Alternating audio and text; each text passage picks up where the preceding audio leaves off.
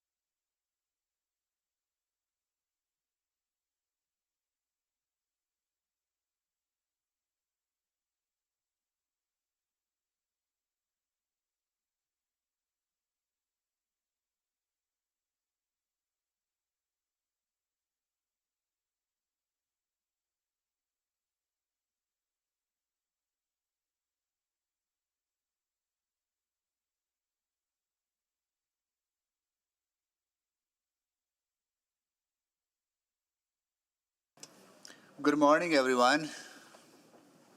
If any council members are in the back there, please, we're going to start with the meeting here right away.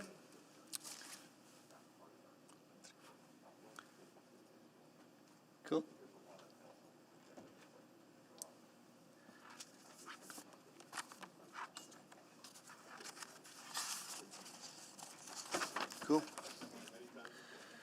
I would like to call the meeting to order and start this meeting.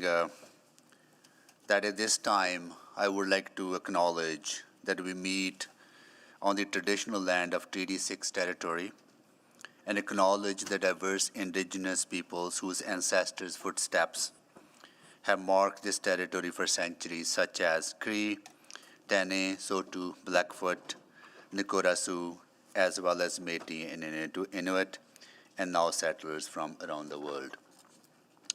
I will do a roll call. Councillor Wright, Good morning.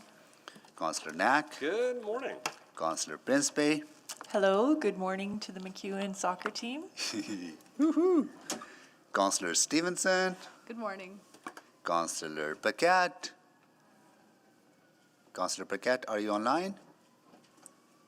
We don't have him yet. Okay. Councillor Tang. Here. Good And morning. good morning, and I'm here. Councillor Hamilton, Good morning. Councillor Rutherford, Good morning. Councillor Salvador, Good morning. Councillor Cartmel, Good morning. Councillor Rice, Good morning. and Councillor Jans. Good morning. Good morning. Adoption of the agenda. I'll Con- move that the December 6th City Council meeting agenda be adopted with the following changes. That's December 6th, 2021. The addition of 6.7, sale of Greenfield Residential Enterprise Land Development History, and a replacement attachment on 6.6, 2021 Reserves Review. Thank you, Second. Councillor Hamilton, seconded by Councillor Cartmel. Please vote on the adoption of the agenda. I'm a yes. Yes, Madam Clerk. Thank you, Councillor Stevenson. Councillor Hamilton. In favor. Thank you, Councillor Rice. And I am in favor as well. Thank you, Councillor Sohi. Councillor Rutherford, I think I heard you say yes as well. And Councillor Yeah, Paquette. sorry, my it timed out. I'll re-log back in. Thank you, Councillor Rutherford. Councillor Paquette. I'm a yes. Thank you. We have all the votes, Mr. Mayor. Please display the votes. That is carried 13-0. Approval of the minutes. Mr. Mayor. Councillor Knack. Thank you, Mr. Mayor. I will move the adoption of the minutes from the November 29th, 2021 City Council non-statutory public hearing. Second. Seconded by Councillor Paquette. Please vote. I am a yes, Madam Clerk. Thank you, Councillor Tang. I'm also yes. Thank you, Councillor Hamilton. Councillor Paquette. I'm a yes. I must be in the wrong meeting. Thank you. We have all the votes, Mr. Mayor. Display the votes, please. That is carried. Now we go into the fun part of the meeting. And I understand that grade 6 City Hall School class from Michael Strabinsky School in Ward Gario will, with their teacher Tania Boyko is also joining us, right? So that's Councillor Tang's ward. Good. Councillor Knack, I understand that you have a protocol item. I do, Mr. Mayor. Thank you. Oh, it's wonderful to do an in-person protocol item. What Okay. a delight. Yeah. This is just great. Well, thank you, Mr. Mayor Sohi, and good morning, everyone. Every year, I participate in a unique and fun fundraising campaign known as Extra Life. Extra Life Edmonton hosts an annual, and it's actually 25 hours. It's supposed to be 24 hours, but we pick the weekend where the time change happens, so it's a 25-hour gaming marathon entitled Game Day. The Extra Life Edmonton community is a unification of Edmonton's diverse gaming community to come together and fundraise for the Stollery Children's Hospital Foundation. Extra Life Edmonton is operated by a team of 14 organizers who volunteer their time and expertise to create events and activities for the community and members of the public. Each year, Extra Life Edmonton collaborates with local partners and sponsors to host a number of community and youth engagement events. This initiative was started in 2008 after a young girl in Orange, Texas lost her long-fought battle with leukemia. The very first Extra Life event was held on October 15th, 2008 and had about 1,200 participants.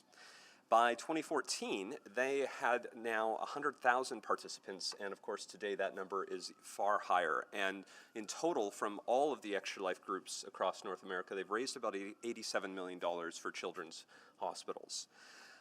So Extra Life, when it came into Canada and here in Edmonton, what happened is we've just passed that 10-year mark. So Extra Life Edmonton has just passed the 10-year mark, and specifically, I think something really worth highlighting today is they have now surpassed raising $2 million for Stollery Children's Hospital. And in 2020, Extra Life Edmonton was recognized by the Children's Miracle Network for being one of the top fundraisers for children's hospitals in North America. They were also recognized by the Stollery Children's Hospital Foundation with the 2021 National Philanthropy Day Award from the Association of Fundraising Professionals Edmonton and Area Chapter. And this impact, the impact this money has had on our children is unparalleled.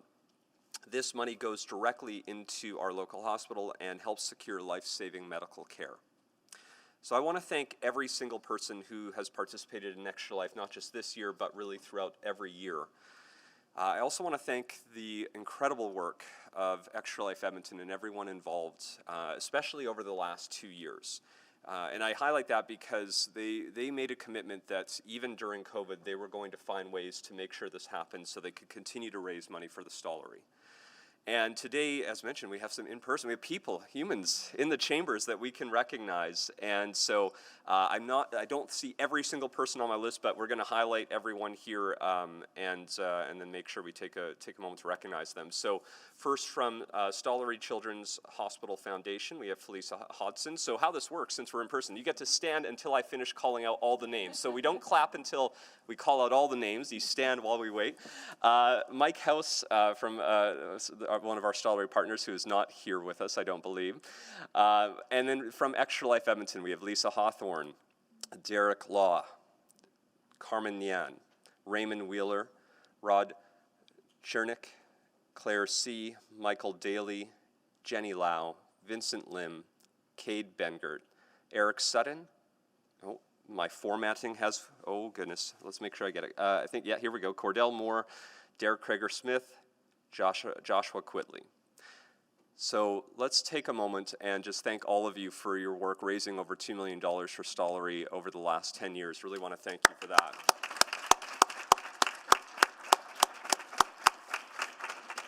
You're all welcome to sit as I just wrap up. My time didn't start, so I think I'm within my 5 minutes. I just want to close by noting for me, I've been doing it now 8 years. And it's been an absolute delight. And what I love about everyone who's been involved with Extra Life Edmonton is how welcoming and inclusive every single event they put on. And again, I mentioned a bit earlier that this isn't just the one day. They do events throughout the entire year to make sure that they're promoting inclusivity, that they're helping to raise money. And it's a team I've just been so fortunate to have the opportunity to work with. In a small way, in my part, I get to pretty much show up to an event and play some games at the kickoff and then go home and play games for 25 hours straight. But this team does all the work throughout the entire year to make sure that we're supporting an incredible cause. And as a lifelong gamer, it's an incredible community. So very fortunate to have them doing their work and showcasing why Edmonton continues to be one of the leaders when it comes to volunteerism, to supporting community, to raising money for great causes. So thank you all very much for your incredible work. Thank you, Mayor Sohi. Again, thank you to you, Councillor Knack, for your commitment to this, absolutely. Well, I do have another exciting protocol item to read. Good morning, everyone. I want to take a few moments this morning to recognize MacEwan University's Griffins women's soccer team. On November 21st, they made history after winning the National Youth Sports Championship for the first time against the Trinity Western Spartans. The game was won in penalty kicks after a 2-2 tie in the regular time. This game wasn't without its tense moments when starting keeper Brianna Truscott was injured and taken to the hospital in an ambulance in the second overtime period. But don't worry, she's fine. She's here today with us. Yes, why do you stand up? Brianna, why don't you step? Here you go. Now you have to keep standing. No, you can sit down. Yeah. However, with her being out, backup keeper Brianka Castillo took over and made 2 saves in the penalty kick shootouts. Griffin's team captain Samantha Govea said they worked so hard to come from bottom up. The way these women played and supported each other shows how much heart is in the souls of their team. Samantha was also named Most Valuable Player and was one of 5 Griffins players selected to the All-Star team. The tournament All-Star also includes Brianna Truscott, Kaylin Hermantis, Grace Mawasala, and Megan Lemoyne. This is McCune's historical first national championship in any sport and came as McCune is celebrating its 50th anniversary. I want to congratulate the entire team for their incredible win and their inspiring sportsmanship. These young women exemplify everything that embodies being a student athlete, and I hope watching them encourages more young people to join team sports. The timing of this win is also pretty incredible, as Edmonton recently hosted FIFA delegates for a chance to host FIFA World Cup in 2026. Soccer is very clearly a sport that is well loved in our city, so we are proud of these young women for bringing this championship home. We are joined here today, both in person and virtually, by members of the McCune University and the team, and I would like to take a moment to recognize them. Dr. Annette Trimby, President Vice Chancellor, McCune University. So if as I call your name, please do stand and keep standing until I'm done with the list. Myrna Khan, Vice President, University Relations, McCune University. Now I'll go to the team. Samantha Govea. Erin Van Dollar. Maybe virtually. Kaylin Hermantos. Brianna Packin. Brianna Machado. Taylor Sosa. Reagan McCarthy. Selma Kamel. Jada Mitchell. Anike Odinga. Maya Morel. A.B. Wright. Grace Mawasala. Grace. Alex Henderson. Nicole Brodwer. Renee DeCorby. A.B. Fraze. Brianka Castello. Sofia Di Giacomo. Avery Breeze Baawa. Hannah Supina. Mariah Arnold. Aisha Will Isco. Mimi Vignievich. Tony Gill. Hannon Reed. Grace Schimpf. Nicole Noble, and their coach, head coach, McCune University, Dean Cardiero. Dean, are you there? I do have other names that I will quickly read who may not be here or might be here. I don't think I forgot anyone because everyone is standing from the team, but I do have some other folks joining virtually. Joelle Marak, Ruth Thongdi, Jennifer Lamb, Hillary Niederhose, Erica Vascio, Sandy Ash, Darren Woolishin, Victoria Castello, Megan Maynard, Kyle Dunlop, Davy Grossi, Stephen Stefanik, Connor Corsaro, John Archer. So these are the people. Of course, there are so many other people who came together to make this win a reality. And thank you in each and every one person who contribute to the success of this team. On behalf of City Council and the people of Edmonton, congratulations to all of you. We look forward to watching you continue to play and can't wait for you to bring that championship home again next year.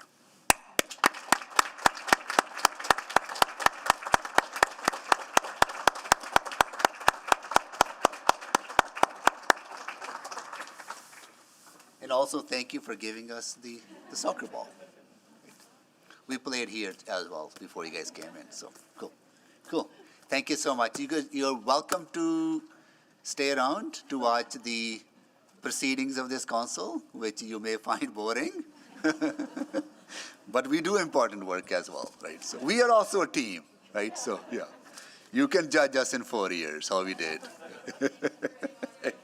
Good. Thank you, everyone. Okay, we are done with protocol items. Select items for debate. Okay. And Councillor Knack. Thank you, Mr. Mayor. I will select items 6.1, 6.2. What was the other one here? 7.3. 7.3, okay. And I think those are all my selections. Thank you, Mr. Mayor. Okay, Councillor Jans. Thank you, Mr. Mayor. I would like item 6.7, please. 6.7. Anyone else? Councillor Rice. 6.7 is already selected. Thank you. Yeah. Anyone else?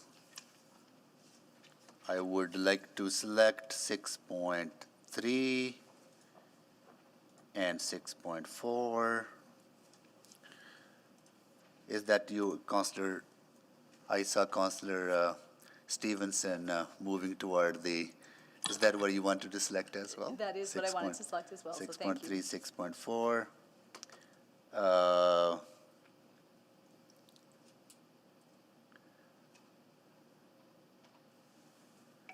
Anything else? Councillor Hamilton? I was just going to select 7.5 for voting purposes, Yes. specifically not my voting purposes. Yes, because, and you would have to recuse yourself as well, right? It was 7.5, right? Okay. And Councillor Principe? 7.4, please. 7.4. Got it. All right. I'll move all other items. Councillor Knack has moved items that are not selected for debate. Who is seconding that? Second. Councillor Hamilton has seconded that, so please vote.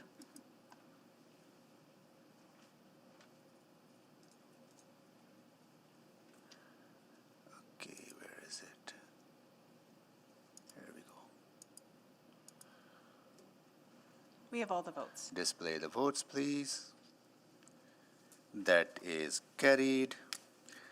We want to select items for vote on reports not selected for debate. Would you like me to read out what council's just approved, Yes, Mr. please Mayor? do. Thank you so much. So council's approved the following reports today without debate. Item 6.5, amending loan agreement, the City of Edmonton Not-for-Profit Housing Corporation.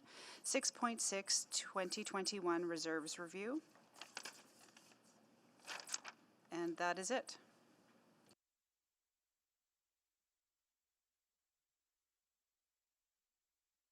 Request to speak, none.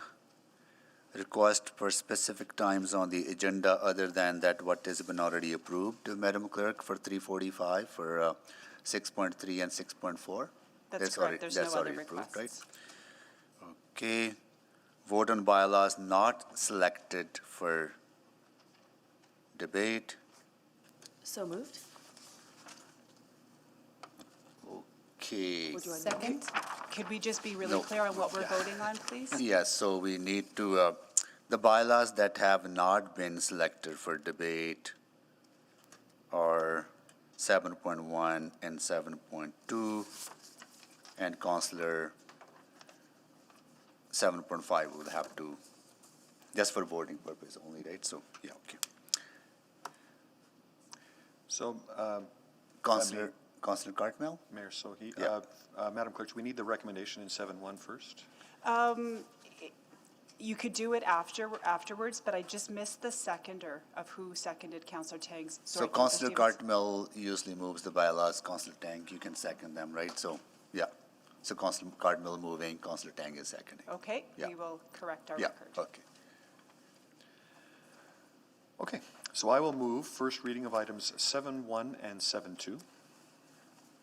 Seconded by Counselor Tang. Please vote.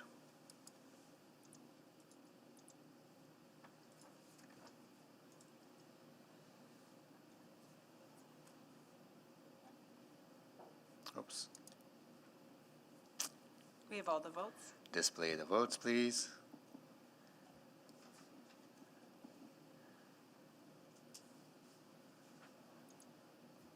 Can't see them displayed. It carried unanimously. Carried unanimously, okay. Counselor Cartmel, Thank you. I will move a second reading of items 7.1 and 7.2. second by Counselor Tang. Yes, second. Yeah. Please vote.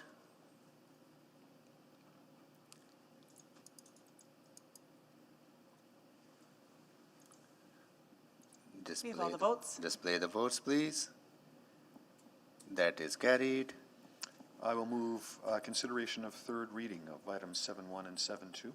Second. Second by Counselor Tang. Please vote.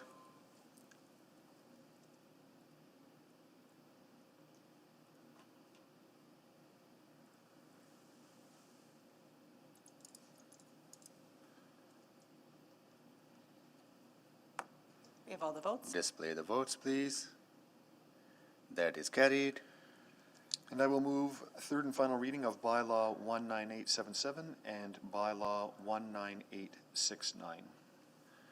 Second. Please vote for the final reading.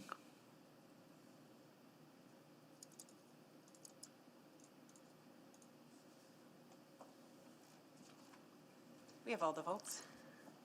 Display the votes, please. That is carried. Mayor Sohi, I will move the Just hold recommendation. on, just one second. Counselor Hamilton would No, have- I'm not doing that one yet. Sorry, can you please stay? Okay, sorry. Okay. I will move the recommendation in item 7.1.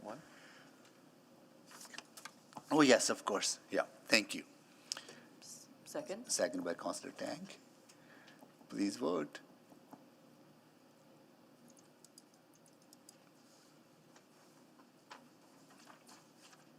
We have all the votes, Mr. Mayor. Okay, display the votes. All right, that is carried. Now, Counselor Hamilton, excuse me.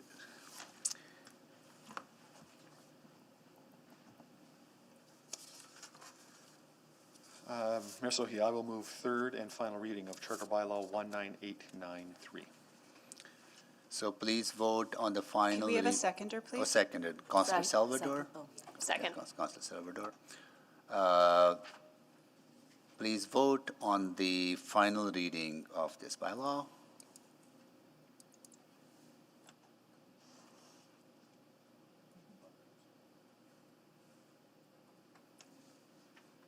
We have all the votes. Please display the votes. That is carried 12-1. And just for the record, Counselor Hamilton abstained. And Counselor Hamilton, so that would be 11-1 and 1 abstain, right? Or is it, one is It's- abstained? One's abstained, and Oh, I it's because see. Counselor's. Oh, I see, so 11, It's because she 12, wasn't here okay. for the public Got it. hearing, so she's not So- entitled to vote on So final that is reading. not a vote against, it's abstention, right? Yeah, got it. She didn't Cool. vote against, she had Yeah. to abstain. Good, okay, cool. Thank you so much.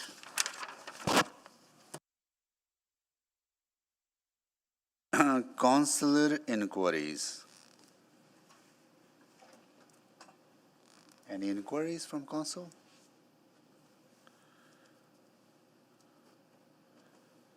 Reports to be dealt with at a different meeting? None. Request to reschedule reports? None. All right, now we are going into our first item, 6.1.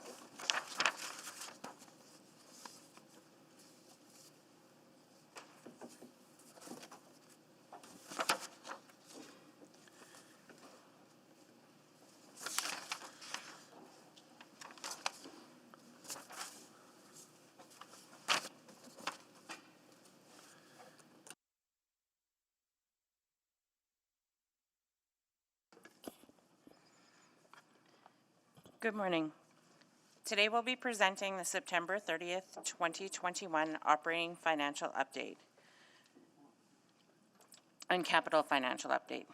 The report presents the September year-to-date operating results and projected year-end results compared to the approved budgets for tax-supported operations, enterprise and utility operations, community revitalization levy programs, and also provides an update on specific reserves. Next slide, please. In our orientation, we discussed the city's focus on financial sustainability. As one of the fastest growing cities in Canada, we use leading practices in business planning, budgeting, debt management, and investments, which has enabled the city to maintain a strong financial position in spite of the economic challenges the city and Edmontonians have faced during the pandemic. Financial updates are a critical part of this. Part of our best practice is to regularly report to Council on our financial performance against the annual operating and capital budgets. 3 times a year, administration shares the operating and capital financial update reports with Council for their information. This is part of our commitment to consistent, timely, and transparent budgeting, and to be accountable to Council and Edmontonians for how we spend public dollars. The operating financial report also provides updates on the city's financial reserves and an update on the economy. The financial capital reporting provides additional details on significant capital projects and the city's debt position. As governors for this organization, it is important for you to understand the significant variances to help manage the corporation and make well-informed financial decisions. The financial results will also allow you to gain an understanding of the overall financial health of the city. Lastly, we budget based on the best available information and our experiences and knowledge of business operations. At the end of the day, budgets are estimates and variances are expected. Overall, you will see on a $3 billion operating budget, the city does a fairly good job of performing within that budget, with a variance of only 1.1% of the expense budget. Variances like this are common and expected, particularly when we're budgeting for unpredictable things like weather or continued impacts and instability caused by the pandemic. Next slide, please. The city's financial management practices are guided by financial policies to ensure funds are properly managed. On this slide, we have highlighted a few of the policies that guide our financial decision-making to ensure overall financial sustainability of the corporation. For example, the reserve and equity account policy requires that any tax-supported surpluses be transferred to the city's financial stabilization reserve to manage unexpected and emergent items. The Development Services branch is guided through its planning and development fiscal policy, and the utilities are governed through their respective utility fiscal policies. Automated enforcement revenues and their use is discussed in the Traffic Safety and Automated Enforcement Reserve policy, and principles of cost recovery and user fees are based on the fiscal policy for revenue generation. And individual areas such as Edmonton Transit Services have more detailed revenue policies specific to their service. From a capital perspective, our project planning and spending is managed in accordance with the capital governance policy and the use of debt for capital projects is directed by the debt management fiscal policy. These are just some of the examples and demonstrate that financial decisions are grounded in well-established financial policies. I'll now move on to highlights of the Q3 financial updates. Next slide, please. The operating financial report reflects the September 30th, 2021 year-to-date operating results and year-end projected results compared to the approved budgets. I'll cover Waste Services, Land Enterprise, and Blatchford before discussing the tax-supported results in more detail. I'll go over some financial pressures that the organization continues to face before providing a quick overview of the balances in our key reserves. I'll then pass it to Harm for a quick discussion of the capital financial report, including an update on significant capital projects and results against the 2019 to 2022 capital budget, debt, and debt servicing. Next slide, please. Waste Services is currently projecting to end the year with an $11.3 million favorable budget variance due to lower than anticipated costs for processing organic waste, contract savings from the CART rollout, lower amortization, lower personnel costs as a result of vacancies, lower power costs, lower equipment maintenance costs, and the forgiveness of a non-regulated loan from the city. There's also additional savings due to the revised schedule for the Enerchem shutdown. All of this is partially offset by an increase in the scope for decommissioning of the landfill related to the post-closure liability and a write-off of assets under construction related to council's approval to cancel the organics processing facilities. Land Enterprise has a net favorable year-to-date and projected variance due to higher than expected sales as a result of market conditions and sales mix. The Blatchford redevelopment is projecting to end the year with an unfavorable variance of $10.3 million due to market conditions for sales. And the Blatchford Renewable Energy Utility and all three community revitalization levies have no significant variances to report. Next slide, please. September year-to-date results for tax-supported operations, indicated by the blue line, is $60.6 million favorable compared to budget. And the year-end projected position for tax-supported operations, which is indicated by the black line, is $28.9 million favorable compared to budget, which is a variance of 1.1% of the tax-supported expenditure budget. The 2021 budget reflected in the Q3 report includes the ongoing and one-time COVID adjustments made in the fall of 2020.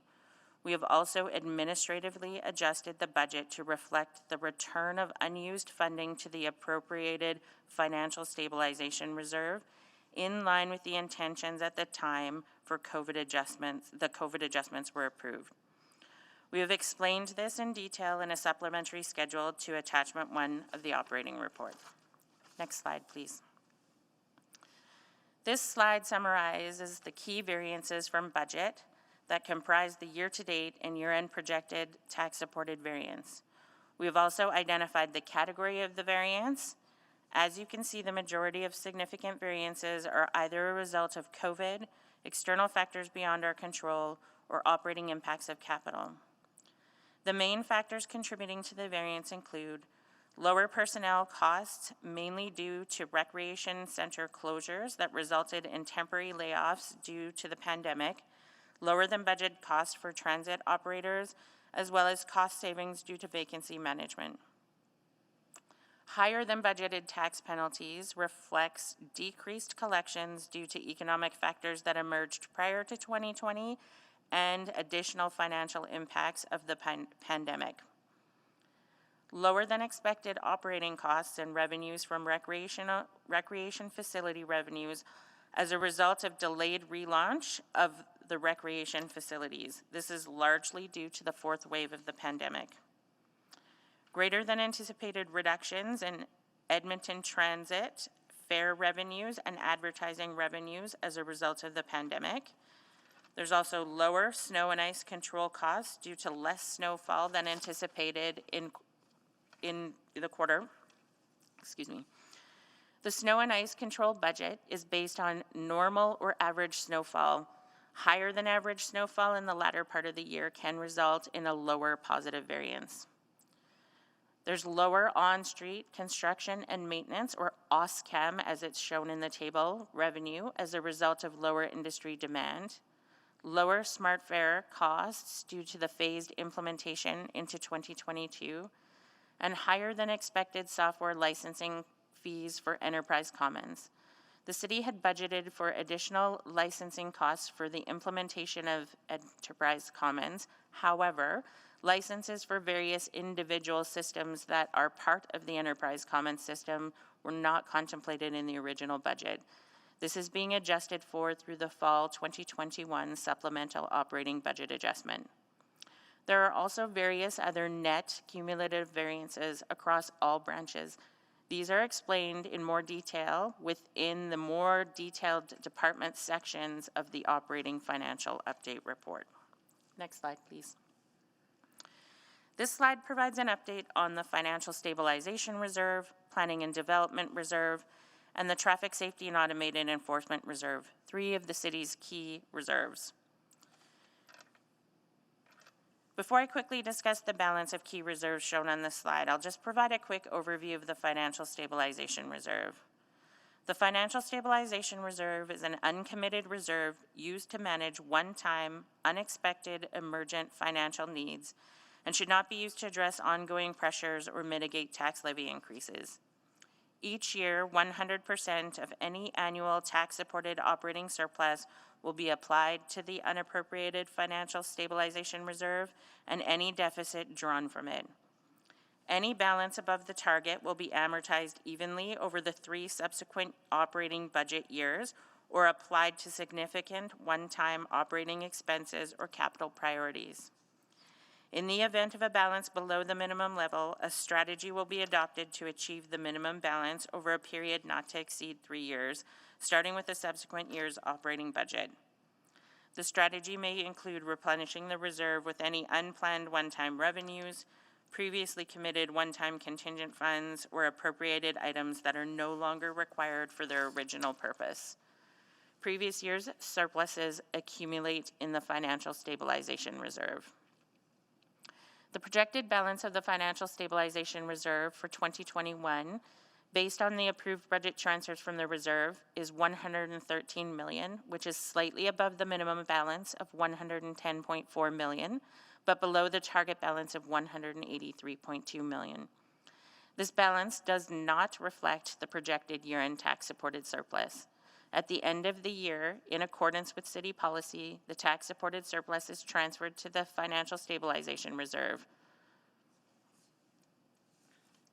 By policy, the Financial Stabilization Reserve is required, the minimum balance required is 5% for the minimum and a target balance of 8.3% of tax-supported expenses.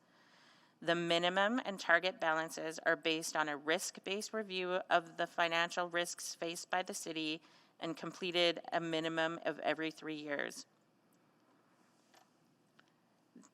For the Planning and Development Reserve, the year-end projected balance for the Planning and Development Reserve is $23.1 million, which is above the minimum target. Council approved an exception to meeting the minimum balance until December 31st, 2022.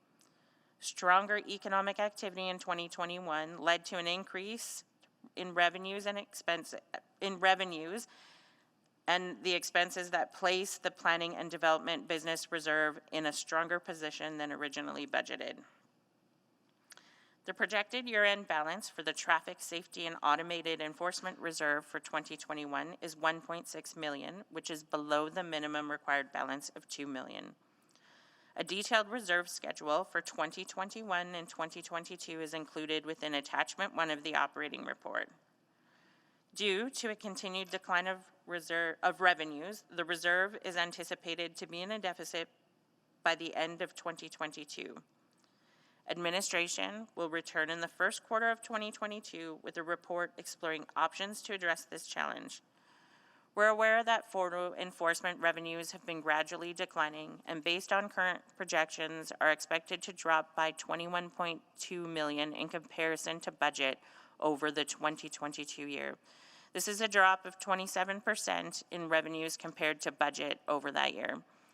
The Office of Traffic Safety and Edmonton Police Services have dedicated fixed funding that will exceed the revenues that fund the reserve in this year and in 2022.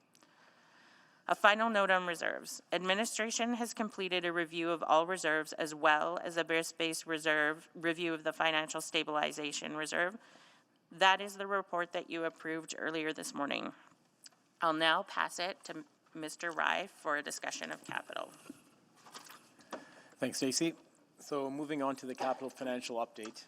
The capital financial update provides the September 30th, 2021 financial results for capital, an update on significant capital projects, and results against the 2019 to 2022 capital budget, including an update on debt. The capital report covers reporting for the approved 2019 to 2022 capital budget. Of the total approved 19 to 2022 capital budget of $11 billion, $7.5 billion is approved for capital expenditures in the 19 to 2022 period, and the remaining $3.5 billion is for the period after 2022. The capital spend in this cycle is $3.2 billion to September 30th, 2021, which is 44.2% of the 2019 to 2022 capital cycle budget. And this is ahead of where we were at the same point within the 15 to 18 cycle, within the 2015 to 2018 capital cycle. The majority of active capital projects are currently on time and on budget. Based on current approved capital projects, debt is anticipated to remain within the acceptable limits within the Municipal Government Act and the city's more stringent debt management fiscal policy. Next slide. This chart represents significant capital profile status weighted by the project's approved budget compared to the previous reporting period.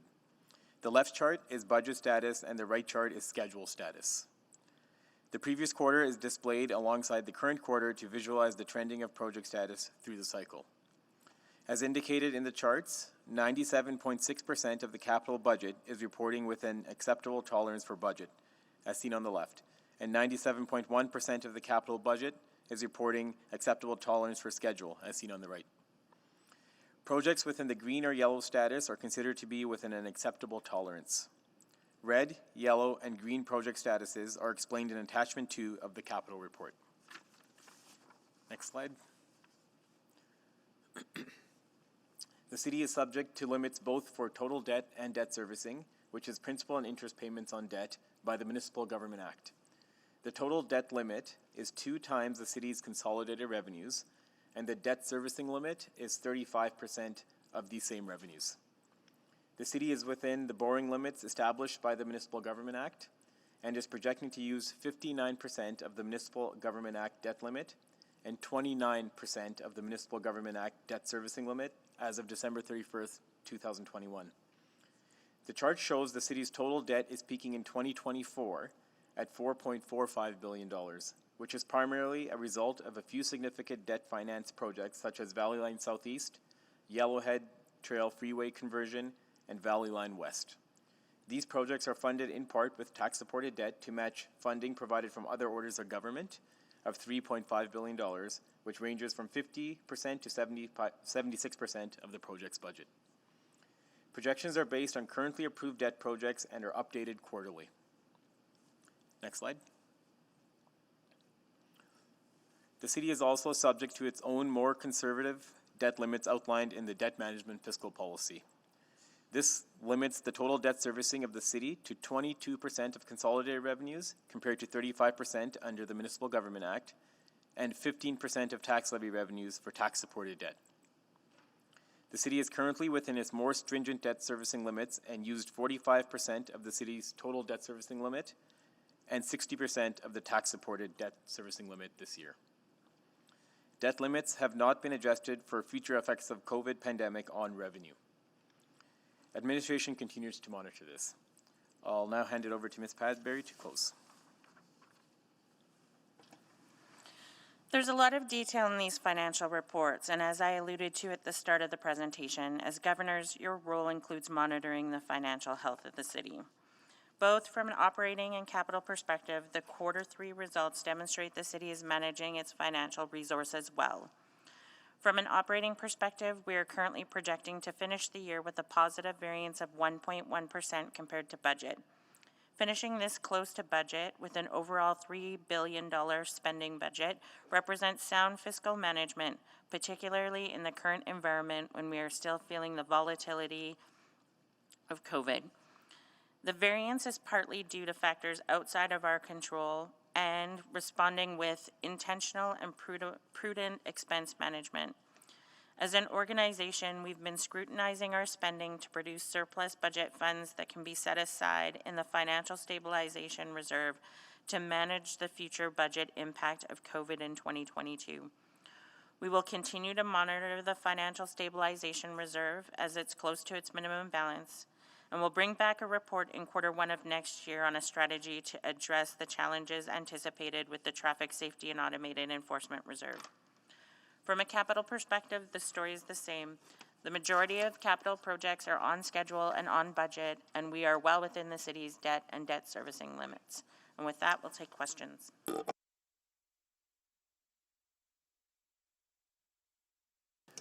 Thank you so much for that detailed presentation. We'll go to questions on these items. Okay, just give me 1 second. Where did it go?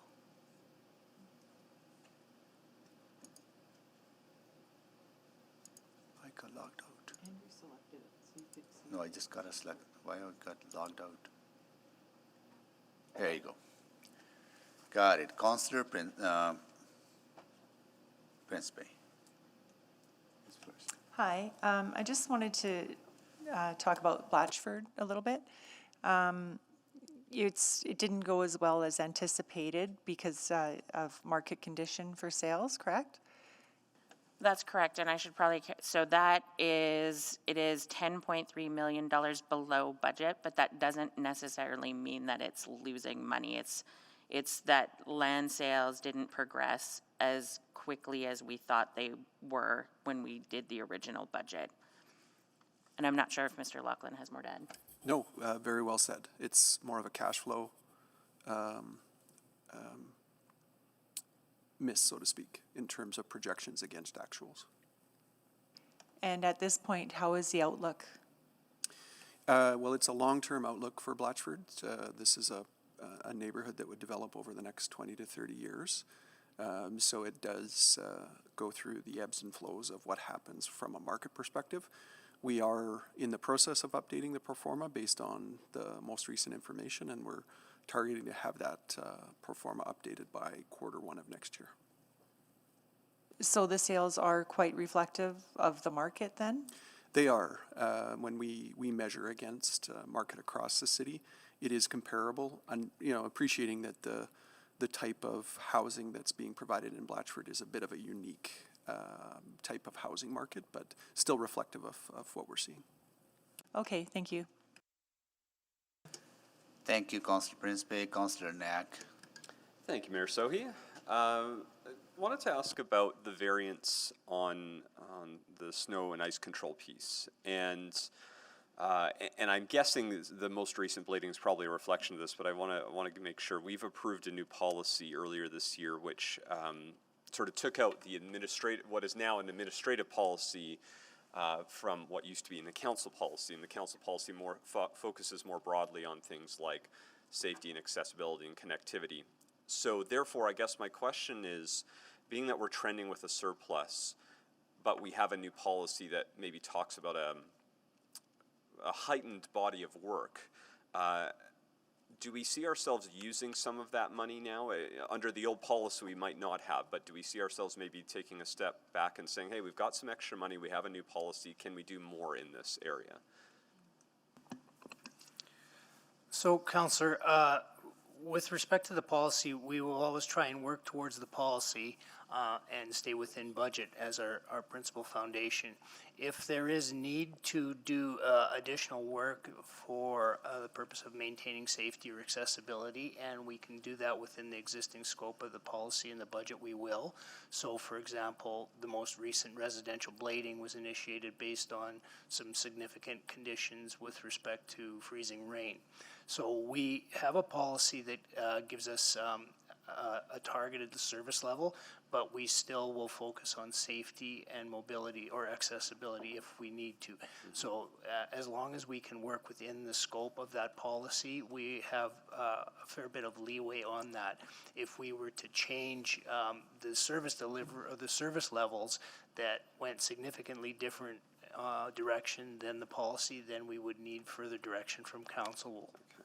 Okay, yeah, and I guess that's the piece, and I know we have a separate conversation in the spring around equipment and staffing and what that might do for service, but I don't think we need to use every dollar of the surplus from that particular area, but I also recognize that it's been tough the last week and a half here to navigate, particularly within communities. So while I appreciate the residential blading, I'm wondering if there's more we can do within the policy that exists, but maybe it is just something of providing some slight additional direction to help inform what might come forward in the spring. I'm just trying to figure out the right way to make sure, at intersections it's still pretty rough. And if we're going down to pavement as an example, which is not technically in policy, but we have the money to do it, some money within our surplus, is there a way to do more while utilizing that surplus? So I guess, for example, with respect to the residential area, we have a policy and a guideline that suggests 5 centimeter snowpack. If we were to deviate from that and to say we wanted to go blanket across the city to bare pavement in the residential areas, that would take direction from council. Okay. If we have specific locations that there is a safety concern, we can address that within the existing scope as long as those are site-specific. Okay, and thanks for a little bit of leeway, Mr. Mayor. I know this is in the order of trying to figure out what to do with that surplus, so that's why I'm asking that particular series of questions to see if there's a way to help with that. So, okay, I'll give some more thought about that. Thank you, Mr. Mayor. And it's one-time money only, Councillor Knack, right? So, Councillor Hamilton. One of the questions I had was around the automated reserve fund, but I think you answered that because my question was around when you're going to revisit the policy, because we're slowly drawing down on that reserve. So we need a new strategy, but maybe a good sort of follow-up to that is sort of how are the dedicated funds that are supposed to go to EPS and the Office of Traffic Safety being managed as this fund gets drawn down? Because I think for most people know now that the provincial changes have meant that the cities get less share of the automated traffic funds or traffic enforcement funds. Sorry, I'm using a lot of shorthand. So there's $22.5 million from this reserve that funds Edmonton Police Service, and so that still would go to Edmonton Police Service. There's about, I believe it's $13.5 million for Office of the Traffic Safety. So while we are cognizant of the declines in the revenue, it's that discussion that we have to bring back in Q1 is how to address that in the long term. We'll be fine for the remainder of this cycle, but will need to be addressed in 2023 to 2026. Which is appropriate because that's when we're discussing all of our sort of funding. I'm not going to say funding formulas, but all of our funding agreements. And the next question is really looking for clarification or to catch a lot of people up.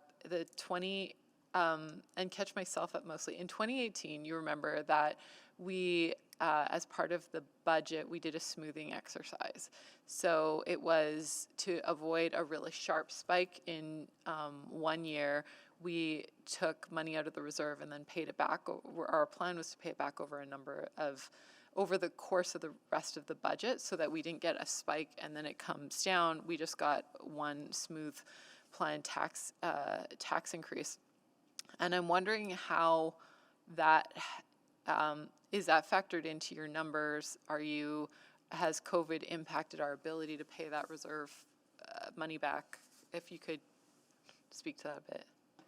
If I recall correctly, so that's correct. In 2018, we smoothed the tax levy increases over the 4-year cycle, which resulted in some drawdown and repayment, but that has all been repaid and adjusted in the budget before the beginning of 2021. Okay, so that's good news. We're not still owing ourselves money on that. All right, those were my questions on this round about that issue. Sorry. Thank you, Councillor Hamilton. Councillor Stevenson? Thank you, Mr. Mayor. Just one really quick clarification. Great report overall. I really appreciate the comprehensiveness and, very clearly showing excellent performance in terms of projects being on time and on budget. I was just hoping to clarify on page 4 of the report, it states that early results show improved budget and schedule performance for PDDM projects. But on page 5, the graphs don't seem to show that. They show that the legacy projects have more projects within the acceptable tolerance. So just hoping for a clarification there in case I'm misreading, and apologies if so. I think the reference is to the tightness around the degree of green in that chart versus the multicolor that you see in the legacy. I see. Okay, so we're saying that for the green, it's performing much better. Correct. Perfect. Thank you. That's a great clarification. And just a question in terms of when we're doing our capital planning, do we ever consider the risk of causing scarcity if we have too many projects drawing on the same resources? We do, and I guess just clarification on your question, internal or industry? Both, I suppose. Just in terms of when we're planning these out and budgeting these out, do we think about the cost pressures that we could create for ourselves in terms of contractors and materials as well? So we do for sure. In the end, I think the market will dictate on the basis of the bids that we receive against our estimates and the various inflation factors that we're experiencing broadly in the construction sector. But along the way, especially for larger scale projects, we do market sounding to confirm that there is actual appetite for this type of project and this type of delivery method, depending on what we choose. From an internal perspective, we sort of create a baseline of resourcing needs, and then as there's ebbs and flows in that, we draw on external industry partners to support us in terms of external project management support or increasing our support from consulting industries. But it is an ongoing evaluation to determine both internal and external capacity. I'll just add, Councillor, that we're always looking at the competition side of it, making sure it's out there, and we're always worried and looking at commodity pricing. And right now, I think it's fair to say that despite some concerns about commodity pricing, the competition is still very strong and active, and certainly in comparison to commodity pricing not having a major effect. So we're in a good position, but we do look at it. I would also say that as city manager, we have these comparisons and these discussions with other city managers across the country on a routine basis. Great. Thank you so much. It's wonderful to hear that that's ongoing work. Thank you. Those are all my questions. Thank you, Councillor Stevenson. Councillor Cartmel? Thank you. So a few questions. I'm going to try not to jump around too much. First of all, on capital, and maybe just picking up on that, the questions around the reporting. Just trying to find the correct chart. But essentially we have, when we report on time and on budget in terms of capital projects, we're talking about the currently approved budget and the currently approved schedule. That's correct. Fair, Adam. So if we have a project and we run into something, some unforeseen circumstance, we increase the budget appropriately, we extend the schedule appropriately. We're now reporting on that new budget and that new schedule in these charts.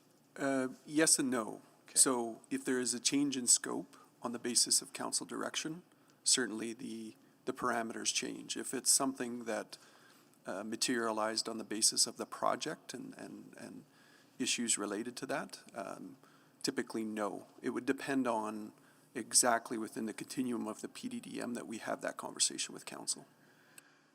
So I'm wondering if we can, and we've sort of talked about this before, and there's a debate, I guess, in sort of a public domain question about what is the budget for a project, you know, and so depending on how long your history is on media reports, for instance, it can feel like something is a lot more expensive than we thought it was going to be. So it's a long way of asking, can we add to that report to say, approved budget at PDDM checkpoint 4 as a first column in those charts? So struggling with that one because the approach with the PDDM is actually that we don't have a budget set for the capital project until we get to checkpoint 3. So you don't, you know, what we're trying to remove is the uncertainty associated with the largest spend of a capital project, which is the construction component, until we get to a point with council where we're at checkpoint 3, where we're got a better understanding of scope, schedule, and budget. So at that point, absolutely. Yeah, so maybe I won't be so specific. Can we add a column that says when we decide to build something, this is the budget we're deciding that on, and it might change, and we can explain those changes, but can we show that initial budget? Yes, we can, and it would require sort of an understanding of council that there are various parameters that make a change, which include council direction, which could include scope creep. Scope could include giant rock in the river. Not ours, but sure. Sorry, the degree of engagement or the outcomes of engagement. Right. Which is why we choose checkpoint 3, because that's where we're at a point where we've got enough engagement to feel comfortable with the scope, schedule, and budget. I just feel like, and this is not a criticism, so please don't take it that way. I just feel like we can tell a bit more of the story if we add a bit more of that front end. This is what we thought when we started, kind of a column to that chart. That's kind of where I'm going with that. Yeah, we can take that back and look at that. I see Ms. Padbury has clicked on. Councillor Cartmill, there is a column for the adjusted original budget, which would be likely close to that number that you're talking about, but I think perhaps what you're looking for is a little bit more details around the timing of when that original budget was established. Well, if I were doing it, and please don't take that the wrong way, but if I've got a project and I go to a board and I say, this is our budget, this is the budget you approved. Now, this is the scope changes, this is the unforeseen elements that have caused a scope change or a schedule change or a cost change. So this is this is the budget we're working with now. That might take 3 or 4 columns to explain, but it's all right there. And in a lot of cases, those columns are empty, but in some of them, they're full. You know, we made, for instance, the Kathleen Andrews Garage, we made a pretty late change in the scope of that project, but we only show the final number, not the number that we carried for 2 or 3 years while we built that building. Okay, so columns with the original and the adjustments that kind of build you towards. Right, original adjustments, current, and here we go. And we're on current, and we're on current schedule. Okay, thank you. That was helpful for me. Okay. I'll come back around. Thank you. Thank you, Councillor Cartmel. Councillor Jans. Thank you. My question for administration is around, there was that slide where it had the 3 odometers with our reserves, and I'm wondering, and I apologize if I misunderstood this, but what is our plan to bring all of those reserves back into the green, or have we as council set a plan yet? Because I do worry that over the last year we've mitigated what could have been much greater cuts or what could have been much more dramatic cost increases by living off our reserves. But that isn't sustainable. And certainly I think as we look with a proposed 1.8% tax increase, it's to me a bit of a chimera. If we don't have the same reserves that we had last year, we're going to be weakening our position into the future. So just hoping to hear a little bit more about how we plan on restoring those funds. So I'll speak maybe first to traffic safety and automated enforcement. That's some of the work that will come back that will help us get the reserve into a more sustainable position and get us out of the red, which in that particular case indicates where we're under the minimum.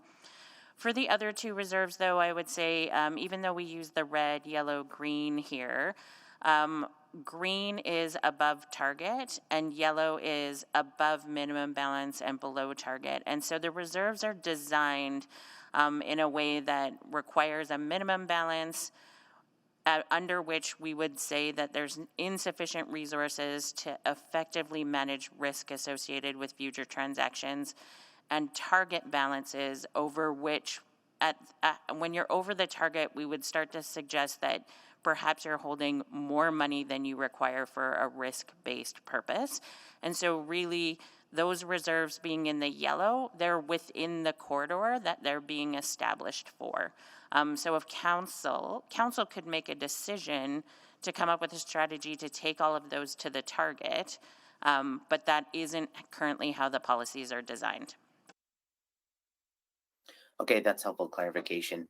I guess more generally, I'm worried, while it seems that we're moving back to a very strong fiscal position as the city, I'm worried about many of our partners in the community, in particular the not-for-profit sector or others. We talk a lot about the idea of a K-shaped recovery, that some of the folks who are doing okay continue to through the pandemic. Others, however, have seen freezes, layoffs, cuts. We've seen some major challenges there. So I'm mindful as we read this position. I'm wondering how much of our balancing our own fiscal books has been done by downloading and charging more onto some of the more vulnerable sectors in our community, and thinking about that as we look forward and as we anticipate a path ahead. I don't know whether that's fair. If admin wanted to respond to that. I don't believe balancing our books has resulted in additional charges. I would say that we have given some relief out to different agencies, more than we would normally do, and still been able to balance our books. But I think our point is if we want to do more relief, it would get to the process of getting into an unfavorable position from a reserve perspective. I'll just see if Ms. Padbury wants to add to that. That's correct, unless you build that relief into the tax levy budget on an ongoing basis. Can I ask for a comparator? What does Calgary have in the equivalent of an FAR, or other peer comparator cities? What do they have in the way of an FAR?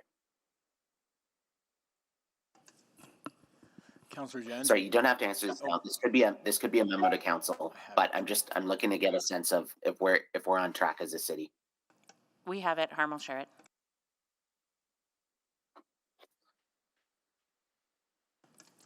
So Councillor Jan, so Calgary's balance of their kind of stabilization reserve is 473 million.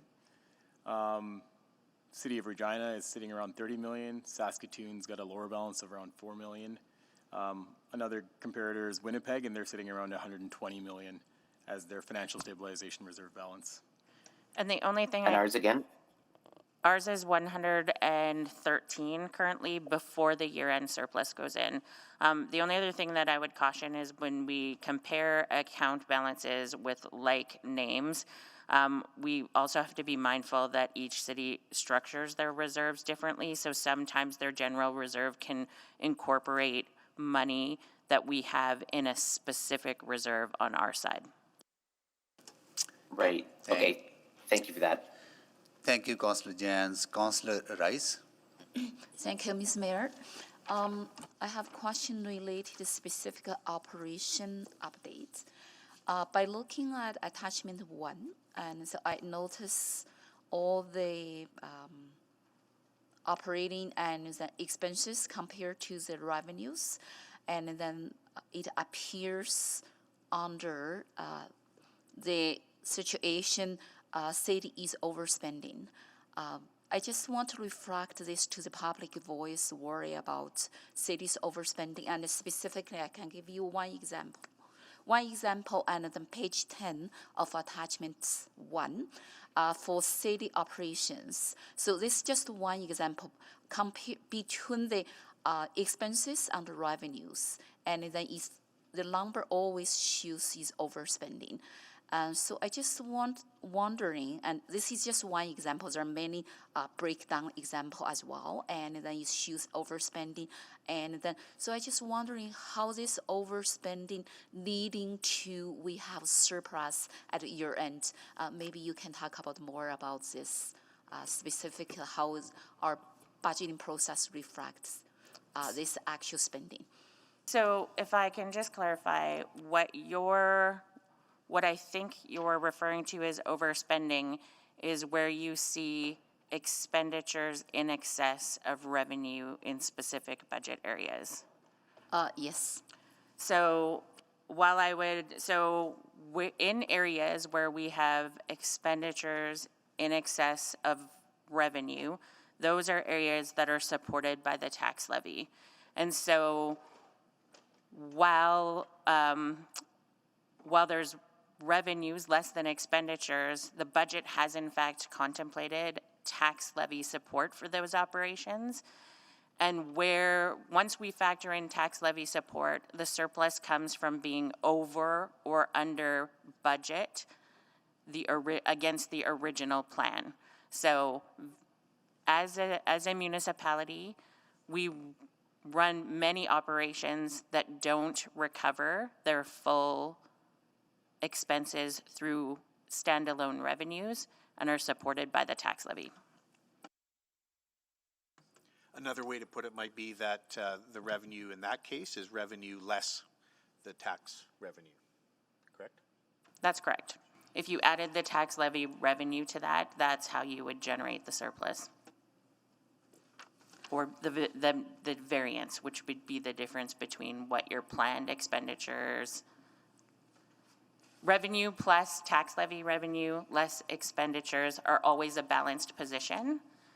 And where we vary from that, that's what generates your surplus or deficit in a program. Thank you very much for that clarification. With that said, and it would be helpful and for our reporter to reflect that, and then otherwise, and then public perceive, and by looking at this report is all about the overspending. So I think I can have follow-up discussion and with financial services and to say how we can report this properly and to reduce the misperception and for our financial spending. So the next question I have is about expenditure increase. Based on 2029 to 2020 expenditure on category corporate support and corporate expenditures. So we have increased over $50 million, and then as compare original budget. So what does that increase will be reflect in our corporate support and corporate expenditure? Is there any specific items including under that category? Can I ask which page you're on? So it's not page, it's just based on the expenditure budgeting and for the new 2029 and 22.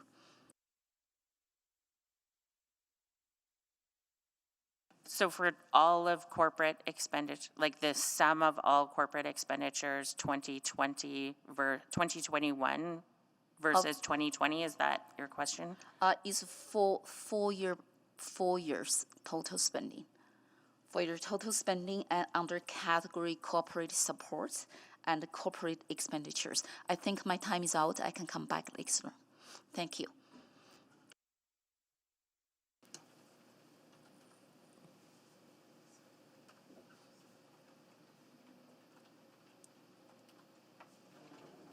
Would you like to, you have a quick response to that, or Councillor Rice is going to come back to that question in a second round if you want to get that information, if you have that information readily available, probably won't, but if you do. Okay, I'll go to Councillor Tang next. Thank you so much for the presentation. I just wanted to follow up from last week. One of the questions I had around the PDDM, so apologies if it's a bit repetitive. So of the 45 significant standalone capital profile, 27 are using the PDDM. And 26 of the 27 are within the acceptable tolerance. What is that outstanding one? Sorry, just give me a moment and I'll find that. If you'd like to go to another question, I'll. Sure, yeah. And then my other question was, I'm curious about the corporate overhead as a percentage of total tax-supported expenditures. So things that are very internal facing. What is that for this year?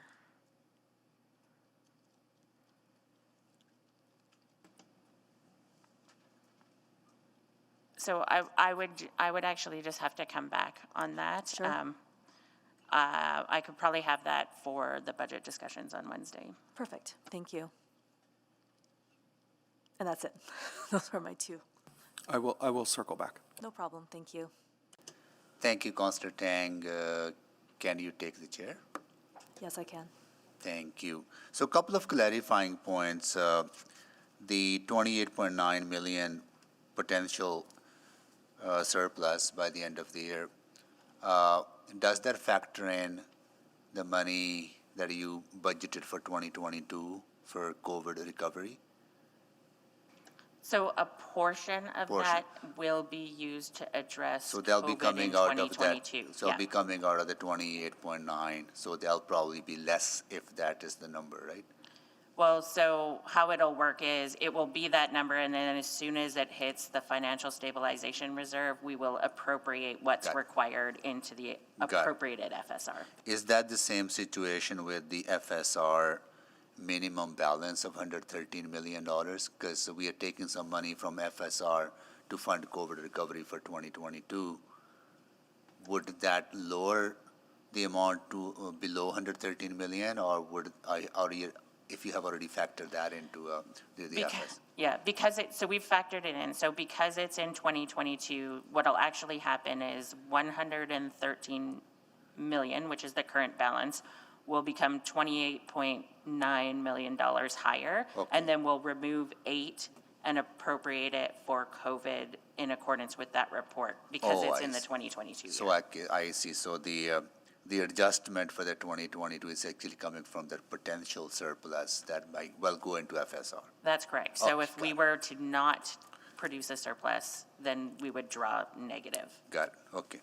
On the traffic safety enforcement reserve, not on the reserve, but now the changes that province has made, when you come back in the spring, you will give us a kind of clear picture how those changes will impact the police funding and our own safety initiatives. That's correct, although I defer to Mr. Sebrick if he had anything else to add. That's correct. I think the one part that would kind of be exclusive is right now the policy says that the reserve funds the police component, and that's a decision that council would make, because there's nothing in the formula that the province provides that says where it has to go to police, but we do have our framework, a council-approved policy that says the 4 elements that the reserve funds can be allocated to. Okay, because that will have impact on our future budgets, right? Those policy changes? Correct. We'll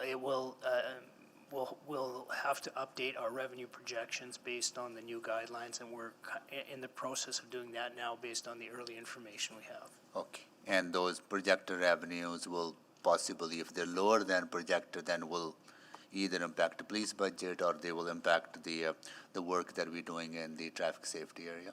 Correct. Okay, got it. Cool. Okay, cool. Those are the questions. This was very helpful presentation. So thank you so much for this. Cool. I will move the second round. Second. Can we please vote?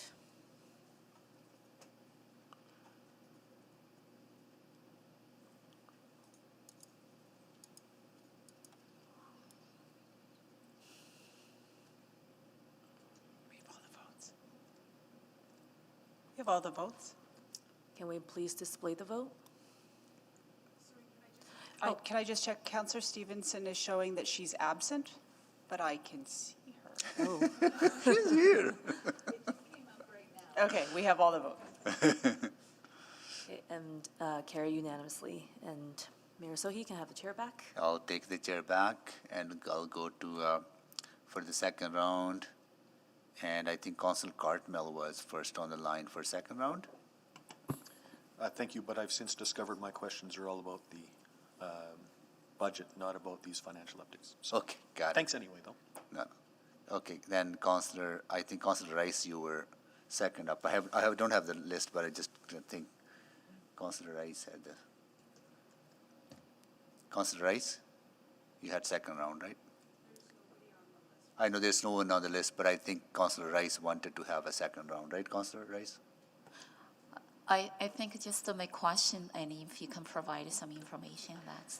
Thank you. So when you're referring to the increase in corporate support, are you looking at the round wheel charts that has the listing, that identifies all of the different tax supported areas, and there's one identified as corporate support? There are two categories because we are looking at as a Q3 September 30th, 2021 updates, and so it's my understanding this update is compared to our original approved budgets, 2019 to 2020. So that is the number come from. So I would like to know the breakdown under corporate support and corporate expenditures. And then, so by September 30th and 2021, this is the update you provided today.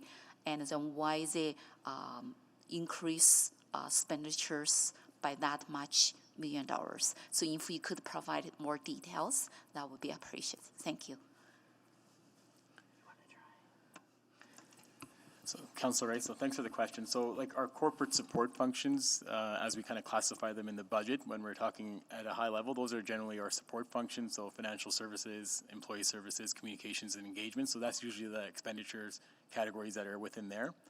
Our corporate expenditures category is our corporate programs and expenditures area, and within there you have stuff like your risk management, you have your automated enforcement expenditures as well, and you have other corporate expenditures. So similar to how Councillor Tang was asking, I think when we come back for budget deliberations, we can get that breakdown of what's in corporate support and the trending and the change year over year for you as well for budget discussions.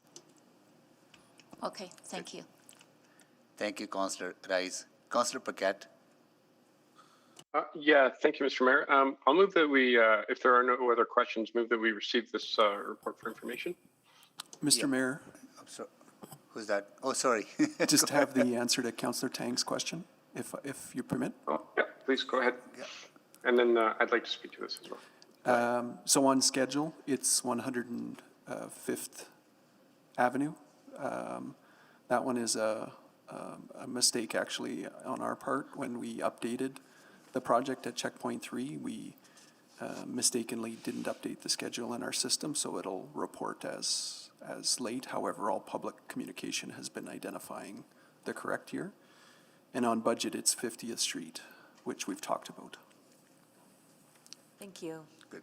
Thank you, Councillor Paquette. You're moving both 6.1 and 6.2, right? They're cross-referenced?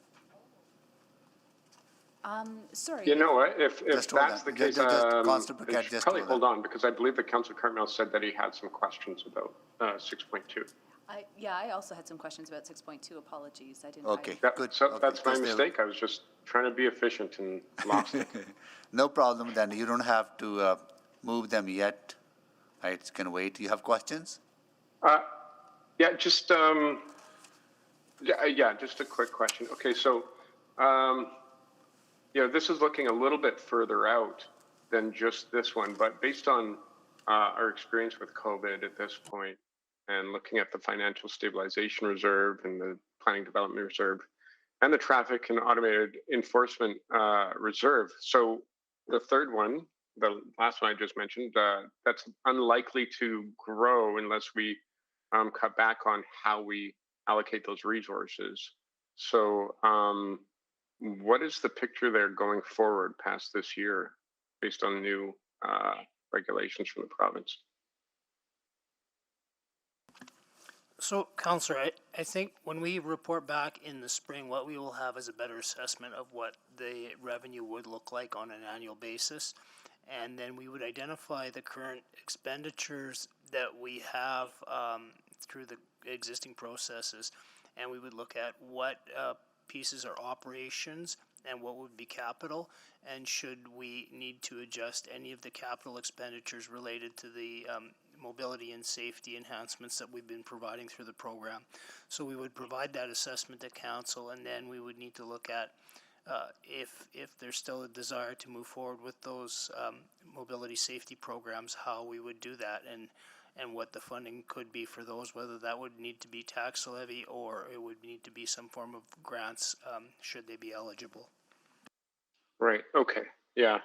So it may actually impact us unless we make a different budget decision on how we fund those things. Correct. Yeah, okay. All right, that's all my questions, but to close my time, I just wanted to start by thanking administration for all the work and providing all this detailed information for council, everything we've received and are about to receive. So I was going to say we are truly grateful, but that's my old Sunday school teaching right there. But yeah, it's a lot to grapple with. So I want to preface by acknowledging my appreciation for the work, because for councillors who haven't been here, these folks have done an incredible job to put us in what is frankly an enviable municipal position, looking into the challenges that other cities are facing. And I just wanted to mention this, Mr. Mayor, that heading into budget, there are going to be really tough questions. And if past experience has taught us anything, sometimes those can get heated. And so to administration, through the mayor, I just wanted to let you know that if I sound passionate at any point, please know that I'm coming from a position of being tough on issues. And I will strive in every way possible to not let my potential frustration on issues not spill out into or be confused with being tough on the people, because I don't think that's where any of that belongs, at least coming from me. You do an incredible job. So it's the issues that are going to matter. And for the people, for our administration, I really value you and value the work you do and the sacrifices you make and the time away from family. And over the course of this pandemic, just basically doing the job of 1.5 to 2 people. Thanks, just simply thanks for the workload. So I'm just saying that because it's a good reminder for myself that none of it will be personal. So please, if you hear an edge to my voice on some issues, because I am passionate, know that it's absolutely on issues and not on you. And I say this because I can see on the past, in many years past, probably my first budget, my line of questioning could have come off as aggressive or accusatory. And Adam, you might remember that. And so I want to emphasize this is not the case. And it's a good reminder for myself to communicate that to you, the administration, beforehand. So thank you so much for everything you do. And thank you, Mr. Mayor, for letting me say that. Thank you, Councillor Paquette. Appreciate that. Councillor Stevenson? Hi, yes, and I apologize, I missed the cross-referencing there. Just hoping to follow up from a conversation last week around just better understanding the vacancy management approach that's referenced in the report. Sure, I'm happy to step in and answer. And just so we're totally clear, you're talking about the 24.3 year-end and YTD variance of 28.9 in relation to personnel costs, correct? That's what you're asking about? Yeah, there are multiple references throughout the report. So on page 2, this is lower because of resulting from vacancy management and recreation facilities. Sure. Okay, so thank you for the opportunity to explain this to you. So position and vacancy management is a proactive review of all permanent vacant positions at the city to ensure that leaders have oversight of their FTE and budget and can make good decisions for planning and managing vacancies. So, positions that have been vacant for more than 12 months are continuously subject to a rigorous review process, at which time underutilized positions are harvested and repurposed in support of emerging priorities. Also, position decisions are reached based upon service line needs and the ability of leaders to retain the ability to fill vacancies. So vacancy management, we call it PVM, is about ensuring we're utilizing our positions in the best possible way. Key to this is leaders are able to recruit to these positions once they're deemed appropriate. So vacancy management as an ongoing process does not put undue pressure on employees and is not a cost reduction measure. I just want to be really clear about that. Now, distinct from vacancy management, the city has engaged in a hiring deferral program, which is an entirely different enterprise where the city temporarily pauses backfilling vacant positions for a predetermined period of time. Still, some positions can be filled where they impact the health, life, safety, or security of Edmontonians and civic employees, result in an inability to perform a critical service, or result in an inability to achieve a compliance-related service. So even in the context of a hiring deferral program, which we undertook in 2019 and 2020, where we paused all hiring for temp and perm positions for 5 months, there still were a series of positions that were allowed to be recruited to. So that's sort of the general context. Now, when we look at the particular report in front of you, I can provide you with some additional detail if that's helpful, if you're interested, with respect to the particular service lines that comprise the 28.9 variance.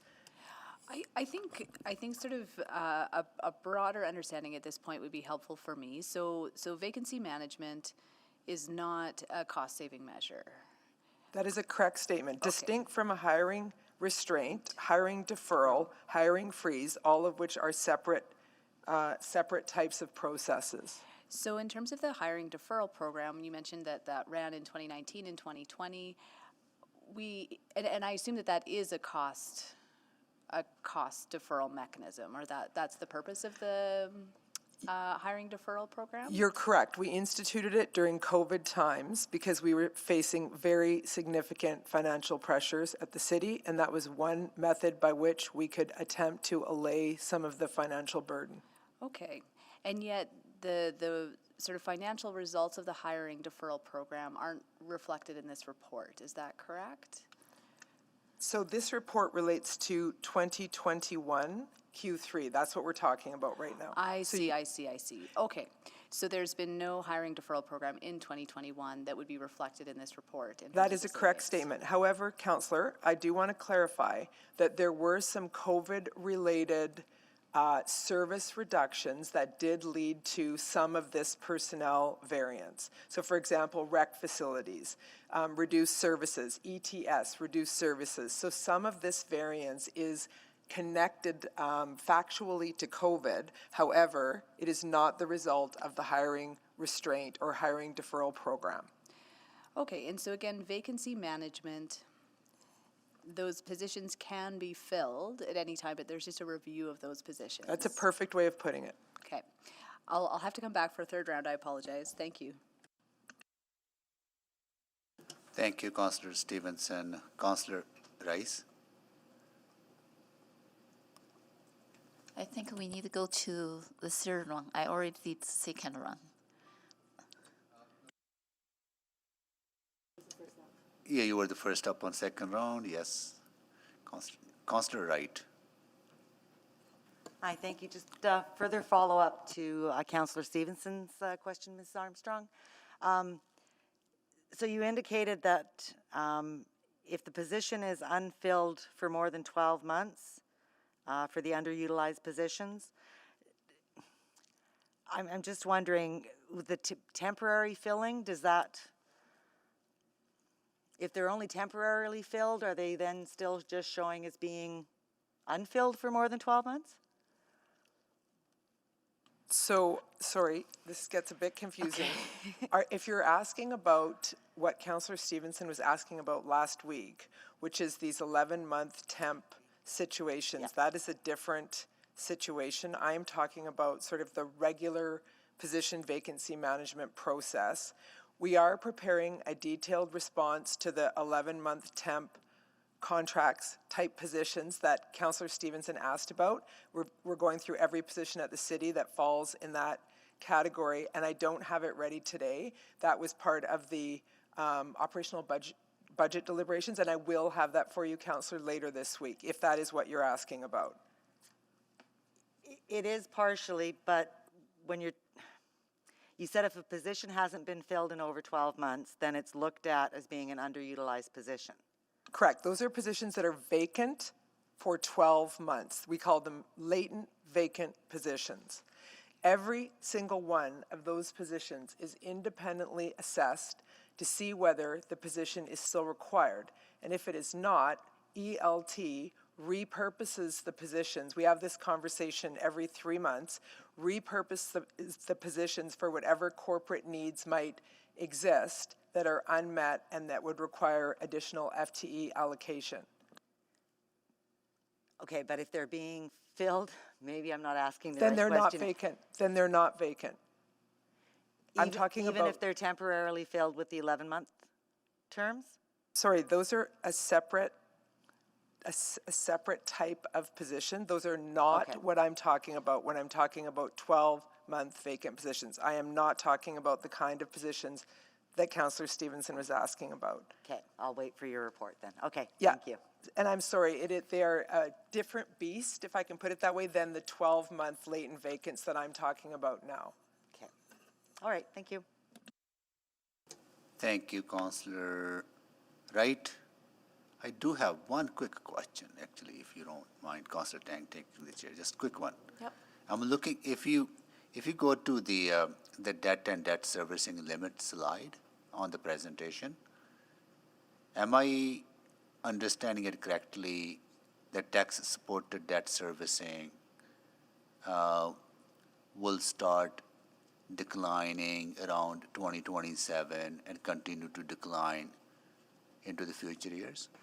That's correct. When you look at this table, it shows you just your currently approved capital projects. It makes no assumptions on future approved capital. Yeah. So once everything that you've built is built, then the debt is established as the debt for previous projects is paid off, it creates a lower trend line for debt servicing. Okay. And as we go into our next 4-year capital budget, and would you provide us some level of analysis that if we were to borrow additional to pay for capital as the room becomes available, how does that maintain? Like, would it remain at 2028 level or continues to decline? Just a little bit of better information for us to think about what kind of investments we might have to make over the 4-year and still keep our debt, tax-supported debt servicing cost at a reasonable amount. Yeah, we can, as you go through capital, we can tell you what the impact of each of the choices that you make with respect to the use of debt is and how it impacts the table. Yeah, so not only what we would do part of this 2022 supplemental, but next 4-year when we do that comprehensive plan for 4 years. Correct, when we get to, yeah. Got it. Good, thank you for that. Good, that's all. I'll take the chair back. Okay, you gotta move a third round, Councillor Tang. Okay. I'll move a third round. Second. Moved by Mayor Sohi and seconded by Councillor Knack. Can we vote, please?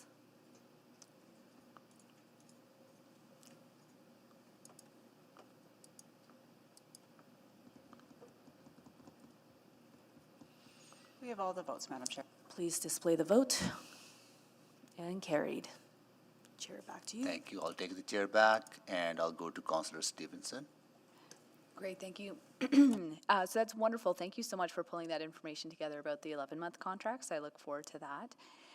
And again, maybe just a very quick comment on what would lead to a position being vacant for 12 months. Like, I'm just wondering when that review process is initiated and if that contributes to the non-filling of that position.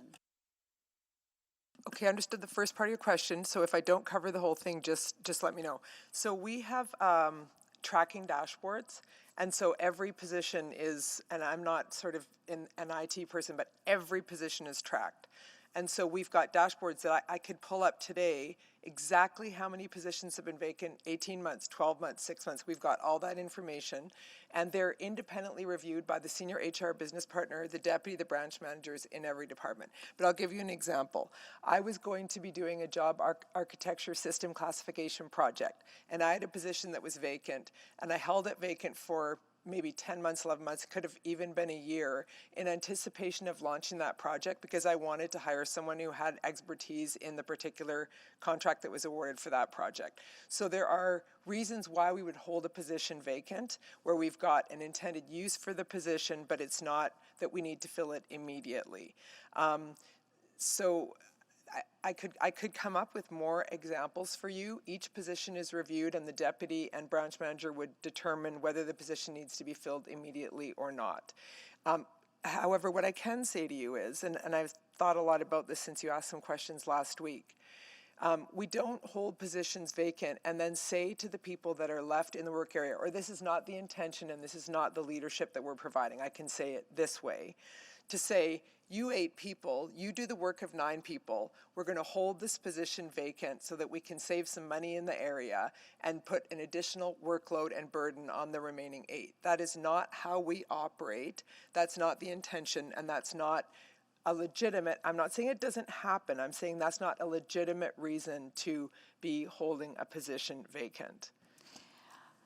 I appreciate that, and I think that the experience of staff is maybe what you just described, that there is that sense that the unfilled position is purposely left unfilled for budgetary reasons, and that the remaining staff have to pick up that slack. So I think an ongoing conversation just around, and I think it's very fair that there may be some conflation between a hiring deferral program and then other reasons for leaving a position vacant. So I absolutely agree with you, and I would also make one additional comment. A staff person may or may not be aware, and I'll give you a perfect example. When we held positions vacant during the hiring restraint program in my area, some of them were talent acquisition consultants. So we said to the tax that were there, so instead of hiring in 60 days, we're now recruiting in 80 days. So we adjusted the service level to account for the fact that there were fewer humans doing the work. And that a staff member may or may not be aware of what's been done behind the scenes to adjust workload to ensure that, to the best of our ability, we're not overburdening the folks that were left behind, that we're still working in the face of a hiring restraint. I'm not saying we're perfect, I'm saying we're making best efforts in that regard. great, well, thank you, and I'm sure something that we'll come back to in the future. I did just want to touch quickly on the economic update. I was just wondering if there's been any discussion or contemplation of looking at measures that would tell us if our economic growth is equitable. So, I know that the Edmonton Social Planning Council does a lot of work looking at some other economic indicators. Right now, we're sort of seeing those really high-level economic indicators, but not necessarily the quality of life, income distribution, people's daily experience.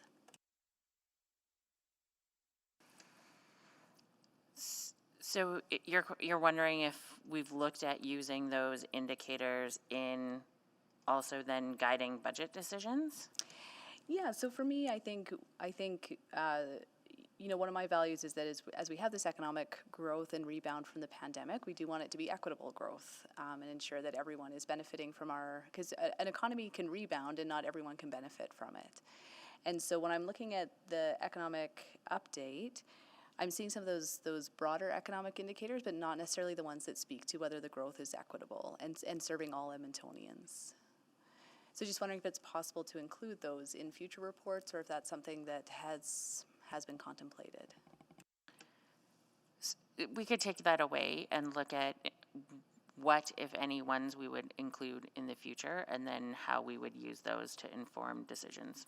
Wonderful, and yeah, I would just plug, Edmonton Social Planning Council, I think, could have some great insights on how to measure that moving forward. Yeah, I would say, Councillor, I don't believe it's been contemplated in the way you described, and I think it's something worthwhile looking at. Great, thank you so much. Thank you, Councillor Stevenson. Councillor Rice. Thank you, Ms. Mayor. And I have two questions regarding to capital financial updates. So first one is about date update. And so I understand that we follow our MGA Date Limited and Cities policy with 2022 to 21, and for the increase about 3.5 billion of outstanding dates, and then this includes other three parts, and from tax support dates, and also from Government of Alberta Treasury Board and Finance, and also the P3. So can you explain a little bit more about how this update and from these three parts will impact 2022 our debt?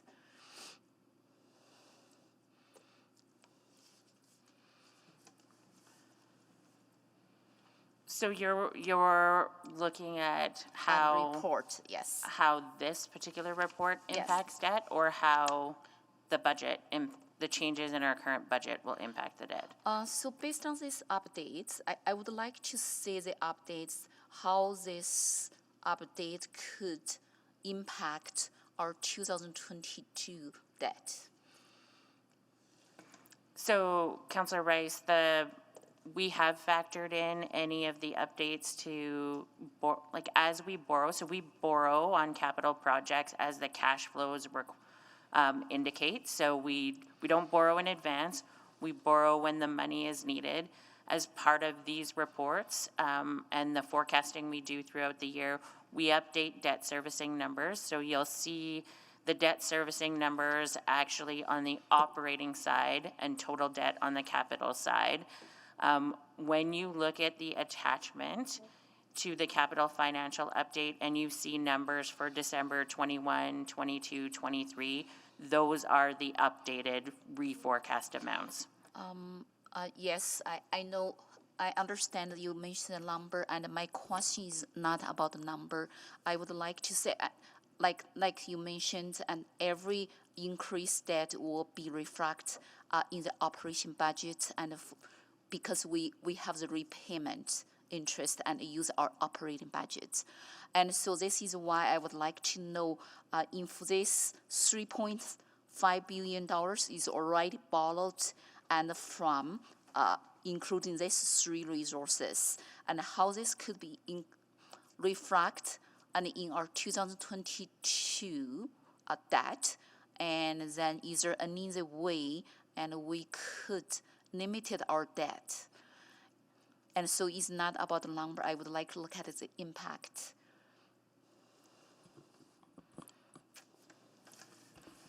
Councilor Rice, I can take a shot at answering this. So if I'm understanding you right, so the debt that's reflected in the schedule as being borrowed, so the 3.5 billion I think you're referring to, so the debt servicing impacts of that debt, if it's been borrowed, has been reflected in the supplementary operating budget adjustment. So it's been reflected in the budget, the operating budget report. And we've revised cash flows due to how projects are advancing. So the most recent debt servicing numbers in relation to this number are reflected in the operating budget. And the future impacts of those are reflected in the projections in the attachment to this report.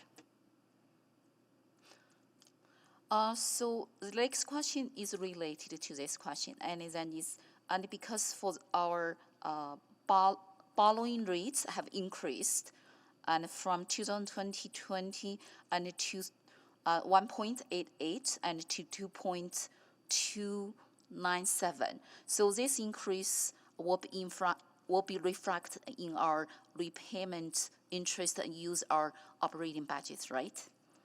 So when we borrow from the Government of Alberta through Treasury Board and we borrow at fixed rates for the term of the borrowing. So those interest rates that you just quoted as going up, those will affect future borrowings, but they won't reflect any borrowing that we've made in the past.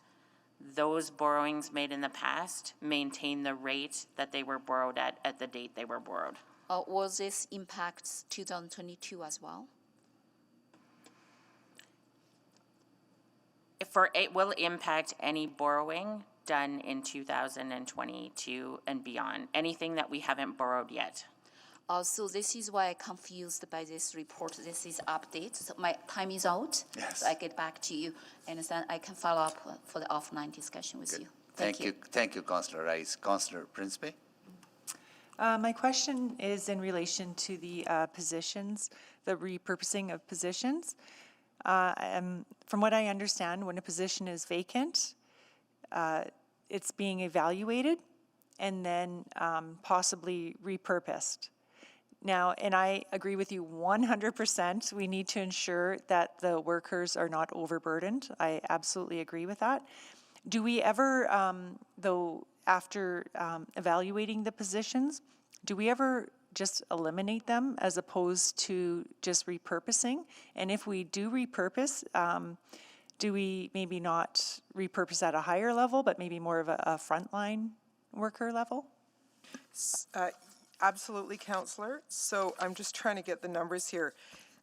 We eliminated in the 2019 to 2022 operating budget reductions, we eliminated 552 positions.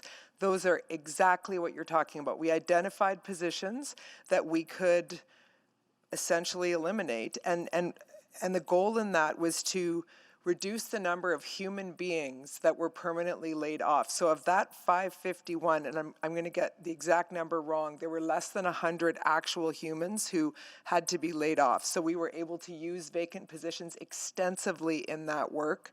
And so, sorry, and there was a second part to your question. I'm sorry, I got lost in my response. Yeah, I was just wondering if sometimes the repurposed positions, if they're repurposed to, I don't want to say a lower level position, but more of a frontline position as opposed to a higher position. Yeah, it's absolutely any area in the city that has a need for additional FTEs would be part of the conversation about where we reallocate the FTEs. So, for example, if a line area has a new service that they're delivering and they don't have adequate positions to staff that service. And often it's as a result of council, let's say, expanding a program or adding a new program, and then we need to resource behind that. That might be one example of when we would push those positions over there. So it could be frontline, it could be wherever in the organization they're needed, and the ELT makes that decision collectively. So we all kind of bring our asks to the table, if I can use that language, and then we talk about what the appropriate priority is for the reallocation. Okay, that sounds like a good system. Okay. Thank you. Thank you, Councillor Principe. Councillor Tang? Just a really quick follow-up on that. Has there ever been a time when instead of repurposing, it becomes program dollars? I don't know how to answer that. Stacy, can you answer that? Can you ask it one more time? So instead of repurposing as other FTE positions in other departments, has there ever been a time where instead of repurposing into FTEs, repurpose into program dollars? So achieve an employee savings and put it to a different program within the same branch? Or a different program overall? Yeah, a different program or just program in general. Yeah, so there's nothing that precludes from doing that, but that is not, there is some administrative authority to go from budget to budget, provided there's no new money to address need. But in general, we would bring any substantive changes of that nature back to council through one of the supplementary budget adjustment processes. Yeah, I would say we don't do it automatically, Councillor, but we have seen reductions in personnel costs on one side of the ledger and in new programs and new things pop up on the other side of the ledger. But those are all council decisions as a result of budget, I would say. Great, thank you. Thank you, Councillor Tang. Oh, Councillor Principe, you have another question or just, you're done, right? Oh, good. All right, so Councillor Knack, you exempted this item. You want to move it, or Councillor Paquette wanted to move it as well? Maybe you can move it, Happy he to can move second it. Sure. Yeah, happy to move that. And I'm happy to second it. Okay, got it. All right, so item 6.1 and 6.2, received for information, moved by Councillor Paquette and seconded by Councillor Knack. Please vote.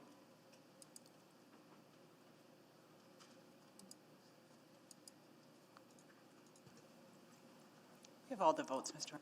Display the votes, please. That is carried. Again, good work to administration for putting together such a good presentation and easy to understand presentation as well. So, good.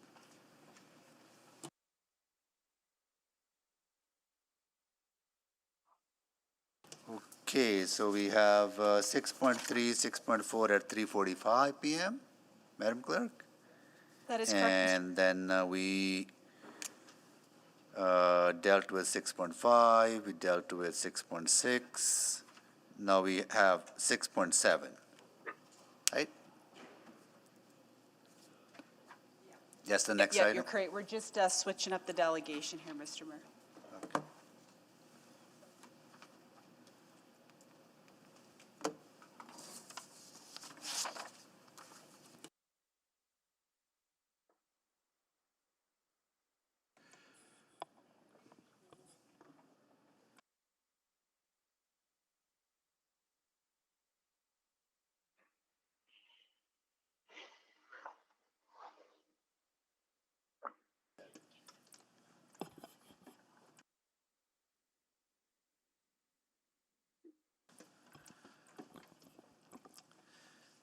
Good morning, Mayor Sohi and members of council. The information provided to you today is a consolidation of all of the different council touchpoints related to the city's involvement in Greenfield residential development. As you will see in the report, the council decision made to divest from the city's Greenfield residential properties was the culmination of many years of council debate. While I apologize for the volume of information, it is a reflection of the complexity of the issue. I believe the report summarizes the genesis of this issue quite well. Administration began down a path with council attempting to answer questions related to how we could transition and reposition city investments to support other city priorities. We navigated questions around timing and access to cash, return on investment, and the ability to implement the city plan. Through many reports, administration presented strategies to set up a reserve to redirect funds from our surplus properties for reinvestment, provided a strategy that represented a 30-year gradual and orderly wind down of the Enterprise Land Development Program, and finally, a strategy that provided a partial disposition and redirection of funds to the city building projects of exhibition lands, river crossing, and other priorities within the city plan. As we have discussed previously, after consideration of the strategies presented, council provided direction to sell these assets with the intent that the proceeds be directed into city building, namely in exhibition lands and river crossing. Administration has faithfully taken steps to implement that direction since it was provided. Referring to some of the work that the city and unbiased third parties have undertaken, there may be some who point you to flaws in analysis or other work. Administration stands behind their previous financial analysis work. The analysis that was completed is in line with industry best practices, has been thoroughly reviewed, and has been completed by professionals with extensive experience.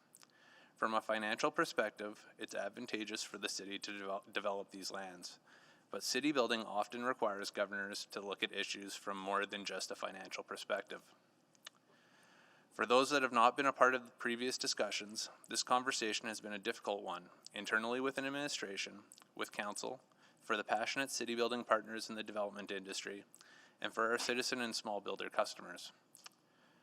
There have been many hours spent on analysis, much feedback provided by stakeholders, and many days spent with council poring over details. Looking at the history of reports, I will acknowledge that you may hear some awkwardness in responses to questions today. I will address that head on with this council now. Over several years, administration has provided recommendations to council on this matter, and council has made decisions to move in an alternate direction.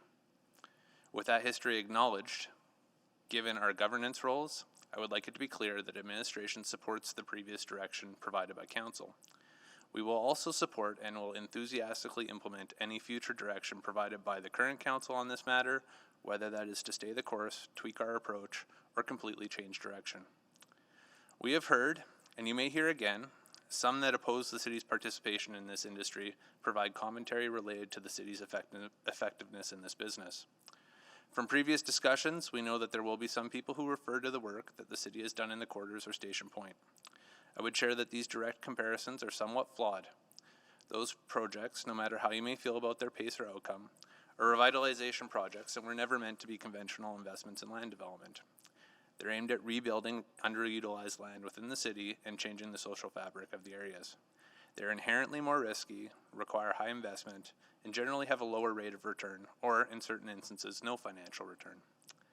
If you're looking for city comparables to what we're discussing today, the most recent previous city greenfield projects are found in Northwest Edmonton and Oxford, and Southeast Edmonton and Laurel. If you're unfamiliar with these communities, I would encourage you to visit one day.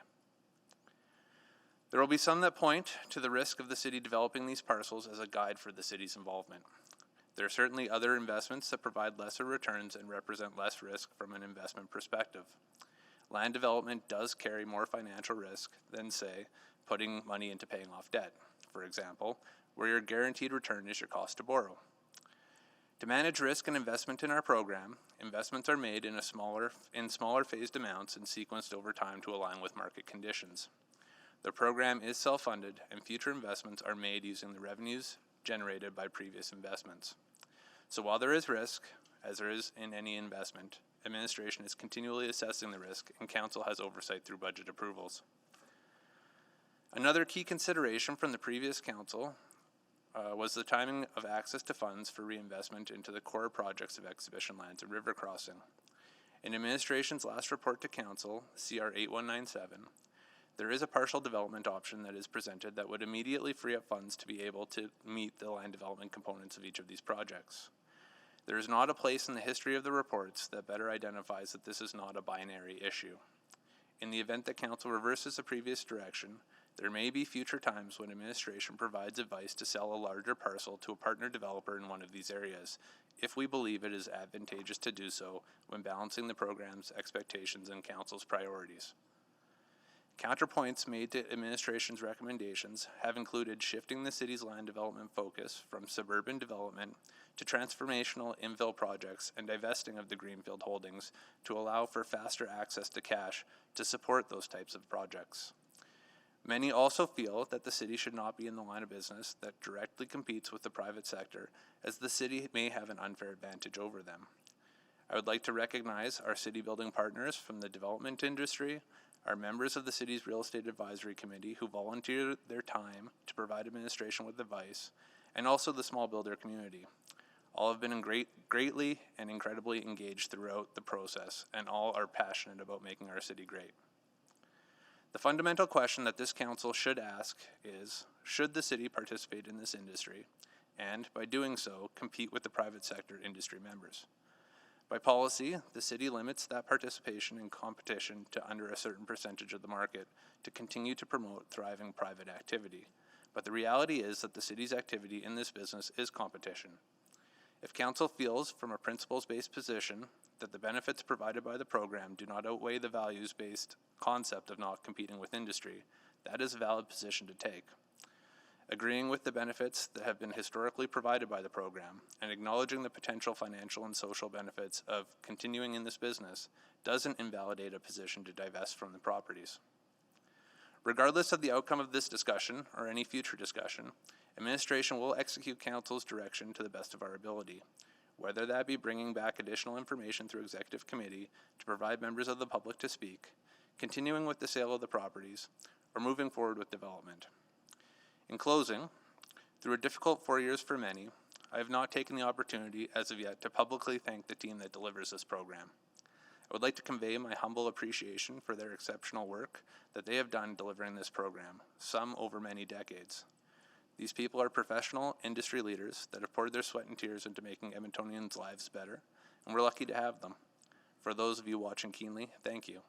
And thank you to Council for your time today. We'd be happy to answer any questions you may have. Thank you so much for the presentation. I'm pretty sure I'll go to questions, and Councillor Cartmell. Mayor Sohi, I think Councillor Jan's exempted this item, so he should be. Okay, got it. Councillor Jans, you exempted this item, so you get to go first. Yeah, I forgot that rule. Thank you. Yeah.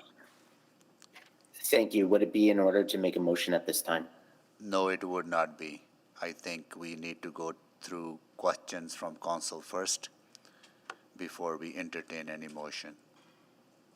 Okay, thank you. My first question is, I'm trying to get a sense of if we were not to have this revenue from the enterprise lands, what would be the corresponding tax increase to make up for these revenues, if that's possible to clarify? So, Councillor Jans, the Land Enterprise Division or branch operates on an enterprise basis, and so the impact to the tax levy is in the form of a dividend that's returned to the tax-supported operations on an annual basis. And on average, that dividend has been in the order of $2.7 million a year if you average it over the last 10 years. So rough math, that's like a 0.2% tax increase, or? Yeah, that would be close. 0.2, I can get you the exact number. That's of, 2 million plus per year. Is that correct? If you average the last 10 years, it's $2.7 million a year. Okay. That's a And then also my second 0.15. question, it's not uncommon that, it's 0.15, thank you. So it's not uncommon that cities do have some sort of land development program, right? I believe other municipalities do. Councillor Jans, thanks for the question. There are various different models that municipalities employ in terms of their participation in the land development industry, yes. Yeah. I'm sorry, the speaker who gave the introduction, I can't, your name, please? Councillor Jans, it's Chris Hodgson. I'm on Mr. Hodgson, yeah, thank you. That's correct. Yeah, thank you, Mr. Hodgson, through you, Mr. Chair, thank you to the speaker for the presentation. And I guess the concern I have is two-part. First of all, I do appreciate the framing of should council be in the business of development or not. To me, the answer is yes. The second question is then to what return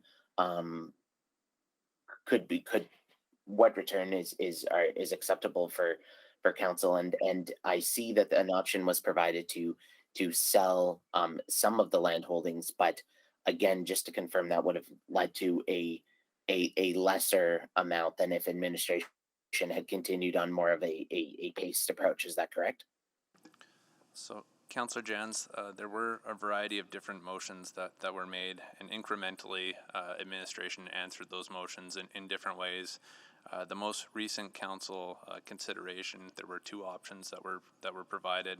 One was selling all of the properties as is, and the second was a partial development option where the city would proceed with development in Goodrich Corners, but would sell off the other two assets in our residential greenfield inventory to try and create or to be in a position where the funds that were attributable to the sale of those two parcels could be redirected to commence development in some of our city building infill projects in exhibition lands in Rossdale River Crossing. But council chose not to go with that. They just said proceed with the wholesale of all three parcels. That's correct? That's correct. Yeah. Okay. Well, this is helpful, and I appreciate the reports and revisiting this again. It's not an insignificant amount of money, so I think council for their patience in bringing this forward, and for administration for reproducing this work. So I'll save my questions for a second round. Okay, thank you, Councillor Jans. Councillor Cartmell? Thank you, Mayor Sohi. Thanks for the presentation, Mr. Hodgson. And I'm going to channel my inner Councillor Paquette. There's going to be some challenging questions here, so nothing personal. But I'm trying to summarize 3 years of conversation, right? So I'm going to start rather pedantically here. And I want to talk a bit about the time value of money. So if I have $1,000 today, and inflation is running at 5%, just for round numbers, that $1,000 a year from now is worth $950 next year in today's dollars. Fair to say?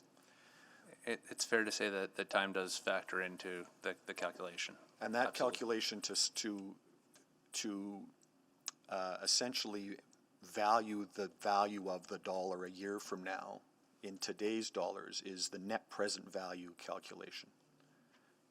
That makes sense when That's I say correct. that? Yep. And that's the effect of inflation. Then we have the effect of escalation. So it might cost me $1,000 to build something, but escalation through a year, things get more expensive as things go along. The cost of construction might go up some amount, say 2%. So something that costs $1,000 today is going to cost $1,020 a year from now.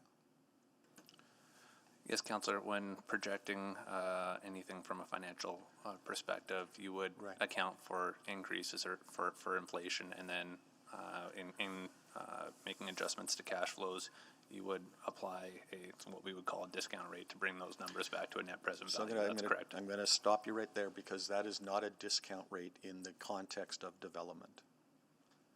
That is got a different definition, and that's one of the things we talked about. So let's just stay away from that. Let's stick to the simple.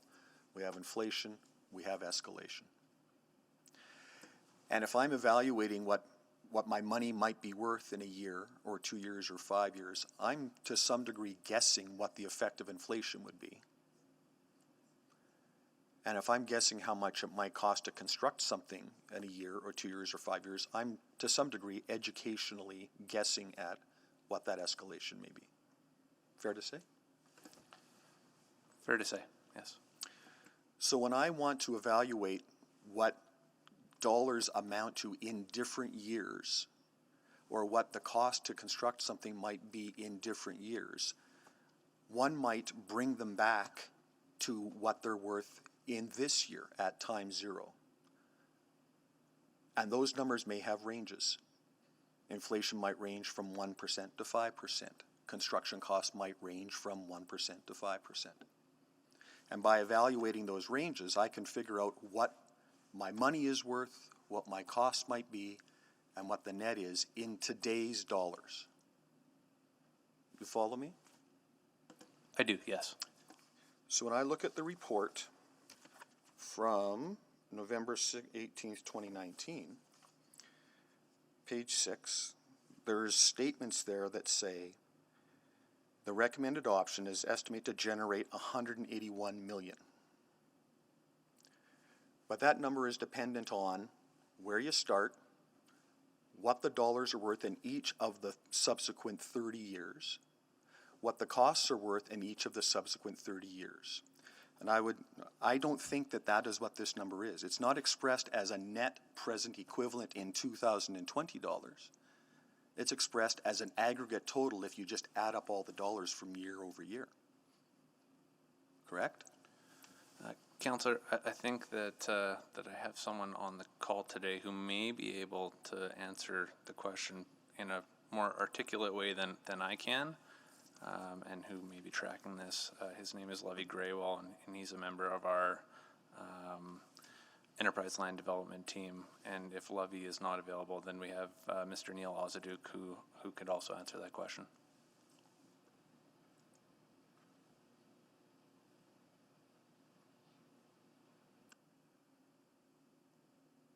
Yeah, as they come, I know Councillor Cartmel is going to run out of time, but this is a very important question that Councillor Cartmel is asking, and it needs a fulsome answer. Absolutely, Mayor Sohi. I think one of the challenges in terms of the delay you're hearing is probably someone rifling through the thousands of pages of documents to try and find the specific number that the councillor is referencing to ensure that we're answering appropriately and correctly for this council. Okay. You can come back to that. Yeah, when you have the answer, we can come back to that. That would be great. Yeah, because it's a very, very fundamental question in order to understand the net present value and the future value of this. Good. Councillor Knack.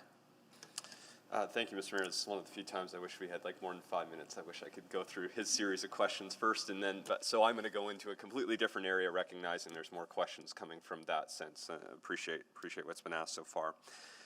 So, and I don't want to spend a lot of time, I really do appreciate the presentation and the work and recognizing that this was a passionate discussion when we had it over the years. I do just want to ask about one line in your presentation, because I do feel there's a bit of disagreement on one piece, which is while the EY study was done based off what they would define as industry best practice, industry suggested that they didn't. And I guess, that's maybe not a fair statement. Industry suggested that there were things that they identified in their report that did not accurately reflect how they develop greenfield land. Is that fair to say? Councillor Knack, I believe the analysis that you're referencing is the work that was done by Price Waterhouse. Oh, sorry, Price Waterhouse. Yeah, and sorry. yes, wrong you're group, yeah. correct that the members from our real estate advisory committee and members of the development industry did dispute some of the data that went into the report. They felt there were costs that they incur that were not fully reflected in the analysis by Price Waterhouse. So again, I'm not putting into question our teams where it just, their stance was that the work that they do each and every day, and because they are experts in that field, to be fair, they felt that it didn't accurately capture everything. Councillor, I think it's fair to say that there were broad criticisms to the approach. I can't recall whether it was specific to the costing involved or revenues or any variety of the inputs that go into the analysis, but there were concerns absolutely expressed. That's correct. Yeah, and I think that's important because that's part of this conversation, is that's when we are trying to weigh the cost benefit to the city of Edmonton, what we were told by those who are in the business is that not all costs had been captured, and we didn't, through those discussions, come to an agreement. Is that fair to say? We didn't necessarily agree with everything they stated. They didn't agree with everything that was in the report. So there is a outlying discrepancy from those two positions that occurred during those discussions. That's correct, and it's outlined in the reports that came to council. So setting that aside, because I do think that's important for context, but can you just walk me through a little bit about the funding requirements that we have estimated for spots like River Crossing and Exhibition Lands, and then subsequently, what do we have set aside to do that work right now for those two projects? Well, as it sits currently, I believe that the only funds that have been allocated towards River Crossing are some legacy land enterprise funding in the neighborhood of $9 or $10 million. That's being activated currently. Overall, the funding required within Exhibition Lands, I believe the most recent information that came forward for just the land development component was in the neighborhood of $120 million. On the River Crossing side of things, previous council would have heard the business case provided, and I believe that the land development only components for that project were in the order of magnitude of $80 million. Perfect. Currently, as you mentioned, right now in the River Crossing, there's about 9 to 10 million, but this would be a new cost that currently there is no identified funding source to do that work if we wanted to advance those projects. Now, council in the next 4-year budget could, but there's that is something that is outstanding right now for us to fund if we want to go forward with those city building priorities. That's correct, Councillor Knack. When balancing the city's other priorities, that would be one of the considerations that they would have for those. The only clarification I would make with those numbers as well is that that is over time.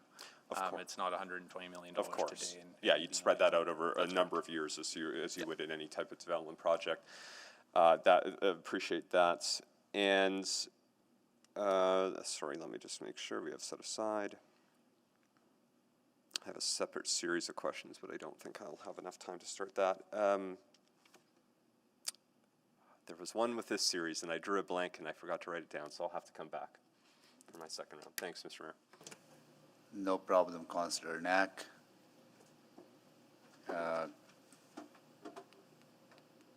You guys have the answer to Councillor Cartmell's question? I don't believe that we do. Not yet? Okay, we'll wait. Councillor Rutherford? Thank you, Mr. Mayor. This was really a lot of information.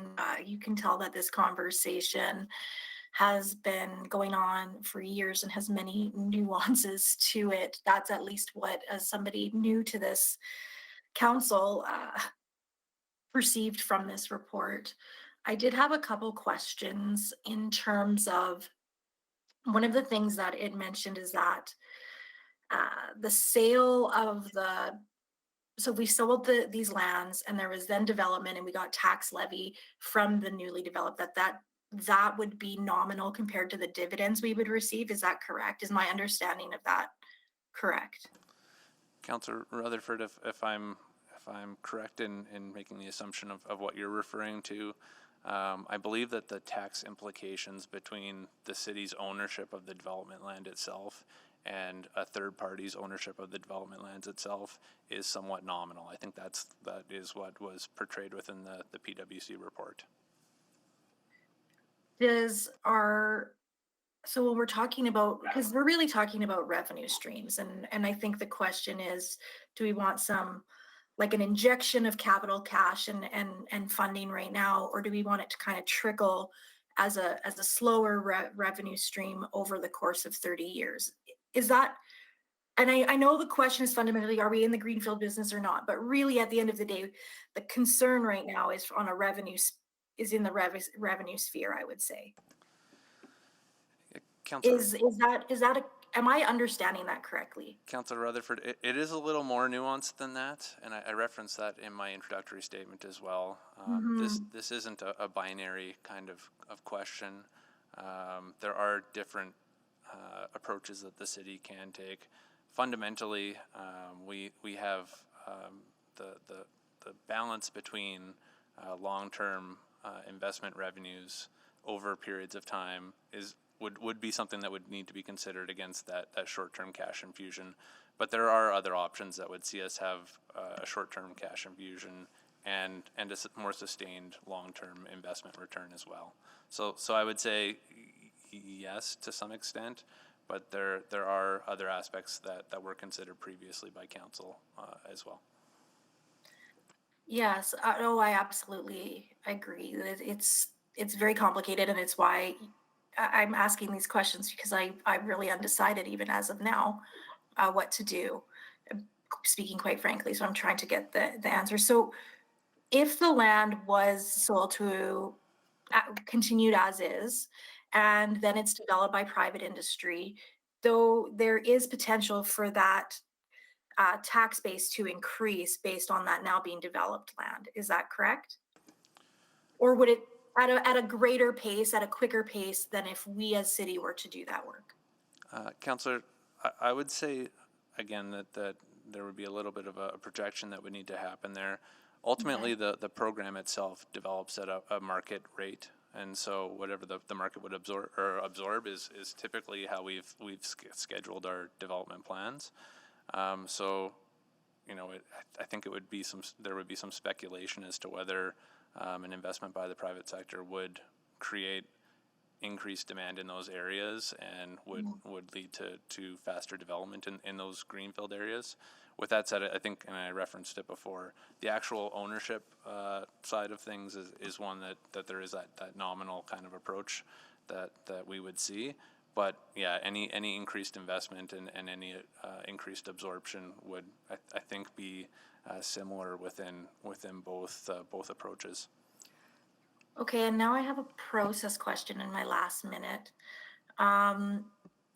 Typically, there's rules that guide bringing back already previous council decisions. So is my understanding correct that like typically, not in an election year, not with a new council, but typically if a council decision is made, only one that was in support of that decision can bring it back before a year. Is that correct? Is my understanding of that process correct?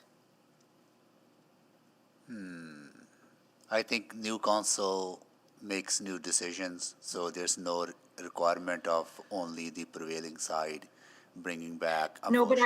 but the point I'm trying to make is that that is a point of process order typical to this council, right? So I get that it's a new council, but my point is, my next question was going to be, why is that process in place, right? So that decisions are sustainable and create trust with community would be one thing that is what I was getting to with my question. Yeah, I So think I'm just trying to understand if that is a process that we have as a council, why do we have that process?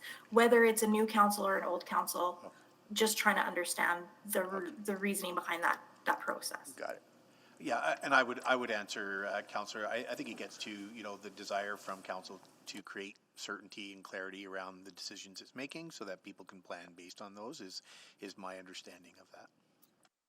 Okay, thank you very much. Thank you, Councillor Rutherford. Councillor Wright?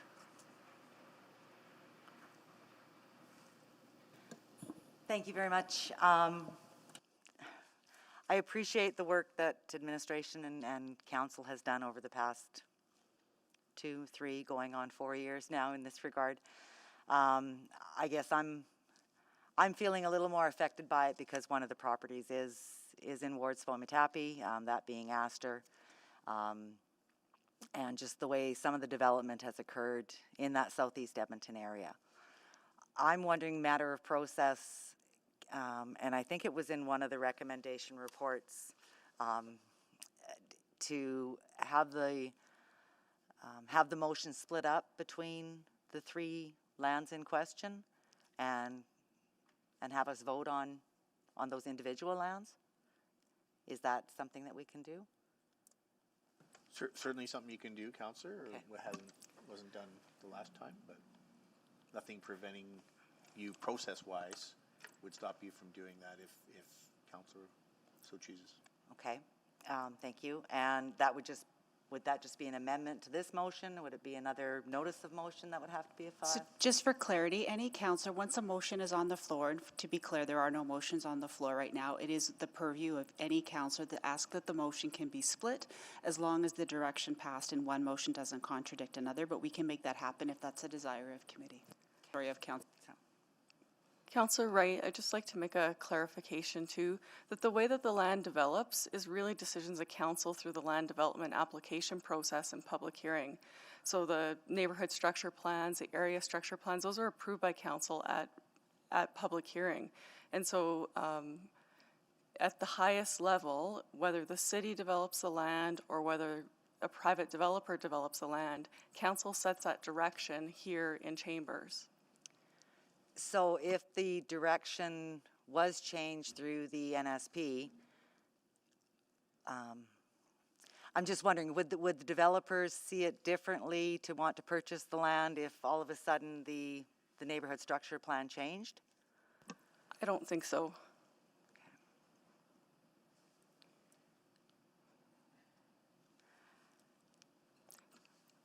Okay, I think I'll wait till second round to continue after lunch. Thank you. Thank you, Councillor Wright. So we'll break for lunch now, right? And come back at 1:30. And hopefully by then, someone will have the answer to Councillor Cartmel's question.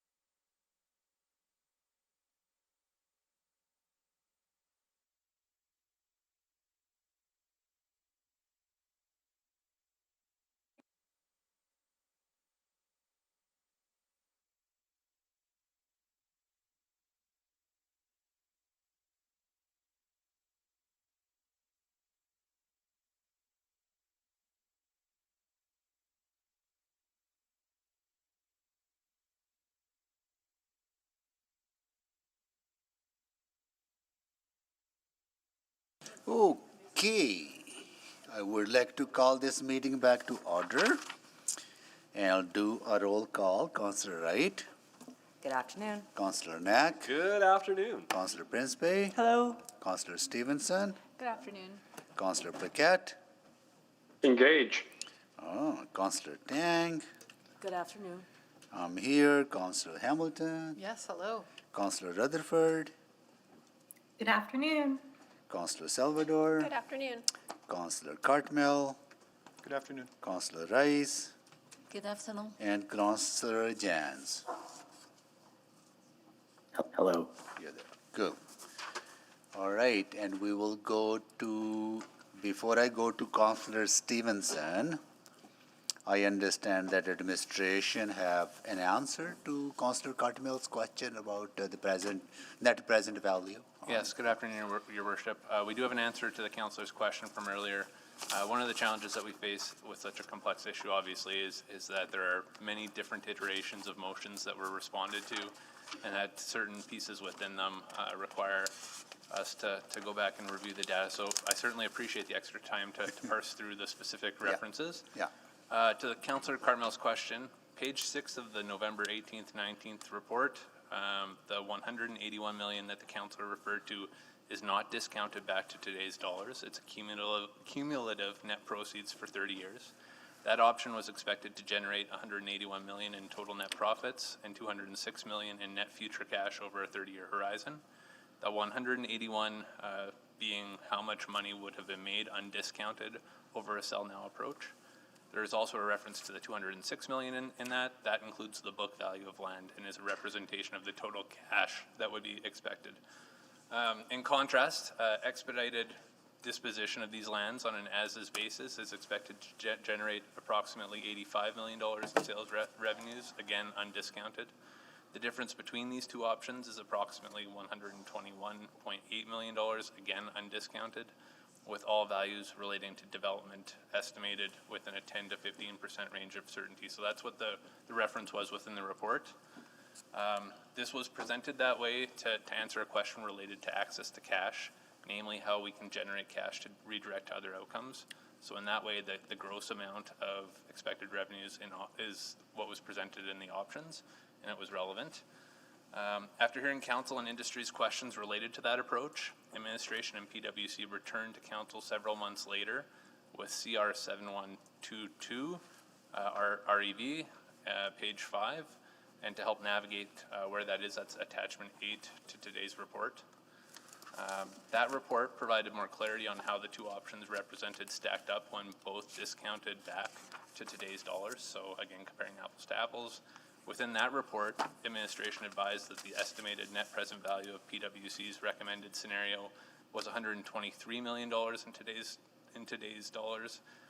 The net present value of selling all lands was estimated to be $78 million, so there was a difference of $45 million. So again, apples to apples, comparing the same things. Okay. Thank you. Pretty sure Councillor Cartmel will have questions on that when we come to the second round, but that's a good information. So what attachment was that again? So the second attachment was found in, I believe it's attachment 8 to today's report. The specific council report reference is CR 7122 Rev, and the specific reference within that report is on page 5. Okay. Thanks. Councillor Stevenson? Yeah, thank you very much, and particularly for collating all of that extensive information that was shared before.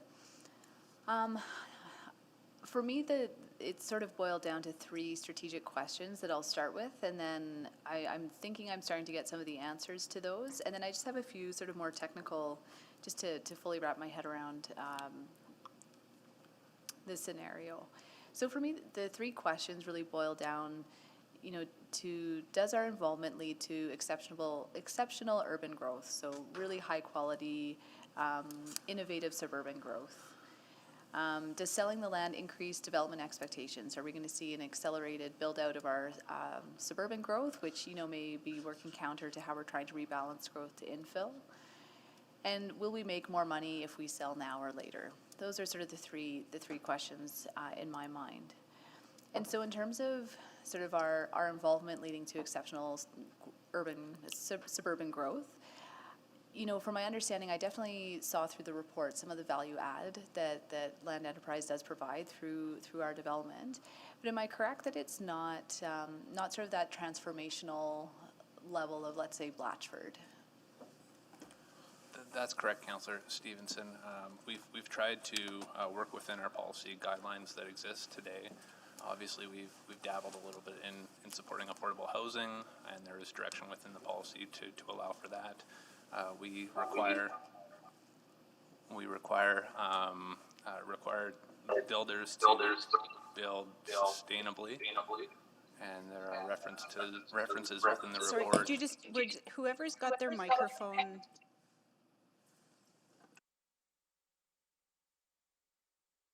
I think we're good now, thank you. Try one more time.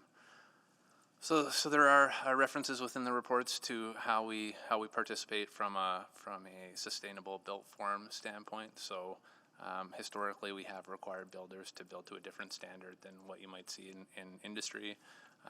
And then there are just the other elements that we've tried to tie in throughout the course of our business, and what our operations have funded back through the tax levy to support in other ways. And could the sale of lands, if it were to happen now, can we have those same conditions on those sales in terms of the environmental expectations? So I will actually defer that question to a member of our law branch, Mr. Tom Bodnack, who is joining us today to talk about some of the restrictions that or challenges that may be in place in terms of that relationship. Hi, Councillor Stevenson. Actually, I'll jump in instead of Tom. I'm Kim Thurston with the Law Branch. It becomes a little more difficult to enforce those types of obligations when we're a step removed from the ultimate builder. So as Mr. Hodgson pointed out, when we sell directly, like in Laurel, to the builders, we generally include those requirements, and we encourage compliance through a performance fee.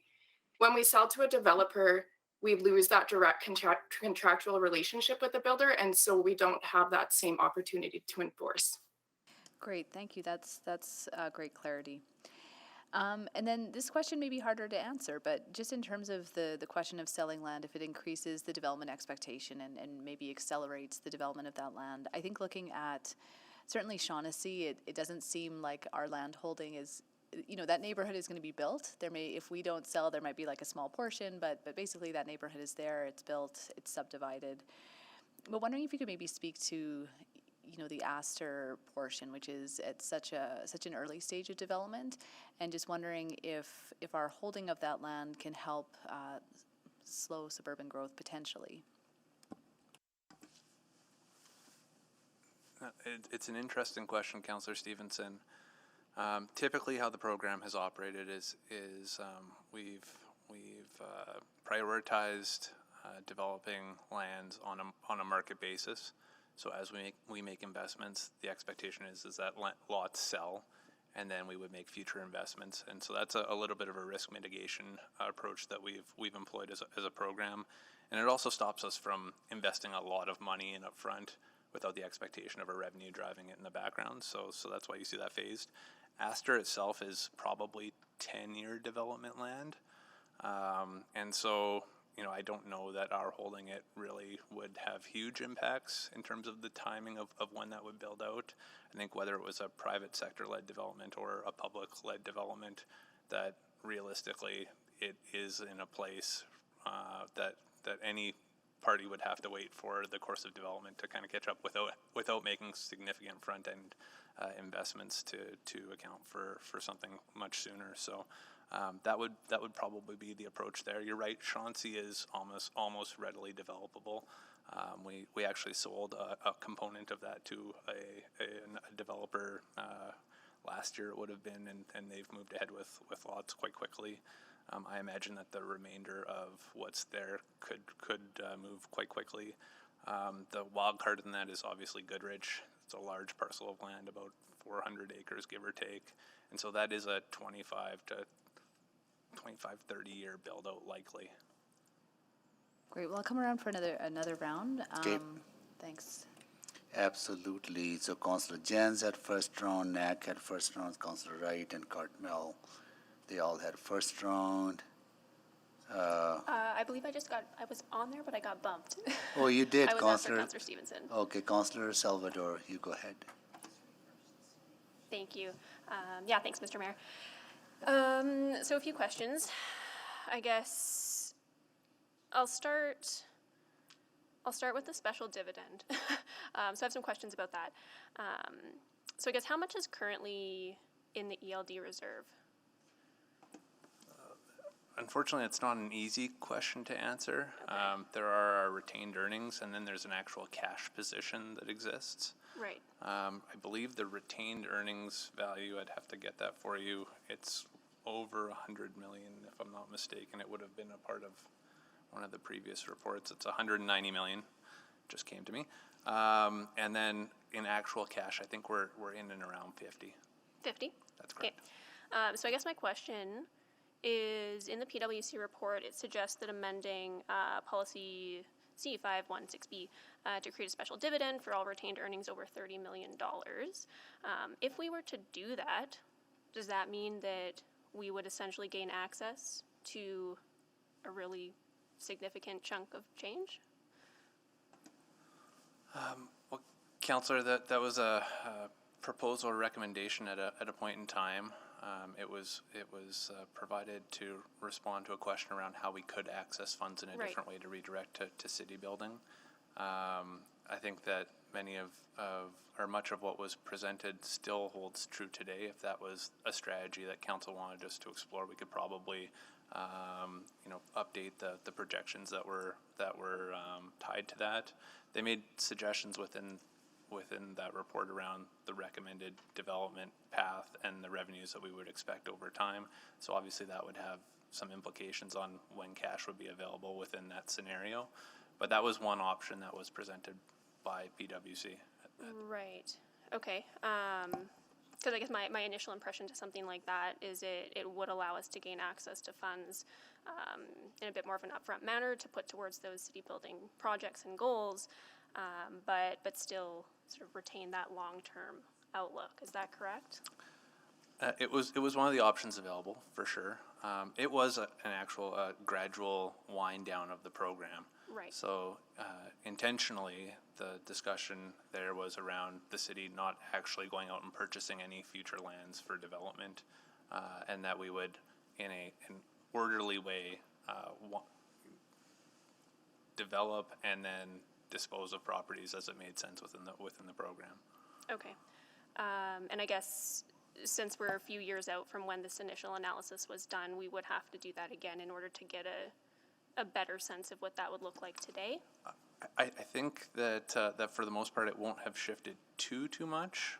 I think that there were, and again, one option, the most recent option that came to council that allowed for kind of a joint kind of approach in terms of investment into our core assets was kind of a partial disposition approach where we would sell two projects within our portfolio to fund those upfront costs required in exhibition lands and river crossing, and then gradually over time with the development and disposition of lots within Goodrich, that would create future revenue generating opportunities.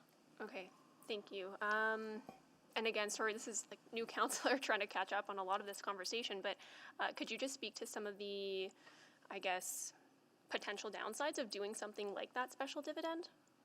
Or maybe enlighten me on what that conversation was like? So it really depends on the outcome that council is trying to achieve. The challenge with taking a large chunk of money out of the fund would be that it doesn't get reinvested into future projects. And when Land Enterprise was originally set up, and you can see it within the policy documents, it was meant to be a self-sustaining revenue source that continued on into the future for the city to supplement the tax levy. As you take more and more money out of that fund, you lose the ability to gain that compounding effect of that money being reinvested into other projects in the future. Right. And I guess if the intention eventually is to, obviously if it's the will of council to get out of that development space, that would be, I guess, a more gradual wind down. That's correct. That's what it was meant to illustrate. Okay. All right, I'll come back for another round. Thank you. Thank you, Councillor Salvador. Councillor Tang, can you take the chair? Thank you. So the difference between selling as is and developing it based on the net present value is $45 million over 30 years, right? In the work that was completed by PwC, that was the amount on a net present value basis that was identified. And that does not include the initial cost of buying the land. That's what the report says. That's if I read it right. So the value includes all cost of developing land, but does not include the original land cost. The challenge with, again, what was presented and in the undiscounted values, it shows it probably in a better way. There is a difference between net proceeds and net future cash that could be utilized to be redirected to other uses. And so when looking at net proceeds, that would be how much money is made. Yeah. And that's where that difference is. Okay. So even though $45 million over 30 years, give and take the formula or the criteria that you have put in place, the other questions that I'm really kind of struggling with this where my headspace is on this. The other objectives that we achieve through city developing the land is access to small developers. Small builders have access to those lots. Otherwise, they would not have access to through private developers. Councillor Sohi, I won't make any kind of assumptions and based on what's available within the private sector. But what I would say is again, it was an intentional policy-directed practice of ours that 50% of our lots would go to citizen and small builders, with the other 50% broken up into small builders. So that is policy-directed. It has been an action of ours over the last several developments that we've had. We received really good feedback from the builder community that we engage with, and that's found in a number of the What We Heard documents that are attached to the reports. I saw that like 15 or 16 small development builders you talked to, they all had concerns that they wouldn't have enough access to lots to continue their business. And Mayor Sohi, I wouldn't speculate in I know, terms but of I was just looking at that, So is the decision coupled with the making sure if you sell as is, $85 million potential that you will generate, they must go toward those transformative projects? Is that decision, both the decisions are coupled together? Mayor Sohi, I believe that those decisions could be made separately. And one of the activities that we would likely do in the event of a sell as is scenario is we would bring information back through the budget process on where we think that money should be redirected to. The most recent conversations with council have focused on those two projects that I've referenced, as well as some of the development activities that we've been undertaking in Heritage Valley as well. Because those projects probably much riskier than greenfield development. Like you could lose $85 million on those two projects easily than you would in a greenfield. Your Worship, our historic activities in greenfield residential land development have been profitable. We anticipate with some of the investments that are required in those other projects that they're much less profitable. Okay. And I raised this question last time, Mr. Corbould, about the legal risk, right? I just want to get a sense again, any reversing of a decision, what kind of legal risk does it pose? Another question I had last time was reputational risk. Interestingly, I haven't heard much. Yeah, I would say I haven't heard much from the development community on this issue, other than receiving a couple of letters from CHBA and UDI, right? Then I was expecting maybe a huge concern, because that's why I raised it last time.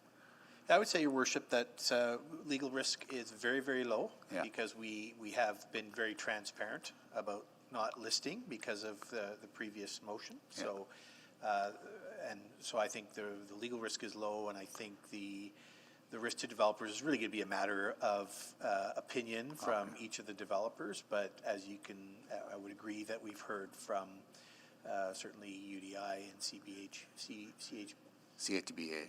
Yes. Yeah.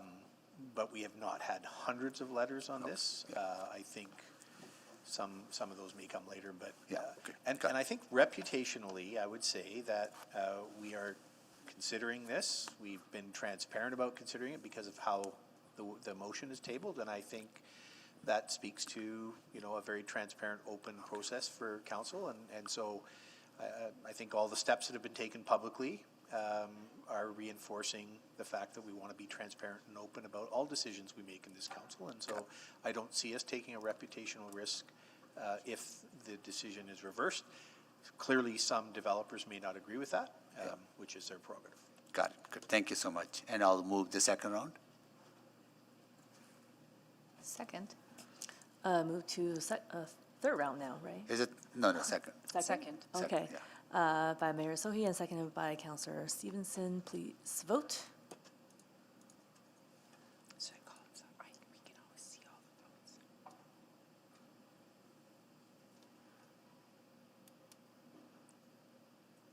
I'll call the vote. You have to call the vote. Nope, sorry, sorry, Mr. I Mayor, got I a was vote. winking so you Sorry. could Sorry. Sorry. There you go. Thank you. We have all the votes. Please display the vote. And Sorry. carried. Back to you, Mr. Mayor. I'll take the chair back. Okay.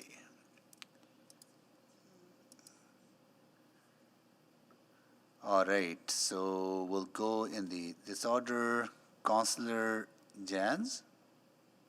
Thank you, Mr. Mayor. I just want to get back to, I guess, these conversations have been going on for 3 or 4 years, but I just want to understand, it was industry who came to the city and said, we're upset with the city's incursion or the city's continued participation in the land development business. This should be the purview of industry, not the city, and we don't like the city as a competitor.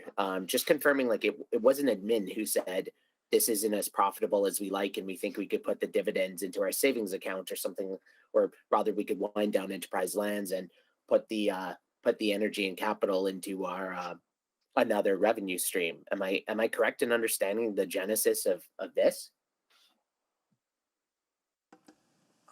Councillor Jans, and I don't mean to be coy, but it has been a long conversation, and I actually believe that it started in a place where we were reviewing the lands within our land inventory and making sure that our assets were distributed and being utilized in the best way possible. That shifted at some point within the conversation towards attention being put on our activities and participation within this sector, and administration responding to motions made by council regarding that participation. Yeah. I think in the correspondence council received from one of the industry groups, it did allude to the fact that they were not happy with council's participation in this area. So whatever the genesis, I think we have current position. I think if we go back to what is our shared value here, and one of them I think is we all want to maximize the return on investment on all of our activities as a council to minimize the tax burden and to minimize the need for service cuts or other challenges. So with that sort of lens and looking at the policy that created the Enterprise Land program, has it been successful to date? Councillor Jans, yes, the program has met its policy objectives. It regularly returns 25% of net proceeds back to the city to supplement the tax levy. There are other areas where the program has participated in terms of helping city building in other ways. The one that comes to mind quite quickly was an affordable housing development that went forward in one of our communities in Hollick Kenyon, where we had designated our lots there towards Habitat for Humanity. There are other areas where we've done kind of the same thing, and I believe one was in the Meadows as well, with the Carter build for the 150th anniversary for Habitat as well. So yes, there are the cash elements that the program has provided back to the city as a benefit. There are other ways that the program has contributed as well. You'll be able to see within the reports the feedback that we've received from citizen and small builders who have valued the city's participation in this industry. But again, the flip side of that is that we have private sector partners that we do business with on a regular basis that also find the city's participation in this industry to be challenging. So I think those are all valid considerations for council to consider. I had a question. Does this also, why are industrial land holdings not contemplated? And are there other land holdings by the city not contemplated? Like, why is it in this area in particular that there was such resistance? Councillor Jans, in terms of the enterprise land development portfolio itself, there are approximately 1,000 acres of land, pretty well evenly split between residential and industrial development. I believe that our Real Estate Advisory Committee, as well as our industry members of UDI that have shared their feedback in the evolution of the discussions, that there is less concern with the city's participation on the industrial side than there is on the residential side of our portfolio. Could you elaborate on that? Like, it doesn't make sense to me why either the city should be in the game all in or the city should be out. No. Councillor, I don't think that it is something that I would speculate on. For one of our operations, our participation, there is concern about our work in that sector. On the other side, I actually, you know what, I shouldn't speculate. Yeah, it's not really a fair question for you, is it? It is one where again, on the industrial side, we do provide opportunities for businesses to locate in Edmonton, and maybe there is just less sensitivity, but yeah, I won't speculate on their position in that regard. Thank you, Councillor Knack. Sorry, Councillor Jans. Councillor Knack. Thank you, Mr. Mayor. So I think it was just before the break, I think I remember my question right after. It might have been Councillor Rutherford who was asking a little bit about tax uplift. So I just want to double check. Does the analysis that was done factor in a more rapid receipt of tax uplift from the river crossing or exhibition lands if those were to be advanced earlier than we had first originally planned? Councillor Knack, there were a number of different analyses that were completed, and I don't believe that there were any analysis done that considered whether any extra money being allocated towards those projects would make a difference on the tax levy side of things. The reality, I think, in practice would be that even with a decision to sell the lands, there would need to be a separate decision made around supporting those two projects. Of course, I guess that was part of what the conversation had been suggesting, though, that funding could potentially go there, and appreciating the mayor's point earlier that council might decide something else. That's part of what I think went into the discussion, which is that if you could activate those sites 5 years earlier, 10 years earlier, and you started to see developments, that additional uplift in new taxation is not captured in that data. So when we're doing this apples to apples comparison, you're not necessarily capturing that. How much that is, how significant that is, it's tough to say because we didn't have that, but that was part of, I think, where the conversation went. Is that? I think that there were definite discussions related to prioritizing work within those two projects, and that was a consideration of councils in terms of whether there were other benefits to those projects being prioritized.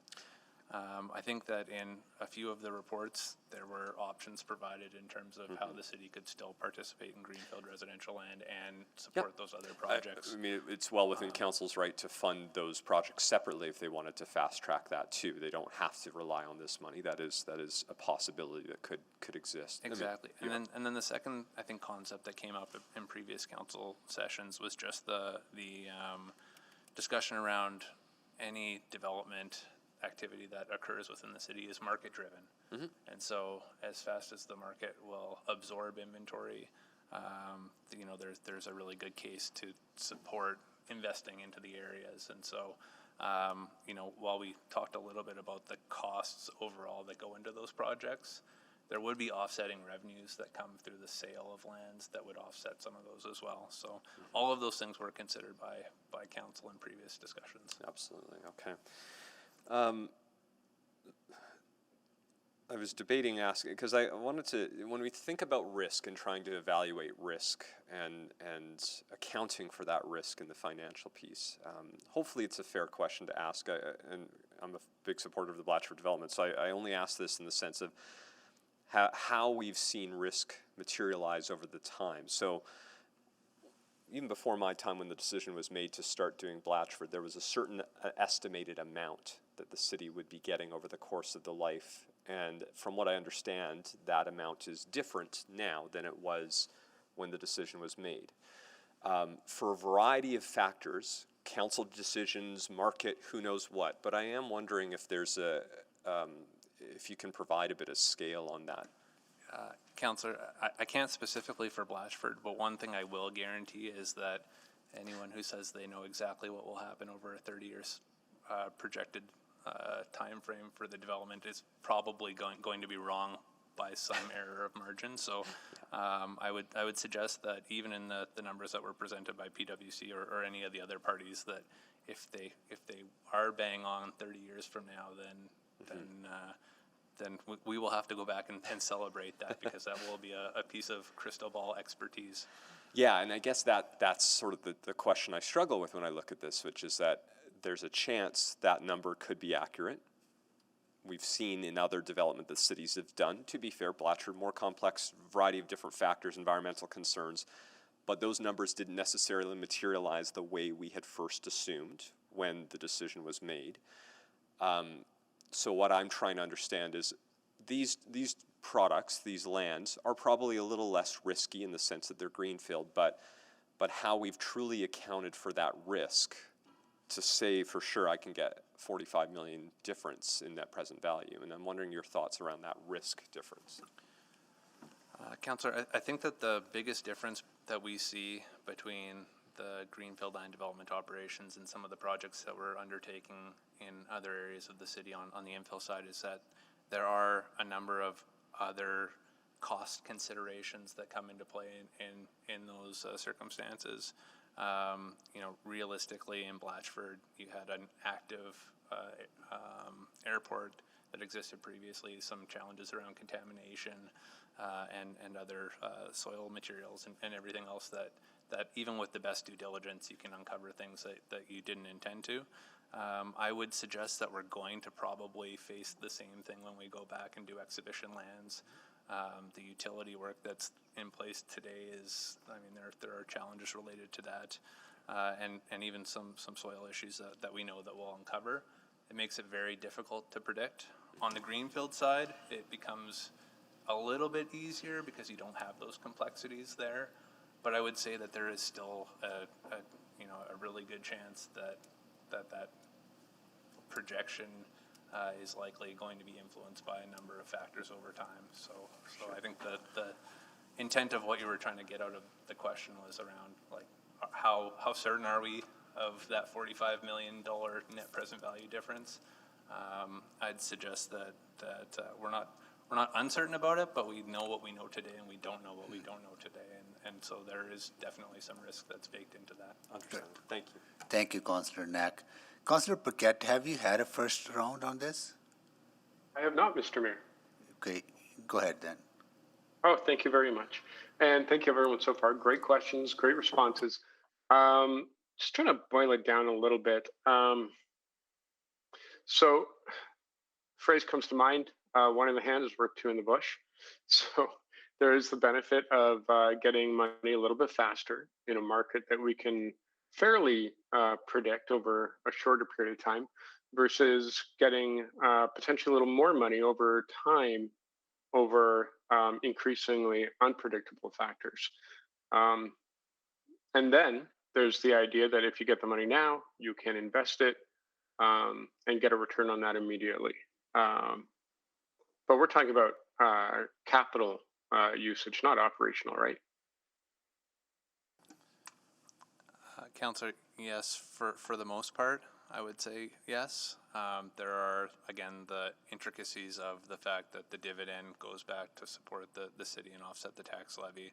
And then there is also an operating component and subsidy that works within the real estate budget as well. I'll just interrupt you there for a second, because if we're talking about reallocating those funds to developing other areas that are maybe a little bit more tricky, that's a capital investment, not an operational investment. Right? Yeah, that's correct. Yes. So but if we chose not to use the money for those purposes, but instead put it into endowment fund, then we could draw from that interest over time.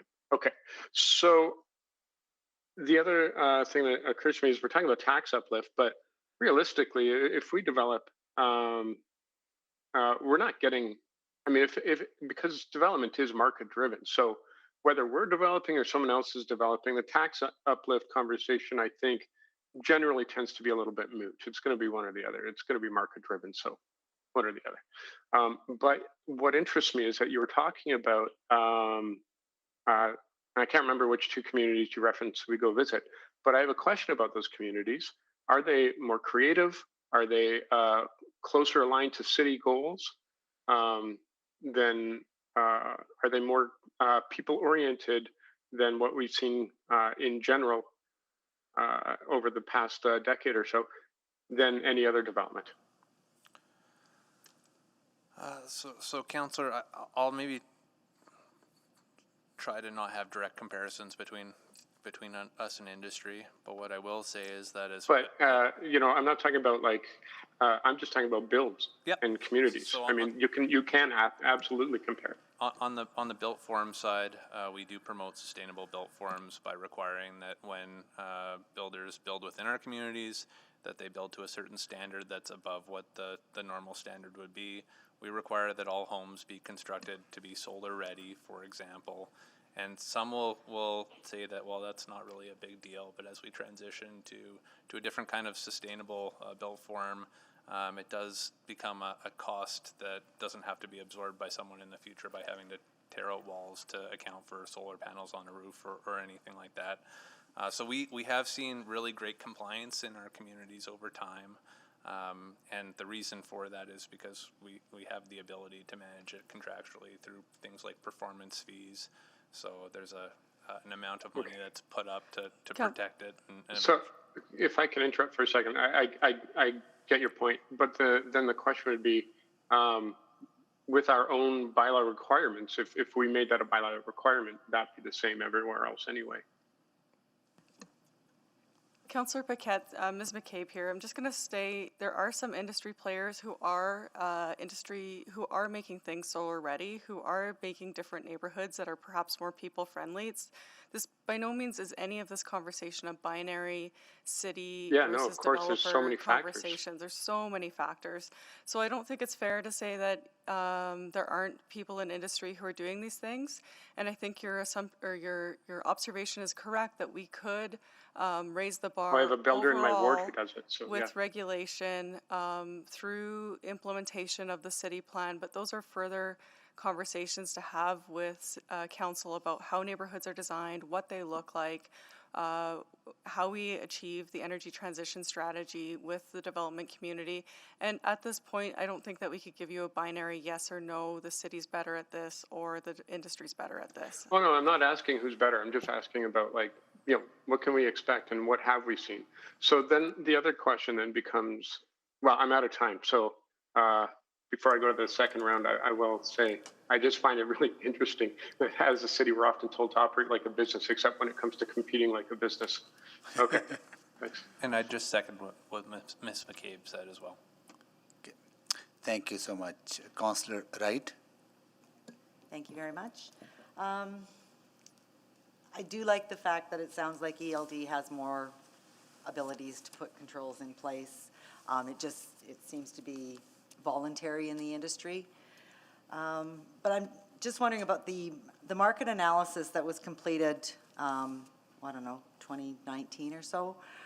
There's a lot that's happened globally, and I'm wondering if that's still an accurate analysis, in your opinion.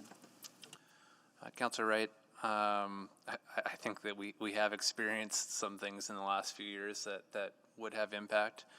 One of the really interesting case studies that we saw play itself out with our participation in this industry is that right in the middle of the pandemic, we actually released a number of lots in our Laurel community, and our experience there was that they still sold out in a day.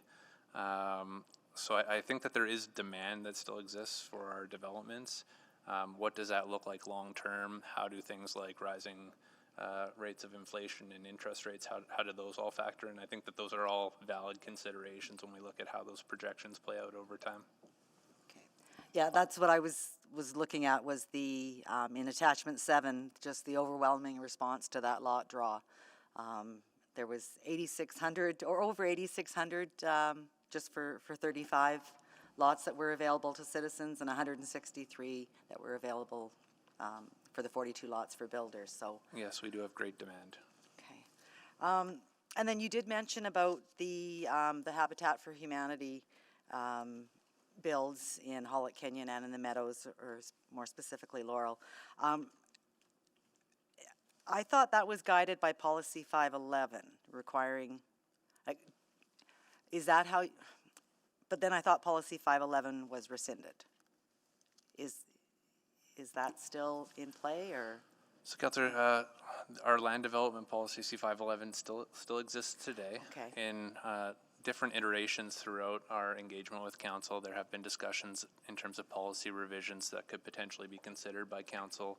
There was some work completed by EY that was a part of that. It forms one of the attachments that are in front of you today, and it outlines some suggestions on where the city could participate in different ways than what it has in the past, and maybe strengthen that policy direction.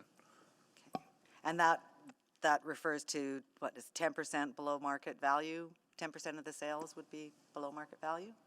The C511 does reference that there is a percentage of our lots that are sold for a price that reflects that below market target.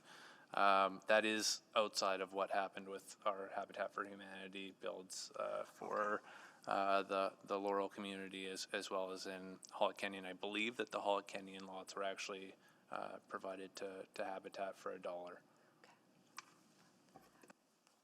Quite a bit below market value, right? In that instance, yes. Okay. And the ELD, I understand, also covers front-end construction costs of servicing and utilities and that? Councillor, there have been instances where we have participated in that way, yes. Okay. I'm just wondering, because in the case of Astor, I understand, or not Astor, sorry, Maple and Tamarack area, which is just north of Astor, that transit won't be available within the community until that secondary access road, Maple Way, is constructed. And I'm just wondering, by front-ending the construction of that road, that would give people better access to the Valley LRT line connections. Is that something that could be considered through the ELD? Councillor, I believe there was a report that provided some information on this previously. I'm not familiar with the benefits or the recommendations that were provided within it. Historically, there have been times when the program has participated by front-ending specific infrastructure. Can't speak specifically to the instance as to whether that's appropriate in this circumstance or not, but I imagine that we could come back with some information that supports what an appropriate approach could be to that circumstance that we find with that community. Okay. The option is there, right? Possibly. there are likely a number of potential options. Okay, thank you. My time is up. Thank you, Councillor Wright. Councillor Cartmel? Thank you. So, first of all, thanks, Mr. Hodgson, for directing us to that report on the net present value calculations. I don't want to belabor this too much more, but I want to talk a bit more about the risks embedded in those values. So, we're looking at $78 million if we crystallize the value of this land today, or $123 million distributed out over 30 years if we hold and develop. Correct? Those were the net present values of the two the two options that were presented in PwC's report, correct? Right, right. And to be fair, because it's a net present value, the actual aggregate values would add up to more over time. There's risk in these dollars. There's the risk of development. The cost of development may go up or down. The cost of utilities may go up or down. The value of the land may go down or up as we develop it, correct? That's correct, yes. So one of the things you've mentioned is that there are these smaller player single home builders that have access where they might not otherwise have access. I don't want to put words in your mouth. Yeah. Councillor, I would just reposition the answer to that in the way that those small builders have identified that themselves through the What We Heard documents. It isn't necessarily a position of administration that is true or false. Outside of a couple of examples that Councillor Wright pointed out, we're selling these lots at market value. That's correct. Right. So someone should be able to buy a lot from somebody else at market value. I won't speculate on the availability. What Fair we've heard from the small builder community through those What We Heard documents identifies what's shared in the reports. Right. Thank you. You've said that there's demand for the city offered developments. But I guess my question is there demand because they're being offered by the city, or is there demand because they're in the suburbs where there's a lot of demand? Is it geographical more than it is who's offering? Councillor, that's an excellent question, and it is actually answered in one of our attachments to one of the reports where we actually asked our customers why they valued doing business with the city. I don't have the actual attachment in front of me, and I'm waiting to get a note to tell me exactly where it's found so I can wayfind for you, but Sure. It does exist.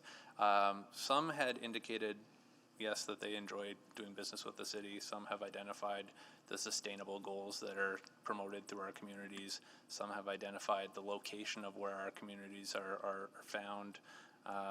Some have identified the opportunity to build for themselves as being something that was beneficial for them. And as soon as I get the page number of that attachment, I'll share that with you as well. Fair enough. Thank you, Mr. Hodgson. So there's other risks that the city does not have when compared to a typical land developer. Income tax, property tax, fees, permit fees, those kinds of things. We're not including that in those cost-benefit analysis, correct? So I did just get the note that it's in attachment 7 of the report.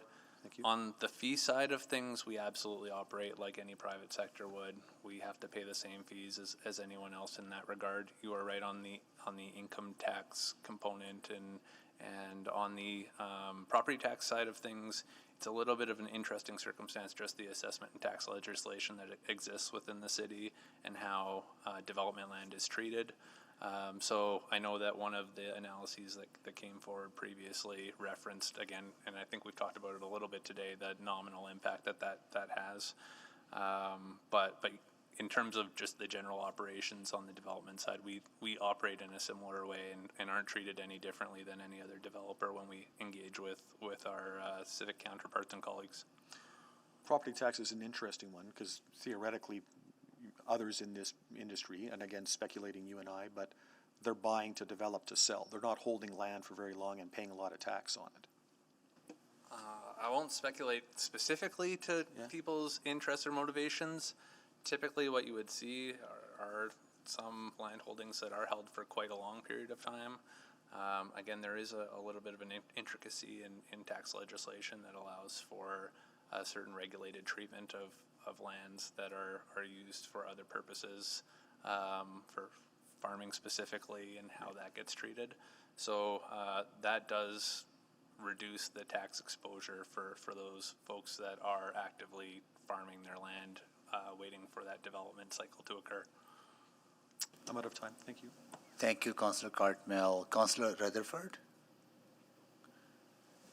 Thank you, Mr. Mayor.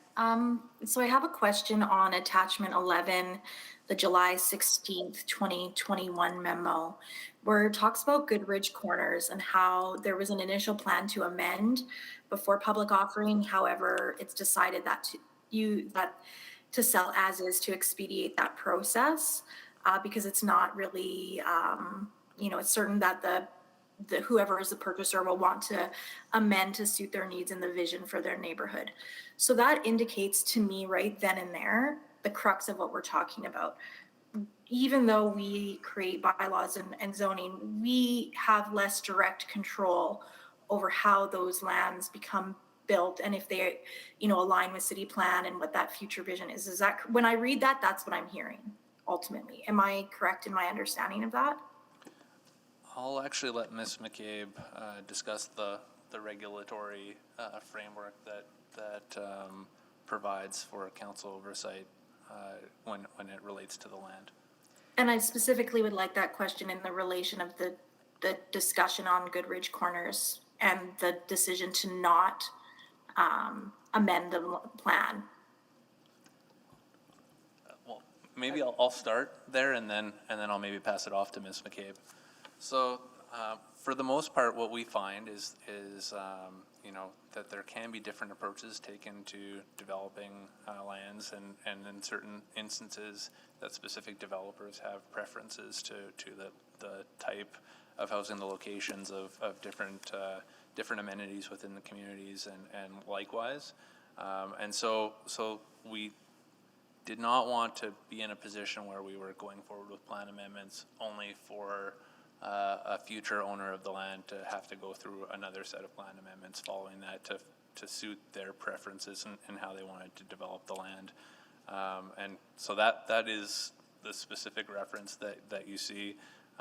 In terms of activating council's previous direction on it, we thought that the time that was saved in not going through that exercise made sense for us to be able to push forward with the sale of the lands quicker.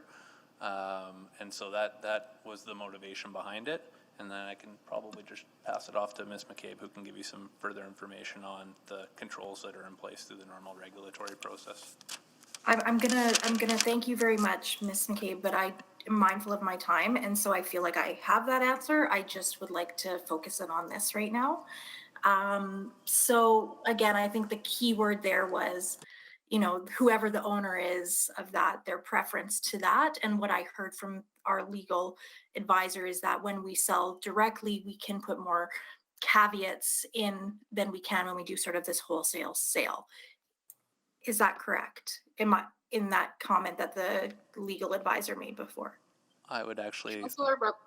Councillor Rutherford, I was specifically speaking to our ability when the city is wearing its hat as landowner and vendor of the land, and the contractual relationship we have with the party that buys the land. Yes. And what I think you're referring to with the plan amendments, that's when the city and council is wearing its hat as a regulatory body. And so those decisions will come before you.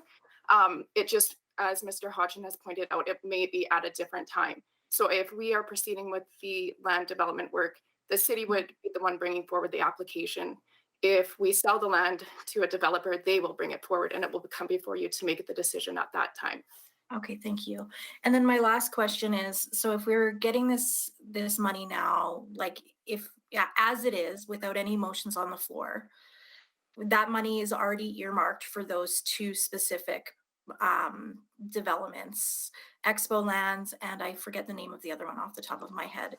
So what I'm hearing is if we didn't sell this land in 2022, we wouldn't have that revenue. And so as part of the budget discussion, would we need to, if there is a motion on the floor to change that today and we do not have that influx of cash up front, would we then need to look at our budget deliberations for those two specific projects and finding that shortfall? And would that end up being debt servicing? So, rightly. Councillor Rutherford, there actually wasn't specific direction provided related to the funds being directed to river crossing and exhibition lands specifically. What we refer to through these conversations were references in the discussions with council previously. The actual motion references that the funds would be put towards land enterprise retained earnings. And then you were correct that they would come back in future budget deliberations to determine whether those should be brought forward to fund those two projects specifically. So had everything gone forward as was previously directed by council, we would have sold the land. We likely would have been back in the spring asking for some kind of budget adjustment related to funding the initial stages in exhibition lands and river crossing. Yeah, Okay, thank you. Thank you I think it's very important for us as we deliberate on this issue, whichever decision we make, that it is not tied to those projects. It's not any decision is not tied to funding going towards river crossing or the exhibition lands. Your worship, that would be a decision of council. That would be a decision sometime in the future. That's correct. Whichever way we make that decision, and it's not given. So I think we need to, I think it's very important that we have that in mind when we're making this decision. Good, because we don't want to come back and say, oh, we made the decision to sell it, now we need to put this money towards those two projects. You're absolutely correct, Your Worship. Good, okay, thank you. Okay, good. Councillor Paquette? Thank you, Mr. Mayor. No, just hold on. I don't think you haven't had a second round. Yeah, go ahead. I have not, no. Yeah, good. Okay, so you're on the money. And speaking of all this, I mean, we are kind of getting into the weeds here, which is probably not where we should be as a council. So I want to maybe direct my questions toward Mr. McCabe. And maybe you can talk to me about the pros and cons here about and how they relate to the city plan. Because it seems to me that, and we are basically the decision body for bylaws that determine how we grow and how we develop. So I'm just wondering if you can talk to me about the pros and cons here when it comes to the city plan, and whether there really is a risk here for council or not, one way or the other, or if it all kind of comes out in the wash. Yeah, it's a great question, Councillor, and there's definitely not a binary answer with that either. But I do think that one question that's really important for Council to contemplate in your decision making here is, are you comfortable investing in Greenfield when it's different from the shift that we're trying to make in City Plan? And if I talk a little bit about that shift we're trying to make in City Plan, it's a transition. It's a market change plan, City Plan. And it really is a market change plan from primarily greenfield development to primarily infill development over the life of the plan. And that focuses on infill, it's on nodes and corridors, it's on LRT, it's on transit, it's on biking and walking. And it's a significant market shift. It's really a dramatic shift from the conventional development model of the city. And what we are suggesting in the city plan is that when we achieve that market shift over the life of the plan, it is a financially more sustainable city, it's an environmentally more sustainable city, and that it's a more inclusive and compassionate city. So I think that's one of the risks to identify in your decision making, is just that values-based question. Are you comfortable investing in Greenfield when it's different from that shift we're trying to make? And if you continue to invest in Greenfield, there are ways, as you have been pointed out here, that I would call that you can make the alignment a little bit closer to city plan. But I think the difference for me is that in Greenfield development, that is not the focus of the change in city plan. It's allowed, and it definitely will happen in our city, Greenfield development, but it's not the overall thing that we're trying to change in our city. Does that help answer your question, Councillor? Yeah, but the immediate question then would come up and people would say, well, okay, so we divest ourselves of this greenfield. It will just be developed business as usual anyway. So is there an opportunity here for council to use this moment as a way to move forward or accelerate our governing expectations of how that gets developed without getting too prescriptive, but still sort of leading the way and guiding that process so that it actually, when that greenfield does get developed, it aligns with our city plans. Because I think that's really the crux of the question for a lot of folks here. I mean, we're kind of going into the money, which turns out to be like 6 of one, half a dozen the other.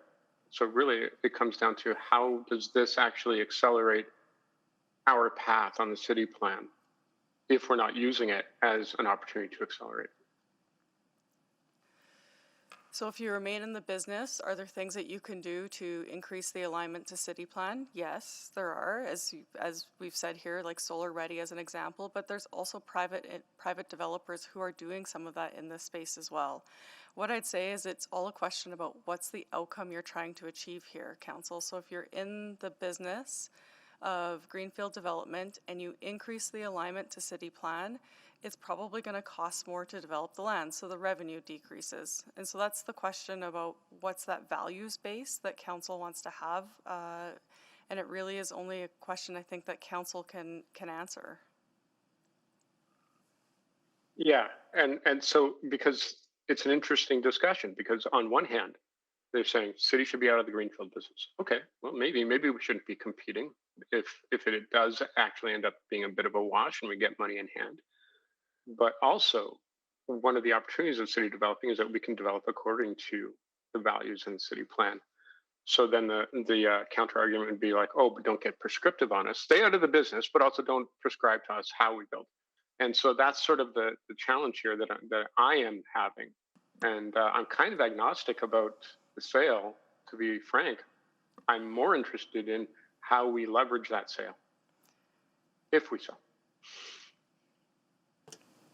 Councillor Paquette, if I can maybe add one more thing, I don't think it's binary is the only thing I would say is that there are lots of private sector developers and builders right now who are working towards achieving our city plan and who I know are very invested in achieving our city plan.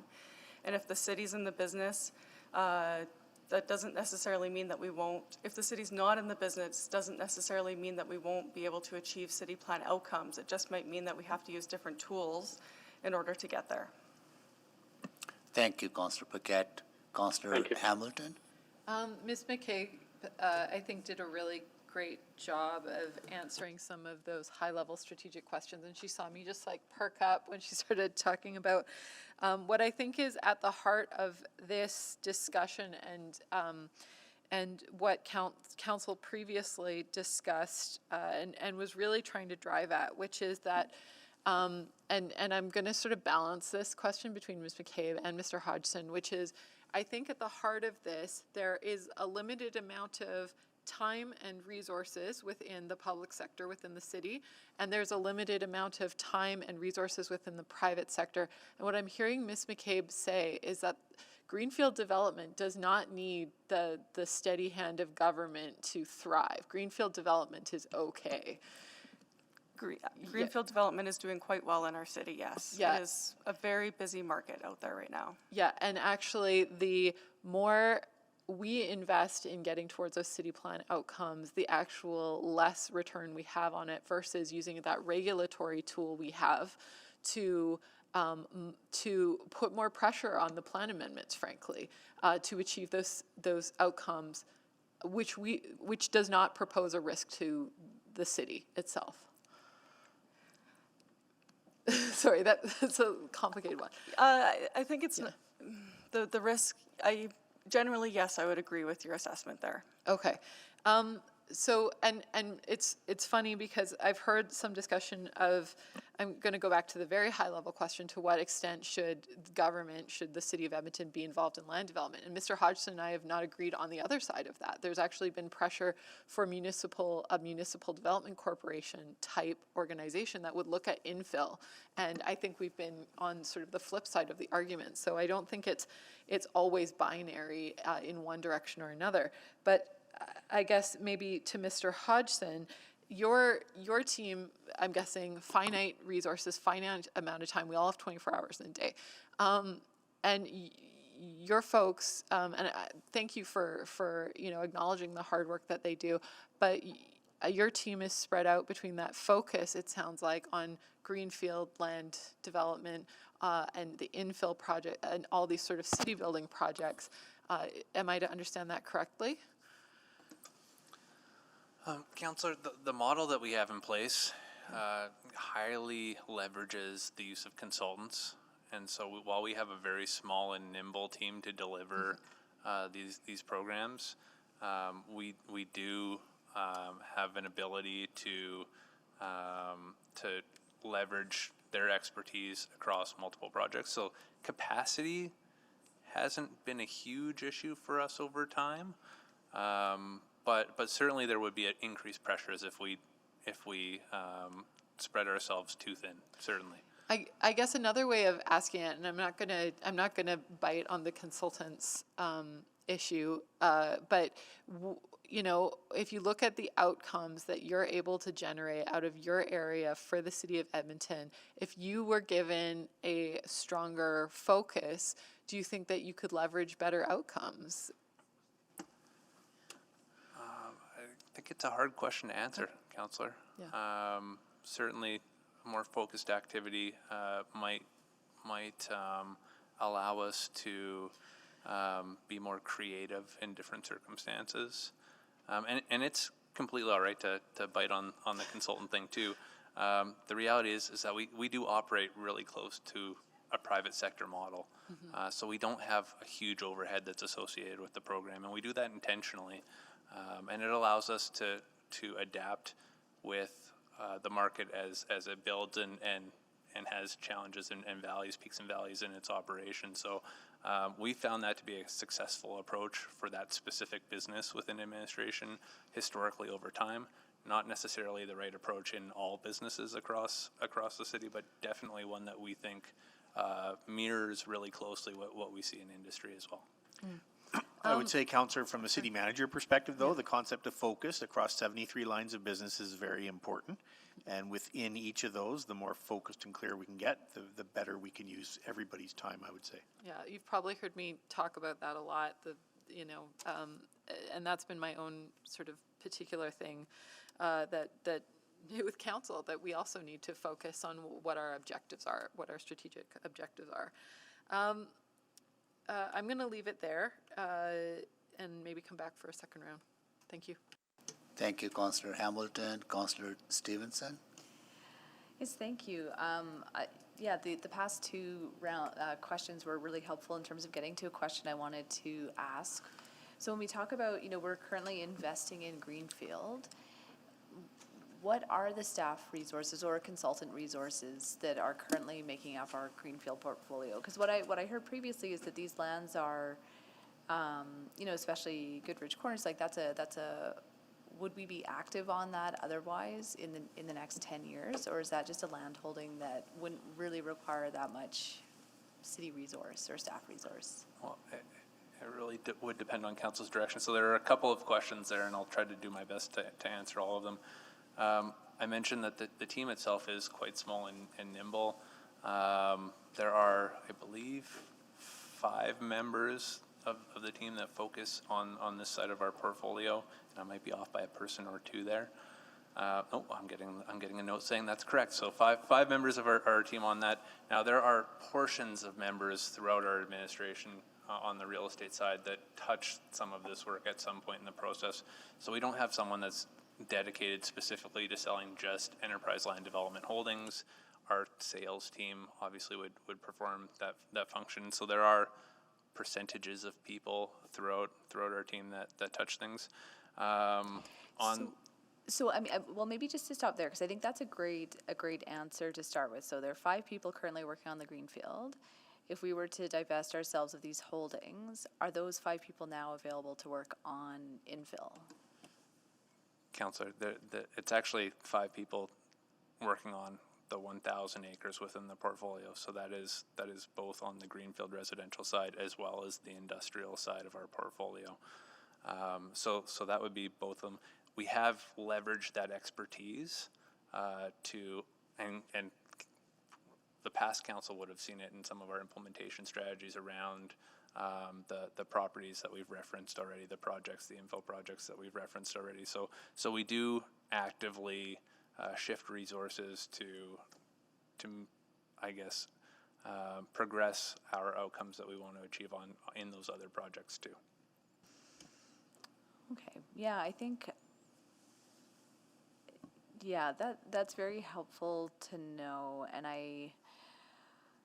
it just seems to come down to a question of if we have these lands to make money or to do city building work in some ways. It seems like as a revenue generating structure, it seems to be working well as it has been working. But maybe just so I understand again in terms of this idea of investing in Greenfield. So are we actively acquiring new lands in Greenfield right now? Would that be part of a strategy? Councillor, as part of the last budget, there were funds that were set aside to acquire new properties on the Greenfield, both on the industrial side as well as on the residential side. With the conversation that we initiated, or that was initiated with council around these, we've held off on acquiring any new lands. As part of how the program probably would have continued on, we likely would have looked at opportunities as they came forward and brought those to council for consideration in terms of whether we would acquire them or not. But in the most recent 3 or 4 years, we've obviously been in a different discussion with council around those, so we haven't been actively pursuing the acquisition of land unless there are certain circumstances where any participant in the market would need a parcel to facilitate orderly development or something from a practical perspective, but very few and far in between in terms of allocation of resources. Okay, and maybe just a clarification in my last minute, sorry. You've talked about the enterprise lands being, or land enterprise, sorry, being self-sufficient, and yet there were sort of in the past motions requests for capital. You're mentioning now sort of purchasing. So can you just talk me through that?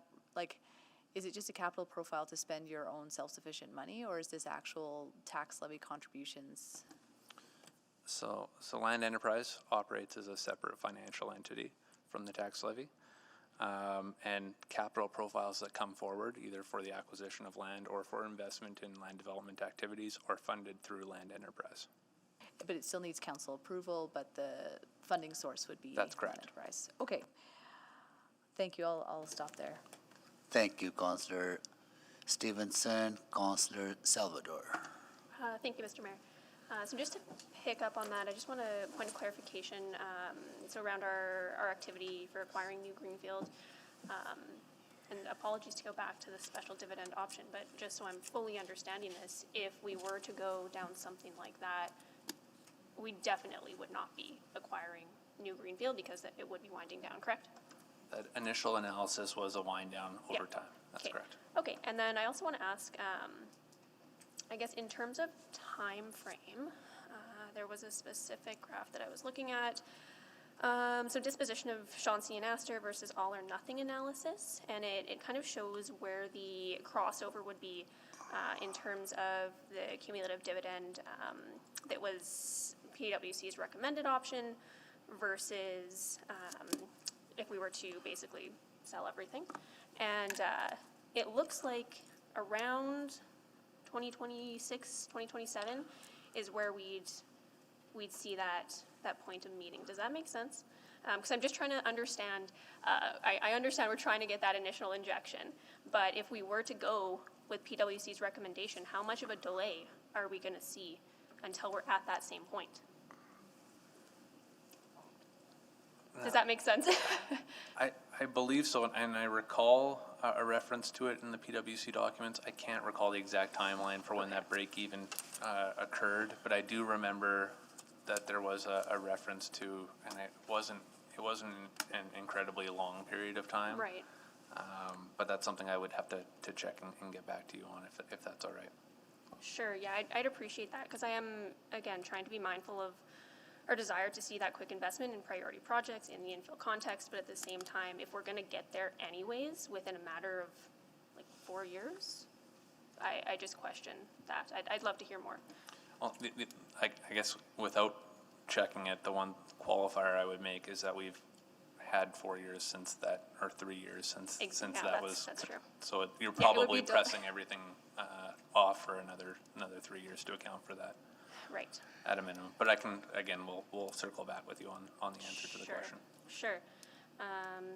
And then I had another question around just the understanding that there is not necessarily certainty as to where those funds would go if we were to sell. No surety that it goes towards exhibition lands or Rossdale. So understanding that, I guess we've seen these two projects referenced over and over again. What else is even being contemplated in terms of projects or allocation? So, Councillor, there was an analysis that was completed as part of one of the council reports that walks through why those specific projects were selected. I've referenced the two. There is actually a third, and that's investments that we are making in Heritage Valley.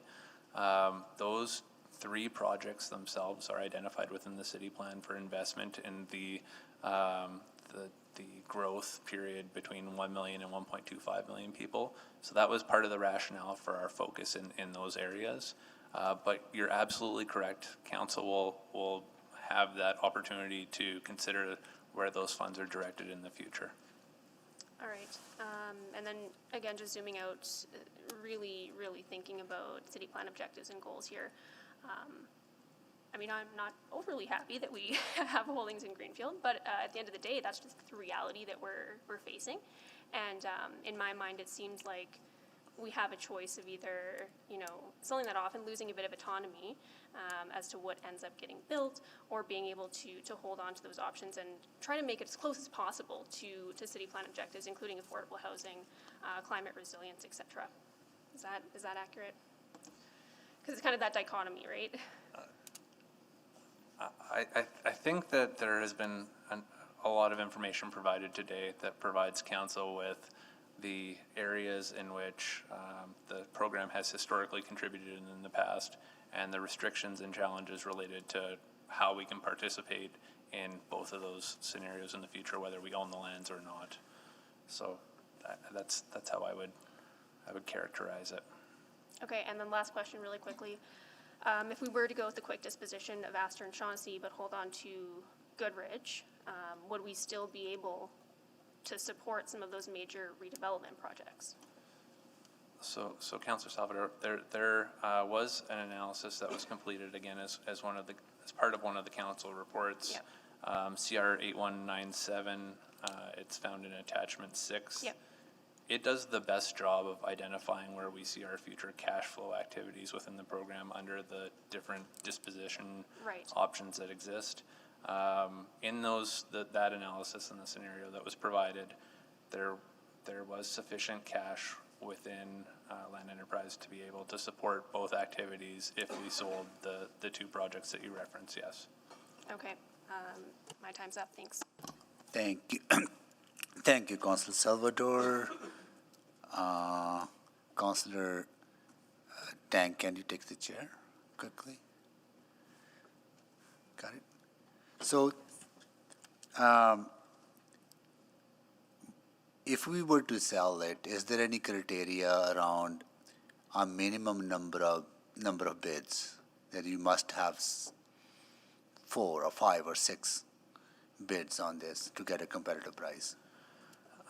Mayor Sohi, no, we don't currently have restrictions around the number of bids that we receive for. So if the you have disposition 2, of then land. you just look at 2. There aren't many large builders in the city. There's very handful of people.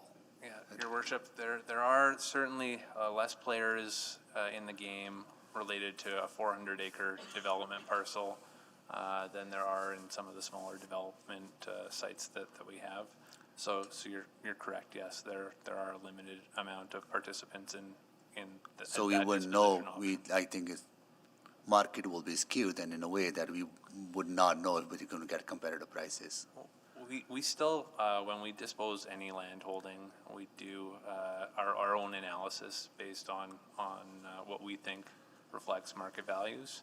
So while we may receive offers to purchase, that's not necessarily what drives the activity. In that scenario, like let's say in the scenario where we put the land out to tender and we received a limited number of bids and we found that it didn't meet our market value expectations based on what we see, we would bring that back to council, likely to have a discussion around it. Has there been any consideration to divide these parcels into smaller parcels and sell them off then? Your Worship, there was an analysis completed as part of one of the council reports that did actually consider the subdivision of parcels into smaller parcels. We had Altus do some work in conjunction with members of the city. The recommendation that was provided in a sell-all scenario, and it's found in that same council report I was referencing earlier, found that our Altus experts suggested that subdividing into smaller parcels was beneficial financially. We heard alternate information provided by other experts in industry suggest that that wasn't the case. And so ultimately, the previous council decision was to move forward with selling it as is. No, I value industry perspective, absolutely, right? But if we were to get better value by selling small parcels, then why would we not consider that? Like industry is not, I mean, they have their own interests to protect, right? So we have our own interests to protect. Your Worship, that again was a position that was disputed through our discussions with council. Okay, good. And last question is, in the energy transition plan report, there was some discussion about having mandatory standards for new builds. And I think that was not one of the recommendations that we followed, because we want to work with industry to convince them to have that voluntary standards. But if we can set the bar high by having our own standards in place, wouldn't that encourage industry to follow? Potentially. That was part of the recommendation, is that we would create an energy transition advisory group with industry. Yeah. I'm not sure how much industry follows the city's lead in terms of the way that we develop land, but I do know they follow regulation. And so it is a little more nuanced than just that we couldn't, that they didn't want to do the regulation. I think that we didn't necessarily have all the tools either. So we are not a large enough player in the development industry to actually set the trend. I think so. I don't have any information to provide to suggest that, to give you the definitive on that, but that is definitely what I've heard from industry. How much, what percentage of the greenfield development city is involved in overall? We have policy restrictions that limit our participation to under 10%. I think right now we sit in that 2 to 3% range, depending on how you look at it, both on an availability of land within the market. We're not a serious challenger to private sector at 3%. We do limit our participation. Okay, got it. Good. That's all. Thank you. Okay, I'll move the third round, right? Actually, we have Councillor. Sorry, Councillor Rice. So I'll pass I'll it take back the to chair you. back and I'll go to Councillor Rice.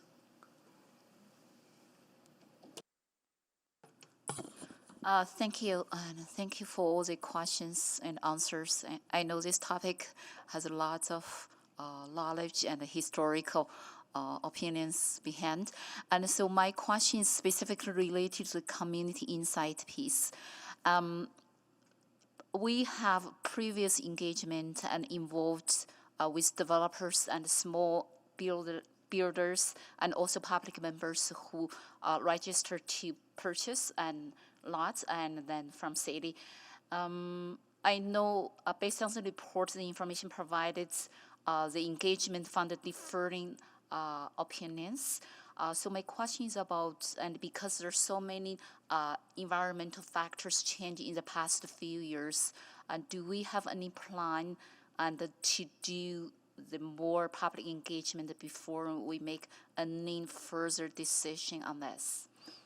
So Councillor Rice, the direction that council provided was for us to move forward with selling the land as is. We were actively taking steps to implement that direction. So that direction and from previous council, right? That's correct. That's my question.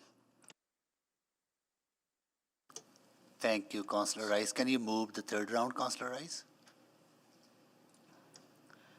I move the third round and for the questions. Thank you. Thank you. And sorry, Councillor Rice, I'll just maybe follow up. There wasn't any plan for administration to move forward with any additional engagement prior to selling. I think that was what you were trying to get at. Okay. Who seconded that? Second. Councillor Cartwell, please vote.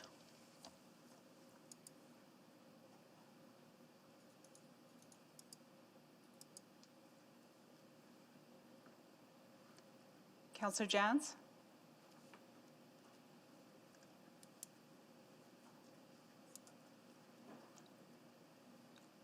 Councillor Jans, are you there? Yes, I voted. I don't know why it's not Thank coming you. up. We have all the votes, Mr. Mayor. Okay, please display the votes. That is carried. Go to Councillor Cartwell. Thank you. So just a few more somewhat random questions, I think. I just, Mr. Hodson, want to tease a bit more on this property tax question. I want to confirm something, first of all, that when those calculations were made regarding the value of the land, property tax wasn't part of that calculation. It was purely the disposal of the land, not potential future revenues from property tax purposes. You know what I mean? I think I do. I believe that there was one reference within the PwC report that spoke specifically to ownership of city versus private sector. It did not talk about the future tax revenues from the development of those and the projections related to that, no. Okay. Because it really doesn't matter who develops them. Those lots ultimately are going to be developed and they'll generate property tax revenue. I believe that was the assumption, yes. Yeah. And you said that roughly 3% of the city's roughly 3% of greenfield development? Kind of, sort of? I'll say 2.5%, 3% in that range. It depends how you look at it, whether it's the available land that exists within the city and our holdings within that, or whether you look at the amount of lots that we actually bring to the market in terms of how that looks compared to industry. By in value both, or by number of lots, or there's different? By both measures, we're in that 2 to 3% range. So I don't want to put you on the spot, but if part of our goals here are to realize city plan goals in the suburbs, in the deep suburbs, does holding 2.5% of the land really make a marginable or quantifiable difference? That's an answer for council. Somebody else, fair enough. Ms. McCabe, do you know offhand how many current development plans we have going in the city? I don't, but if you can give me a minute, I can give you an answer to that. Thank you.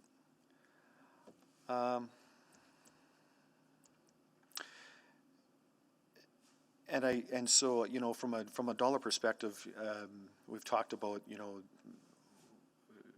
a net present value of what we might get now versus what we might get over time. I'm not going to belabor that anymore. Part of that is, I suppose we should, if we're talking purely about the revenue the city's going to realize, property tax revenue is part of that conversation. But if we generally agree that greenfield development is going to happen and it's going to realize property tax value anyway, I'm not sure that that's a big consideration. But the gross dollars we're talking about could incent some other things. We've talked about a couple of the other properties. One thing we haven't talked about is infill and the difficulty infill has when it comes to utilities generally, capacity of the electricity grid, capacity of the water grid, capacity of fire hydrants, those kinds of things, which on a development by development basis can trip a development up.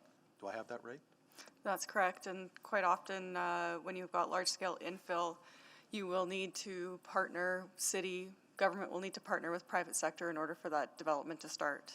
So a potential revolving fund that says money in that gets the development started, that the development returns and creates potentially property tax lift, which potentially could go back into that fund, becomes a bit of a potential scheme or thought we might have. Councillor, sorry. Go ahead, Chris. Councillor, yes, that could be a benefit. And one of the things that we looked at in our analysis was in the most recent council report that came forward, that CR 8197, was what option actually allowed us with the greatest potential for funds outside of investment within exhibition lands and river crossing, as well as Heritage Valley. And that information is found in, I believe, again, attachment 6 of that report. Okay. I have numbers for you, Councillor. Last year, we have 6,000 lots under servicing agreements, so it's just for last year, 6,000 lots. And we have 92 neighborhoods that are developing right now. I'm not sure if, Chris, you could give the number of lots that you bring online a year? 80 is Chris's I answer. believe it was 80-ish, in that range. Okay. So 92 neighborhoods going full bore on development in the suburbs. Last question. In the development industry, it's my understanding that first developer in puts in the deep utilities that serves all subsequent neighborhoods. They make that investment and then try to make that back. So in some instances, that might limit the pace of development, say on Exhibition Lands or in West Rossdale, if we leave it entirely to the development industry. So another potential investment might be that we're the first one in terms of putting those services and collect as development happens over time. So, Councillor Cartmel, what I'll reference is actually the implementation strategy that came forward as part of Exhibition Lands, which basically suggests that the city would play that development facilitation role, and we would work with partner developers to do the more local development work. So yes, it would be the city's intent through that approval of that implementation strategy to make investments in some of those regional types of servicing and upgrades that are required to facilitate development. It's almost like we asked all these questions before and you have reports for all of them.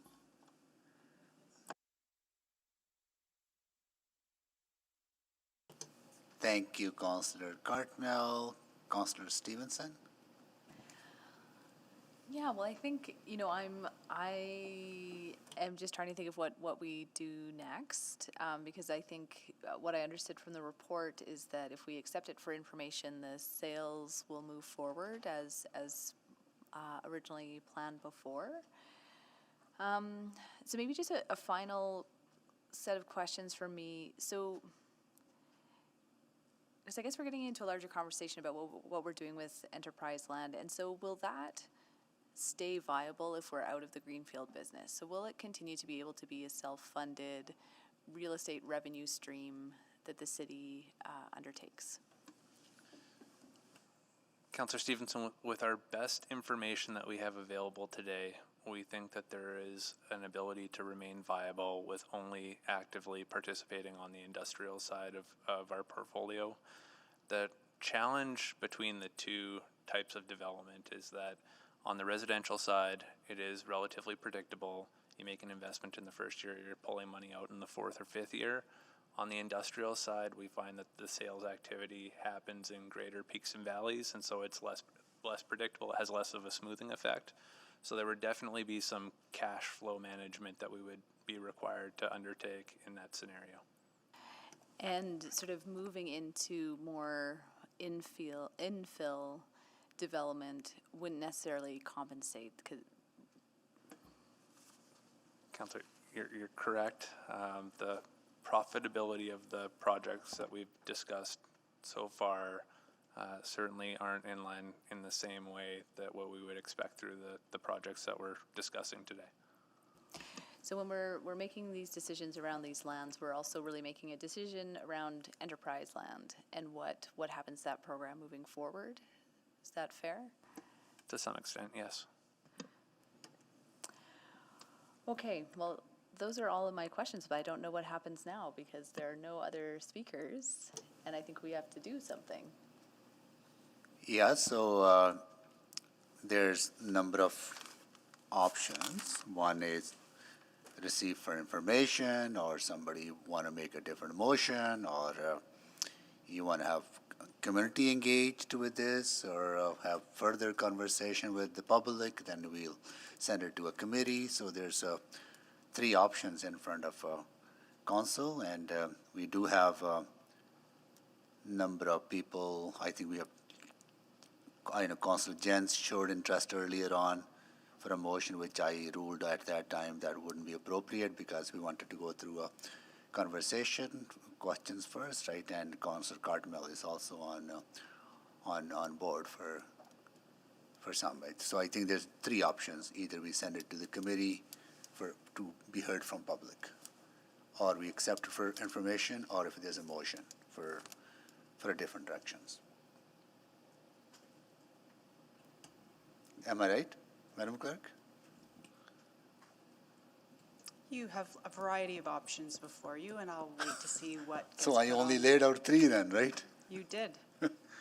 So are those the 3 variety of options, or there's more than 3? There could be more. Okay. Well, then I don't know what those more options are then. Can you lay it out? I'm happy to wait and take questions from any counselor that may or may not have a motion that they would like to put on the floor. Okay. Well, we have Councillor Cartmell next. Thank you, Mayor Sohi. I'll move receipt of information of this report. Okay, so we'll have to vote on this first, then if there's, Well, someone would have to second that motion. yes. Second. Seconded by Councillor Rice. Sorry, point of order. I'm a little confused. I had indicated I had a motion earlier, but was told that I had to wait until the end of questions. Is it because we ran out of questions and Councillor Cartmell rang in first that he gets to move receipt of information? And follow up to that question, if the receipt of information fails, then we have the opportunity to consider a different option, like say referral to committee or a different motion entirely. Am I correct in that understanding? Madam Clerk? So technically, the person that requests the item to be selected, normally council moves to that person first of all. Oh. And it is customary that a motion can be put on the floor at any point in time that a matter is before council for debate or discussion. So, Mayor Sohi, I'll remove my okay. Got it. Thank you, Councillor. I think will be easier then.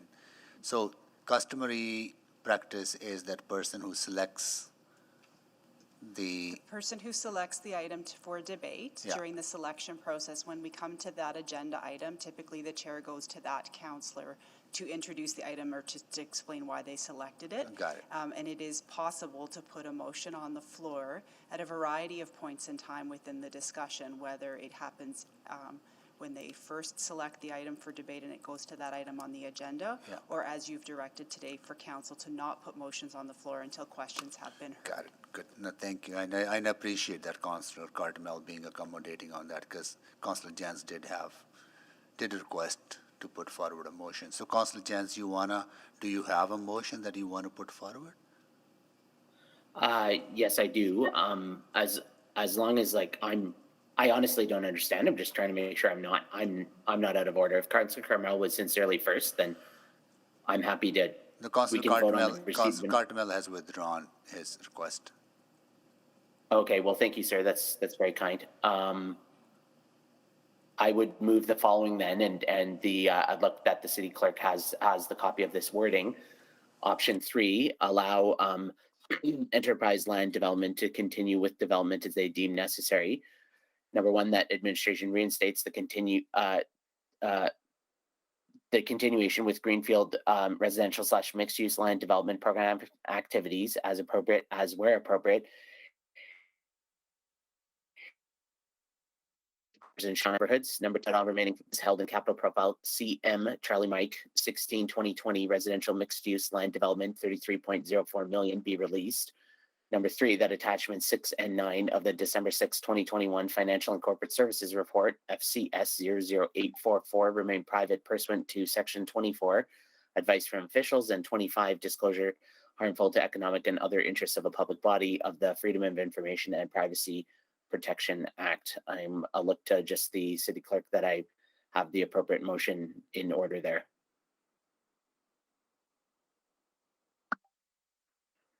And I believe it is, and I believe it's being loaded up. Yeah, we can only see the, So I've just added it into the chat for yourselves, and if you do want to take a wee peek in eScribe, you'll be able to see the whole thing. And if anybody wants me to print it out for them, I'm happy to do so.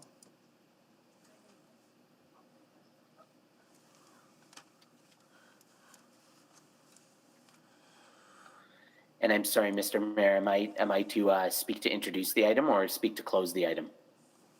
I think we haven't had a chance to actually look at your motion yet because we only heard you speak. I heard you state it. We haven't had a chance to read it. So if we could just have a seconder while I'm printing that out, and it is customary when the person puts the motion on the floor to allow them to speak to the motion, but I'll defer to the chair. Okay, so Who's seconding this motion, sorry? I'll second. Councillor Wright seconded it? Okay.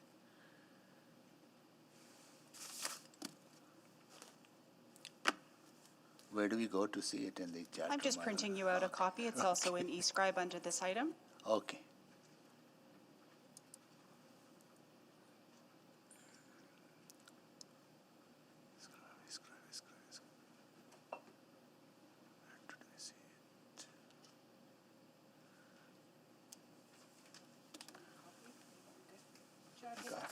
Were you able to see it?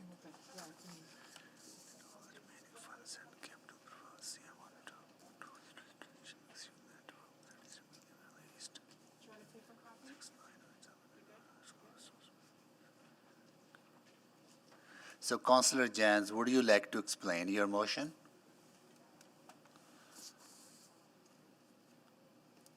Yes, thank you, Mr. Mayor. Basically, what I'm looking for is, and what I requested of administration was, administration received a motion previously from council to direct them to go one direction. And I was interested in having a reversal of that direction that would allow us to restore flexibility and autonomy to the Enterprise Lands program to continue proceeding as if they had been directed not to wholesale sell all three of the holdings. I realize there's some murky language in between, but what I'm interested in is the ability to continue in a way that makes sense, and giving administration the ability to determine and to recommend to us based on changing market conditions, flexibility, etc., to help us generate the maximal, not just financial benefits, but also the benefits aligned with city plan, etc. So this would be the recommended course in order to have, so if you're not happy with the direction and you wish to reconsider, this would be my understanding, the wording of what a reconsideration would look like. Can you explain number 2 as well? That all the remaining funds held in capital profile. Again, I would maybe I could defer to administration there. I think that was a necessity as part of the inversion of the previous motion. Same with number 3. Got it. Okay, cool. So we have a motion on the floor. Questions to the motion? Is this the new list, Madam Clerk, or this old one? Yep, this is the current list, so there's a motion on the floor. It's been moved and seconded, and I believe that those who have clicked on want to speak to the motion. Okay. So I have in a different order, like I have Councillor Rice, Councillor Knack, Councillor Cartmel. Okay, I see. So, okay, I see. Got it. Okay, Councillor Rice, you are next to speak to a question. So, Madam Clerk, we can ask questions on the motion and speak to the motion, or first questions to the motion, or people can directly speak to the motion. We can do whatever works for the assembly. If you want to ask questions or talk about the motion, or if you want to speak for it, Okay. I'm going to defer to yourself. Okay, so Councillor, Councillor Rice, you have questions to the motion? I don't have question to this motion. To be clear, my name is there, and because the first 3 options you ask, I'm going to put one of my option, and it's same as Councillor Cartmel. So you can move my name away. Thank you. Okay. So Councillor Knack, and you're to speak to this or questions? Question, go ahead. Yeah, so I just want to make sure, I think likely it goes to the mover. This motion doesn't require any public engagement prior to going back to the original direction. That's how I read through this motion. Is that correct? Well, no, I would, yes, it does not require any public engagement. I would see this reverting to proceeding, but I would anticipate, given the heightened interest of our council, we would then have a further, more of a generative strategic conversation about what is our objective and alignment with city plan. But for now, it would be to stop the wholesale of the 3. That for me is the top priority. After that, we can then go forward and take a a higher lens about this broader conversation about development and city plan and suburban development and all the other pieces that have been aligned today. But if we do not do this, the plan proceeds. The sale is undertaken as contemplated by the previous direction. This buys us time. That's what I'm trying to do here. Appreciate that. Just maybe to administration, I guess I could ask this question as well. It would be possible for council to continue to pause the decision and have this heard by the public. That would be another option beyond what is the motion on the floor. Is that correct? Would that be fair? Yeah, it's certainly an option, Councillor. I would say whether we're asked to continue to pause or whether there's a reversal of the decision, my advice would be the sooner that the public can speak to that committee, the better. Yeah, I guess that was going to be the other piece around what would be appropriate on that, because okay, no, otherwise I'm going to start speaking and I'll just I'll end there and then I'll speak to it at the appropriate time. Thank you. I imagine a councillor could always move a motion to refer to executive committee or something else if they weren't happy with the motion I put on the floor. You can do a motion on top of a motion, can't you? You can amend it, right? You can, but referral motions can be made on top of a motion, to use your language, yes. And I'll just add, I think timing is a factor. The earliest executive committee that we could get this on the agenda would likely be the 2nd of February.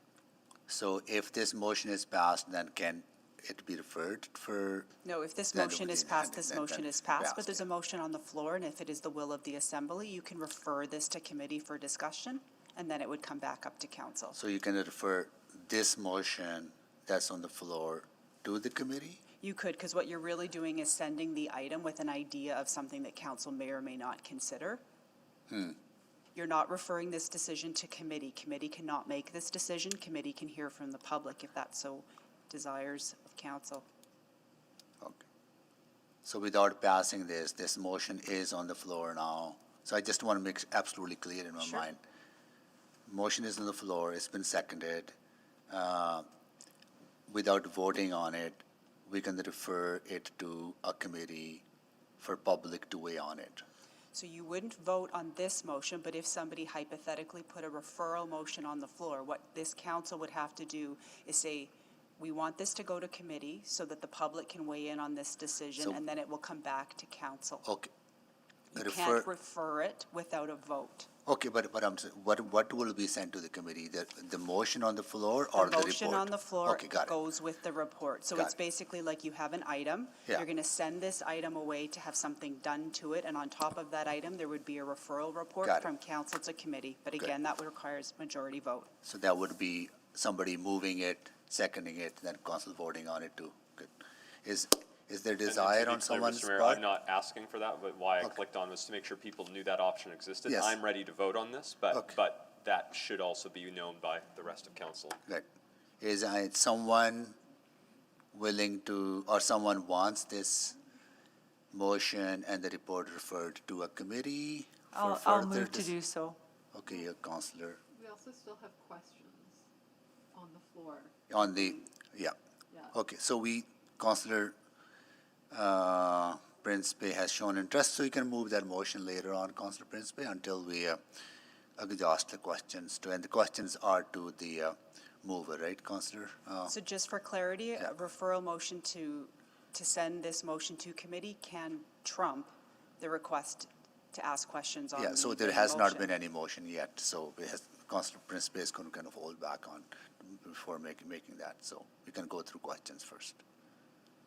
Right? Am I confusing you more than I'm confused? You're not confusing me, but I heard somebody make a motion, but if they But didn't make a motion, it has that's not been okay. seconded yet.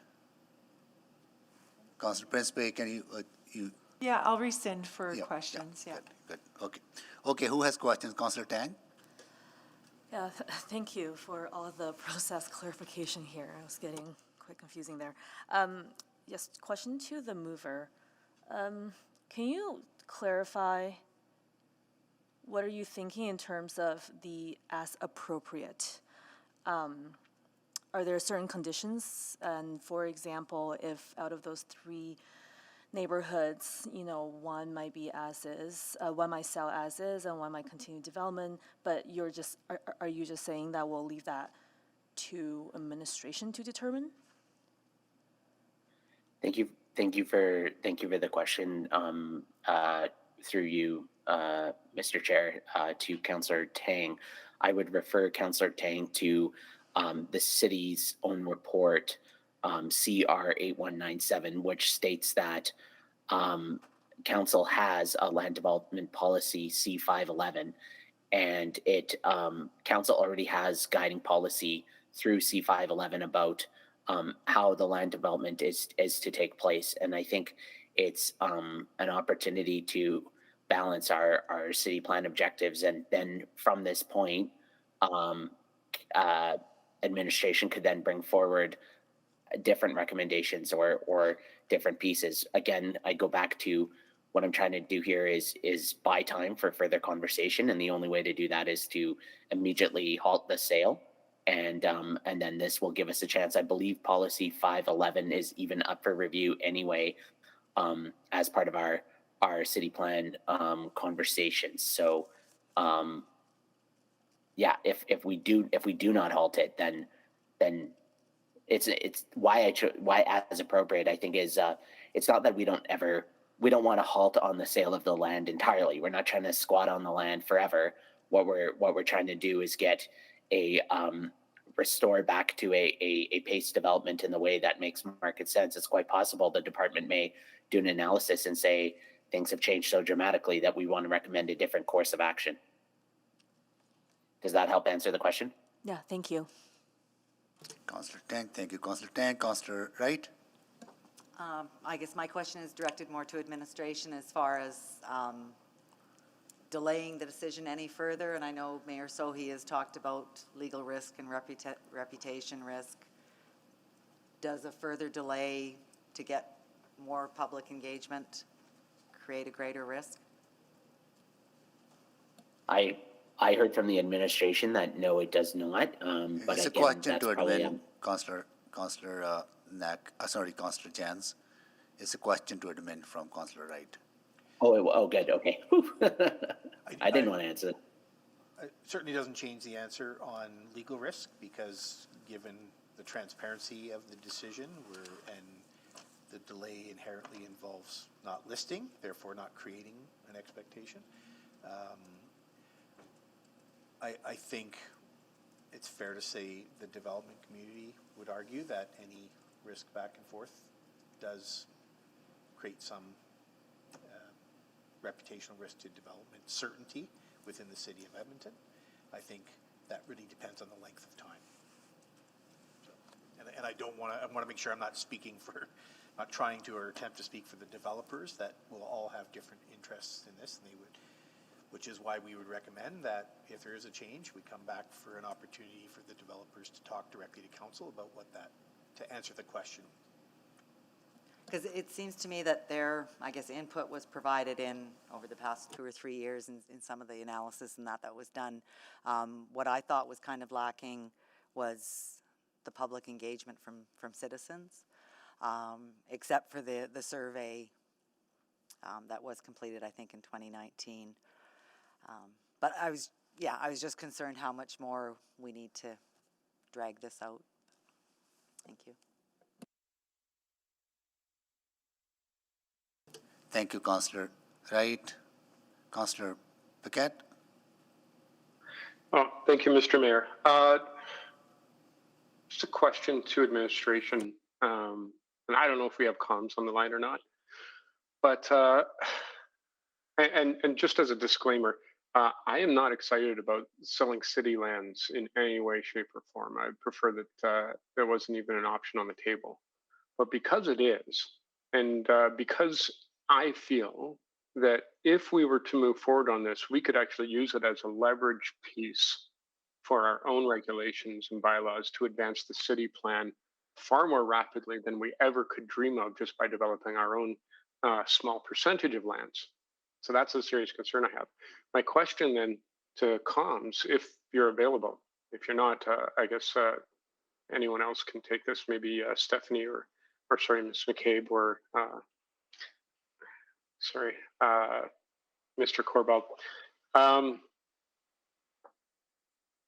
Considering how complex this is for new councillors to navigate, despite the fact it's their job to read the reports and analyze them, and they've got supports from you and from their staff, how likely are we to get an informed response through more public engagement with folks who are not involved in this arena? Because I am all for public engagement, but I also know that this is one of those issues that's incredibly complex, and there may not be the capacity for communicating all the nuance in a way that will result in robust public engagement. That's my concern. So I'll take a shot at that. Within the timelines that were allotted.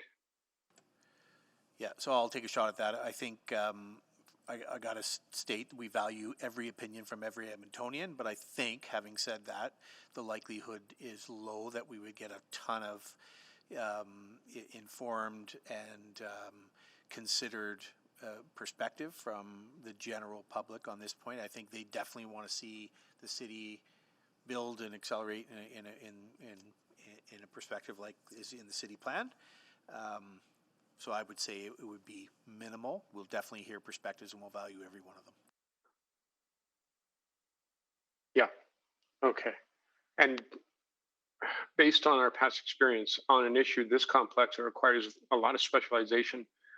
Do we expect to get feedback from the public that it informs this decision in a way that is better than what we can get through our current conversation, debates, and advice on this high and professional level? Yeah, I'll defer to Ms. McCabe in a moment. I don't think so. I mean, people want to see the city develop. How we develop, whether it's the city doing it or developers doing it, is more of a discussion, I think, between developers and builders and ourselves, and more likely to gain traction there, which is why, again, we recommend that that be considered as part of the process going forward. I don't believe we've had a lot of input from the public on this type of decision, but I'll defer to see if Ms. McCabe would like to add anything by virtue of the experience with the city plan. Councillor Paquette, we've had lots of engagement on the city plan in terms of the overall strategic direction using a GBA plus approach. What I'd say is this really is a decision for council if you have enough engagement in order to really understand the values-based decision before you. And this would be complex and it will require resources in order to do additional engagement. And so whenever there's resources, it means that it removes the focus from the things that we're doing now. Yeah, I'm just concerned a little bit because I think it's unfair to ask people to engage on things that are way outside the realm of public opinion and more about specialized knowledge and approaches. If it was a scientific matter, we probably wouldn't ask the public for their opinion because the science or the facts, and maybe we have some policy questions to grapple with based on extensive engagement with experts and with our reports. So it's very, very tough for me. I'm really interested in hearing what other people have to say, other people's questions. Thank you, Councillor Paquette. Councillor Principe.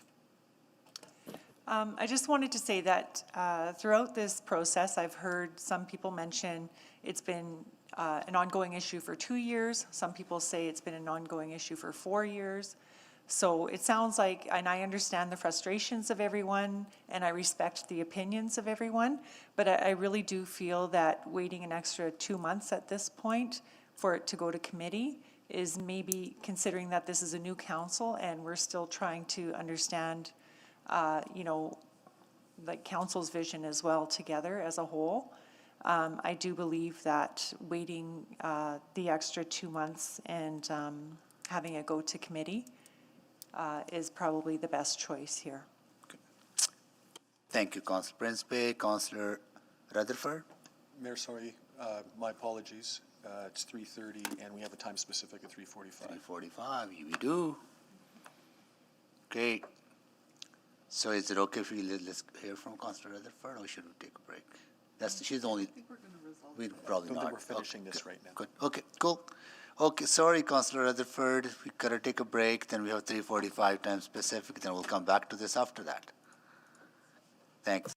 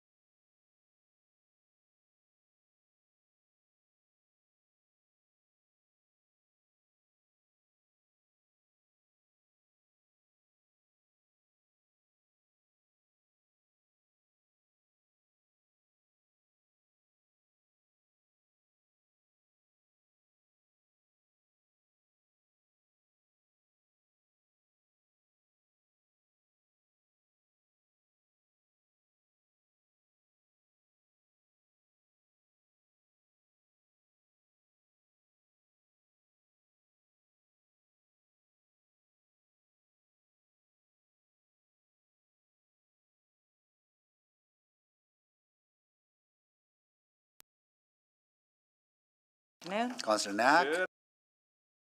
Hello. Councillor Stevenson. Good afternoon. Councillor Paquette.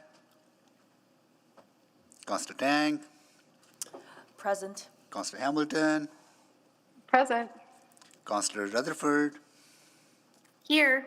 Councillor Salvador.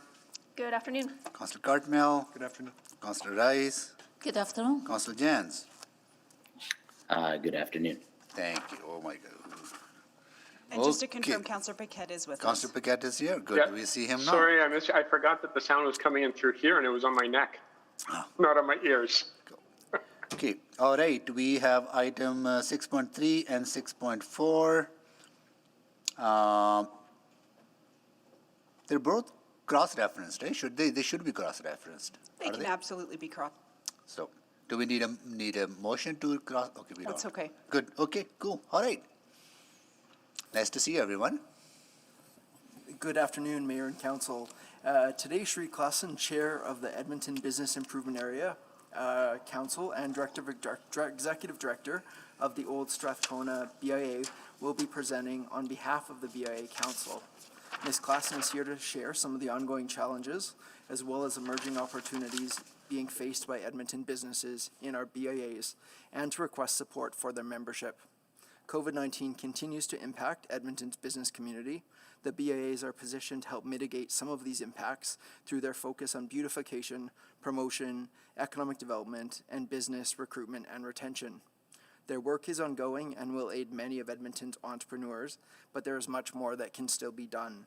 I will now turn it over to Ms. Klassen to discuss how the BIAs would like the City of Edmonton to offer additional support. Ms. Klassen, over to you. Thank you. Thanks for having me today. It's nice to officially meet all of you in person. I don't know half of you, so hello. As Jeff said, my name is Cherie. I'm the chair of the Edmonton BIA Council. We represent approximately 5,000 businesses in 13 Main Street districts in Edmonton. So as per my letter that I sent to you dated November 26th, we are requesting that City Council make an investment in the economic recovery of our businesses by either offsetting 50% of our 2022 BIA levies or providing a 50% top-up of our levies to enhance our budgets. Our preference is a levy offset, so the financial benefit goes directly to our businesses to provide financial relief. Our businesses are making commitments to growth and to stay open, and they are willing to pay the 50% levy, even though they are continuing to struggle, and now with supply chain issues, they're also facing those challenges. In 2021, City Council approved funding to cover 100% of the levies, recognizing the impact that the pandemic has had on businesses in our BIAs and Main Streets. These impacts are still very real for our businesses, and this investment is vital as one step towards economic recovery. It's also a clear statement that City Council supports our local business community. We recognize the budgetary challenges facing this council, and we see that while 100% reduction may be too large of an ask at this time, we need to continue to invest to make Edmonton's Main Streets and BIAs stronger. Our Main Street districts are essential to the cultural vitality and economic development of our city. They represent a strong sense of identity and pride of place for Edmontonians. They have a huge impact on tourism, local economic development, talent attraction and retention, community, arts, and culture. We are more than just shopping districts and outdoor malls. We're the heart of culture in Edmonton. Recovery is going to take time as the impacts of COVID-19 on our districts will be felt for many months and maybe even years. Individual businesses are still under immense stress and face ongoing risks of failure, and our associations are also grappling with the challenges of attracting and retaining both visitors and businesses. Investment in our Main Street districts is crucial going forward. Collectively, our 13 BIAs have been implementing economic recovery strategies and initiatives like advocating for expanded patios and placemaking, outdoor events and activations, marketing campaigns of various capacities, business recruitment and retention plans, supporting our businesses and enhancing their digital presence, and advocating for improved safety in our districts. As a collective voice, we are more effective, and we know that businesses in our BIAs will recover faster because we are working on their behalf. Our business improvement areas provide a much-needed service of advocacy and service alignment that the city cannot easily accomplish themselves. Collaboration and partnership with the city provides feedback to enhance city services, to enhance city service alignment to its business tax base. The business tax base comprises 2/3 of total tax base in Edmonton, which is the central means, as you know, that the city uses to stay financially sustainable, paying for core services, significant employment options, and many other social programs not easily accessed in other jurisdictions. So this is why we're asking for your investment in our business districts, and we see it as a small investment. We are local economic development agencies that add to the city's vibrancy and economic health. Thank you. I'd be happy to take any questions. Thank you so much for your presentation. And so your preferred or your preferential out of two options is the first one, which is 50% reduction in the levy, right? That's correct. Okay, got it. Good. All right. Cool. Council members, two questions. Councilor Jans. I never selected this item for debate, so I'm not sure if somebody gets to go first. Well, I selected them for debate, Councilor Jans, so I'll cede it to you to go first. Too kind, Mr. Mayor. I'm just trying to look for clarity between option one, which is a 50% rebate of the fees, and option two, which would be effectively a 1.5% transfer. Is that correct? Am I reading it as 50% on top of 50% or 50% on top of the whole? So the first option would be a direct reduction to our businesses paying levies by 50%. The second option would be a 50% top-up of our total budgets that goes directly to the association. And I believe the total dollar value is the same either way, about 1.85 million total. Does that clarify? Right, so the amount would be would be, I understand. Curiosity, the sense of the businesses, I think I saw 4,000 connected to the BIAs. How many of them are locally owned? Thanks for the question, Councillor Jans. We don't have a breakdown of exactly the number of businesses that are locally owned. It depends on the BIA, but I could say that the majority of businesses in the BIAs are small businesses, locally based. Some are single businesses. Others are have multiple locations, but are an Edmonton business. The vast majority. And I've seen some fantastic work around shop local campaigns and supporting local, but have we ever done an analysis on terms of for every dollar that the city invests in the BIAs, what the rate of return is to the local Edmonton economy? In terms of investing in small businesses, the one statistic I could speak to is for every dollar spent at a local independent business, about 65 cents of that stays in the local economy. So we could use some sort of statistic close to that in terms of investing in BIAs as well. But I don't have anything more specifically detailed than that. I'd be happy to support option one this year. I think for future it might be helpful. I saw the city also did the one-to-one grants of $1,000 to $1,000 and saw that as a jumpstart for a lot of initiatives. I'm wondering if while supporting the BIA is important, would we see an even greater economic uplift for future years if we were to continue more of those one-to-one grants or other decisions? I'm just curious, as we go forward as a city, we all agree with these shared priorities. We all agree with this supporting the BIAs and their very important work. But as a city, where do we get maximal bang for our buck in terms of supporting locals, supporting our local businesses, and going from there? I don't think we're contemplating in year 3 or 4, as we go through the pandemic, completely funding BIA membership fees on an ongoing basis. Or maybe we are, and maybe we're going to move towards some sort of a tripartite agreement like we have with the EFCL, where this is yet another investment the city makes. But if so,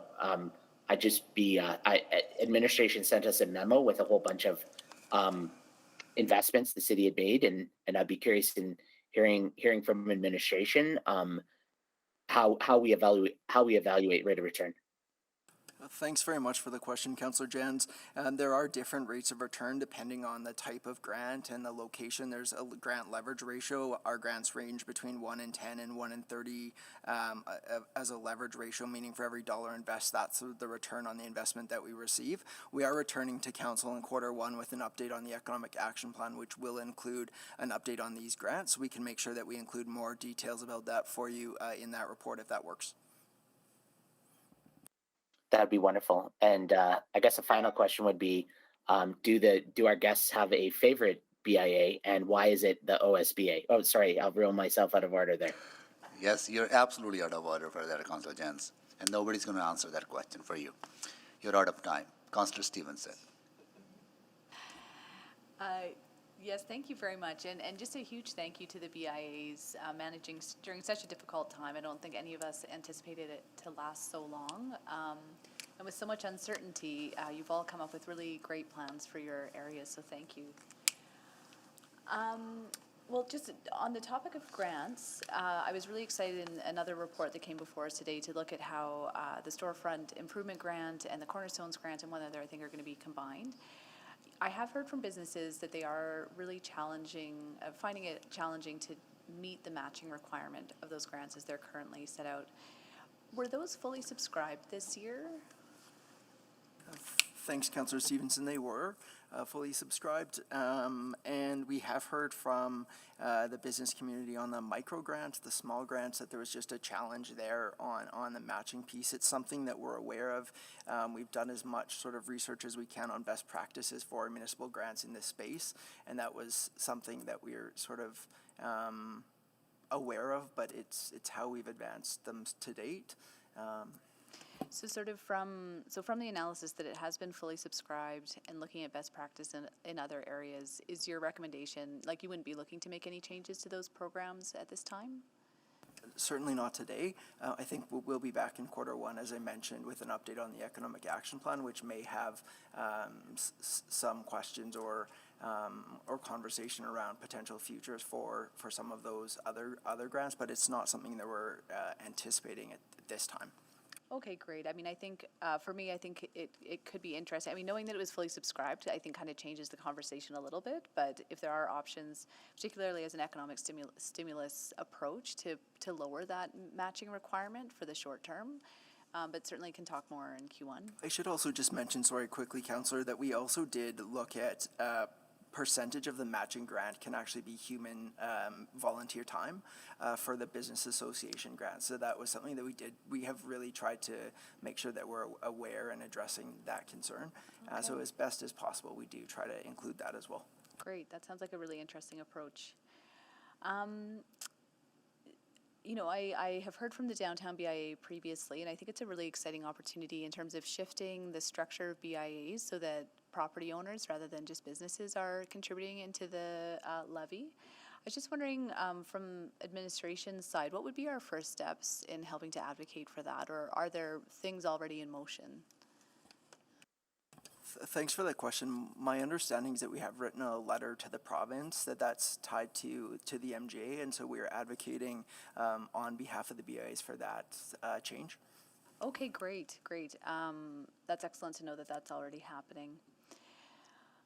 I'm bouncing around a little bit, I apologize. You know, what really struck me with the Chinatown BIA budget is that so much of what they are spending their money on are core services that I believe are the responsibility of the city. And I know that that's true in other BIAs, but it really stood out to me in Chinatown. I don't find this particularly acceptable, and just was wondering if you could talk about some of the work that I know administration is doing to maybe address some of those service level challenges. I know we've been really dedicated to working in our downtown as a whole, and we've got a downtown vibrancy strategy. We've put money to it. I know it's probably not enough in terms of the challenges that we're seeing in our downtown. And I know Andre has resources in his office that are dedicated to this as well.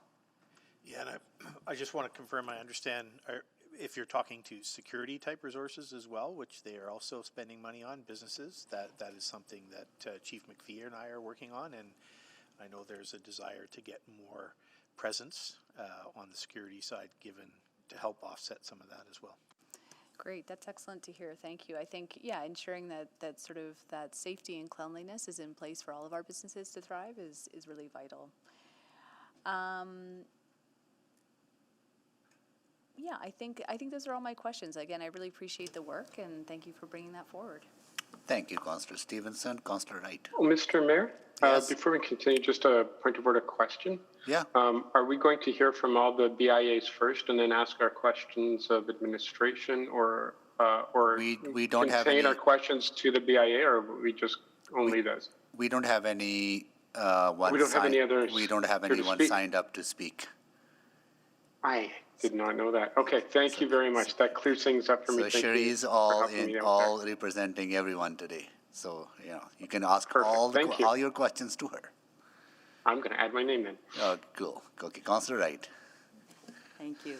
I really do sympathize with the effects that the pandemic has had on the business associations, especially with all the open and close that you've had to manage through. But I'm just wondering, and maybe this is more, I guess, to administration, but providing the 50% reduction, what does that 1.85 million equate to in like overall tax levy? 1.5 would be approximately 0.15 tax levy increase. 0.15 on the tax levy? Okay. And so, and I note here on the report that there's no option, any other option been identified. So I'm assuming it would come from tax levy and then spread out through other businesses and residential customers, or residential, residents. But my concern, I guess, there is any further burden on residents. Do you think that would restrict their disposable income to come and frequent the businesses within the community? Thanks for the question, Councillor Wright. We are just proposing the option that the Business Improvement Area Council requested. And so I'd ask Ms. Cherie for her perspective on the impacts that would have for the shopper. I can't really quantify what 0.15% would mean for the average Edmontonian shopping, but Cherie, I don't know if you have anything to add. I think that's a tough question to answer. One of the things I would say is we have seen over the last nearly 24 months, Edmontonians have really stepped up to support shopping local, and I would hope that we continue to see that. And we know that that's a larger cost to shop local than to shop somewhere online or big box. But many of our patrons that come to our districts recognize that we're more than just business districts. We are these sort of cultural tourism hubs, and they want to invest in keeping us open. So that's the best I could answer that. All right, thank you, I appreciate it. And sorry, if I can just correct myself here. So $1.5 million on the tax levy is 0.09% tax levy increase. So minimal? I'll leave that to you. Okay, thank you. Okay, Councillor Tang. Great, thank you so much for your presentation. And I also, want to commend, the BIA's work not only for local economy, but you have always been very open and willing partners in, advocating for socially innovative solutions, like some of the social enterprises that's very visible with the public washrooms. I guess sort of along the same thought of sort of a funding stream for option one, seeing that last year when we offset 100% of the BIA levies, 2.5 of that came through the COVID-19 funds.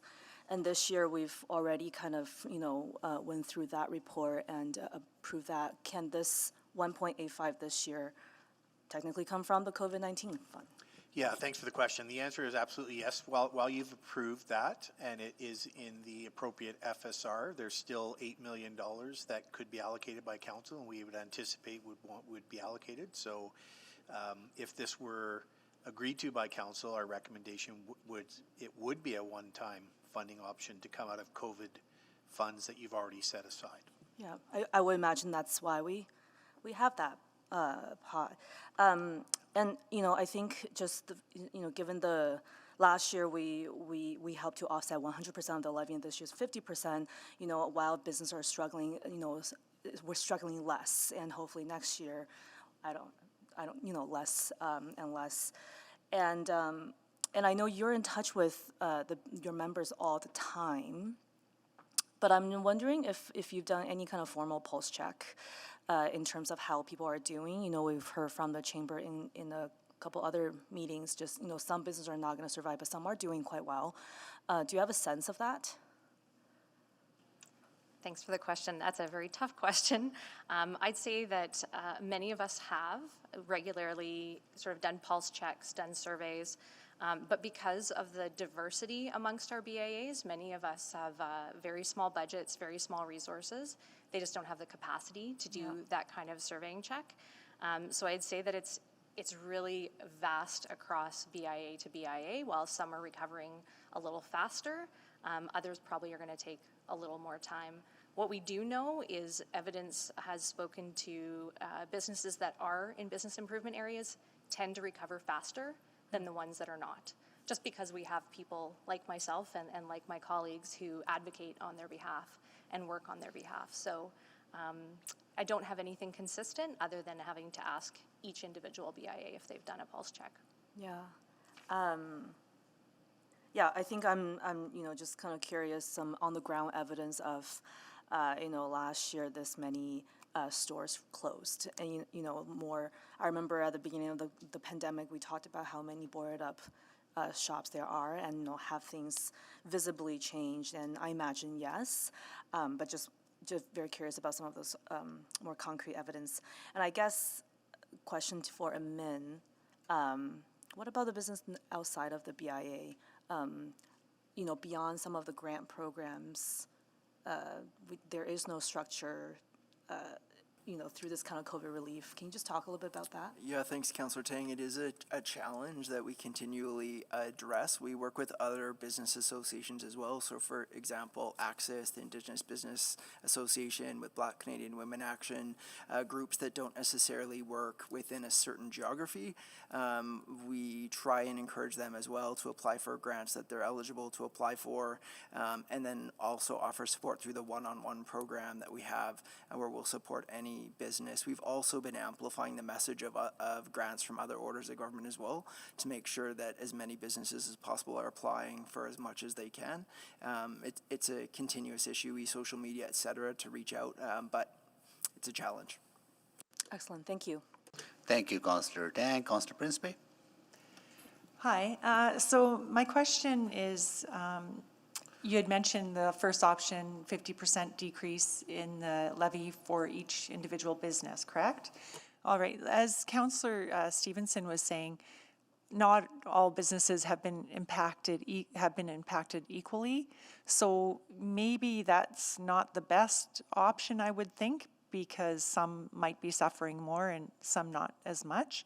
But the second option, how would that increase? How would that increase be used? How would it help those businesses?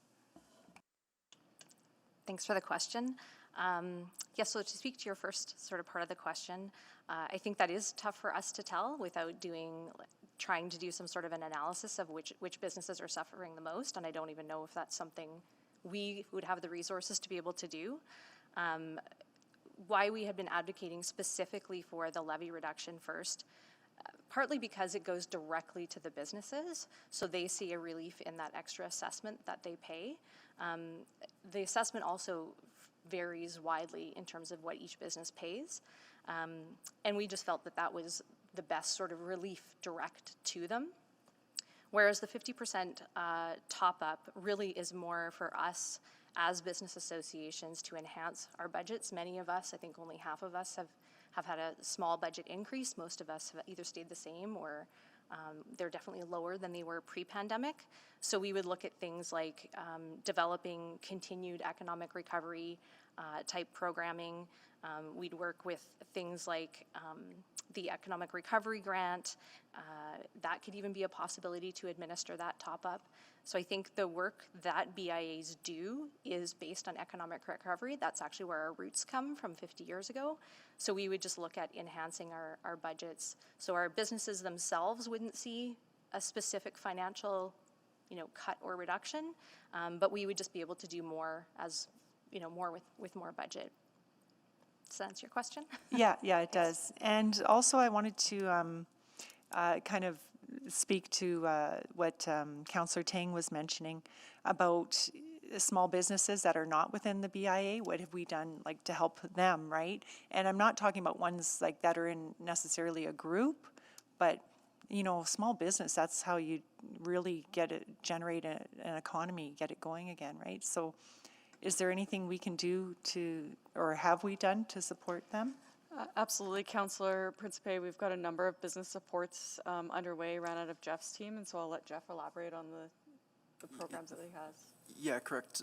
There are a number of micro grants available right now through the COVID recovery grant program. There's also the Corner Store program, which is tied to small scale commercial nodes, but then the other ones are for BIAs. Okay, thank you. Thank you, Councillor Principe. Councillor Paquette? Yeah, thank you, Mr. Mayor. So just looking at, I'm looking at the Fort Road Business Improvement Area report. I'm just wondering, do we have, what are the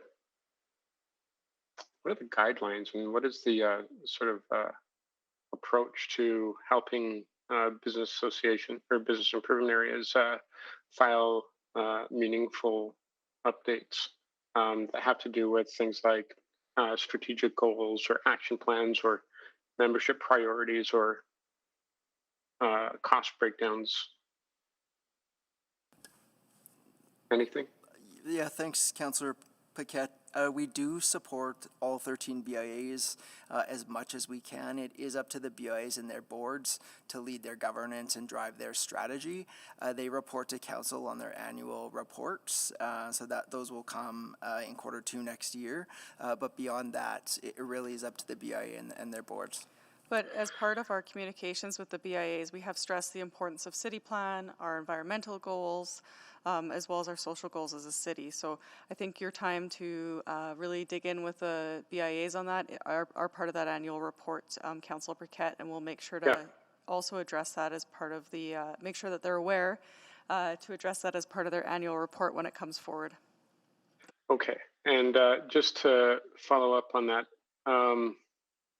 like for the budget itself, I'm looking at this Fort Road BIA budget, and it's extremely light on details, and I'm just wondering if that's sort of the standard that we're hoping for.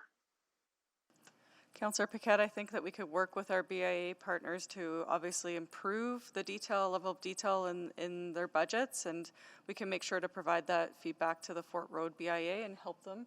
I do know they're all very resourced. Many of them are resource constrained, so that is part of the challenge of the role. Sure.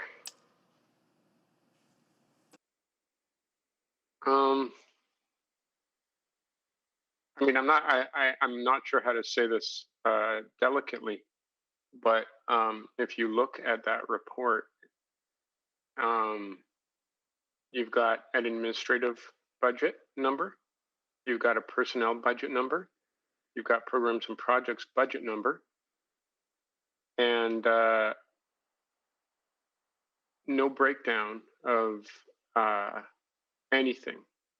Like that's literally it. So it's hard to make any kind of informed, to form any kind of opinion on the efficacy of the program and the spending based on that. So just, I guess there's no question there. Maybe there could be a little bit more support in that area. If someone's full-time pulling a salary, maybe help them out with some of that reporting. Yeah, Councillor Paquette, we have been actively working with the Fort Road BIA, and between now and when this gets approved at budget, we can follow up with them one more time and ask if there's any additional information they'd like to provide to council as part of your budget process. Yeah, it just, you know, in the interest of contributors to that budget, I think maybe there is maybe they deserve a little bit more of a breakdown. See where their money's going. Okay, thanks. Thank you, Councillor Paquette. Councillor Salvador? Thank you, Mr. Mayor. And most of my questions have been answered, so I just want to take a second to obviously thank all of our BIAs and Sheree in particular. Yeah, what a wild ride that you folks have been on, and I just want to really thank you for your leadership. Also want to thank admin for their leadership and support throughout all of this. Two questions that I have. So recognizing obviously that option 1 is preferred. For option 2, would that require that BIAs come back with adjusted budgets? How would that work? It could, Councillor. It would really depend on the direction we received from you. They could bring forward proposals for how they would intend to spend that money. That would be one sort of option to ensure some level of oversight. Okay. I would add, Councillor, that option 1 is overall the least bureaucratic in terms of administrative time and BIA time. And I think we've also, you know, got a year under our belts that confirmed that worked well and was productive. So. Great, thank you.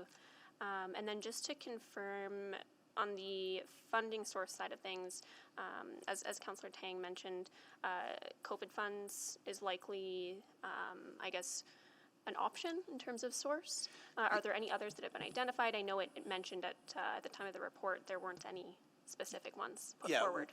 It would be either COVID funding, and of course at the time of the report we didn't have the confirmation that you would approve the COVID fund, so we know that there's funds in there. That would be our strong recommendation because it is truly genuinely a one-time funding source, and this is a one-time need. Well, second-time need, but based on an extension of the pandemic, sadly. So we think that would be the appropriate place. The only other opportunity would be to make it a tax levy, but we don't think it needs to, given that there are funds available in COVID. Okay, fantastic. I think that's it for questions, and I'll probably just signal my intentions at the appropriate time to bring that forward through COVID funds for option 1. Thanks. Cool. Thank you, Councillor Salvador. Councillor Rice. Thank you, Mr. Mayor.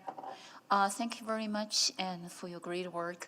I do appreciate the business improvement areas and how we can support our economic development as well, and specifically from economic recovery. And I do looking forward to see how we can have more business recovery strategy and come to support that.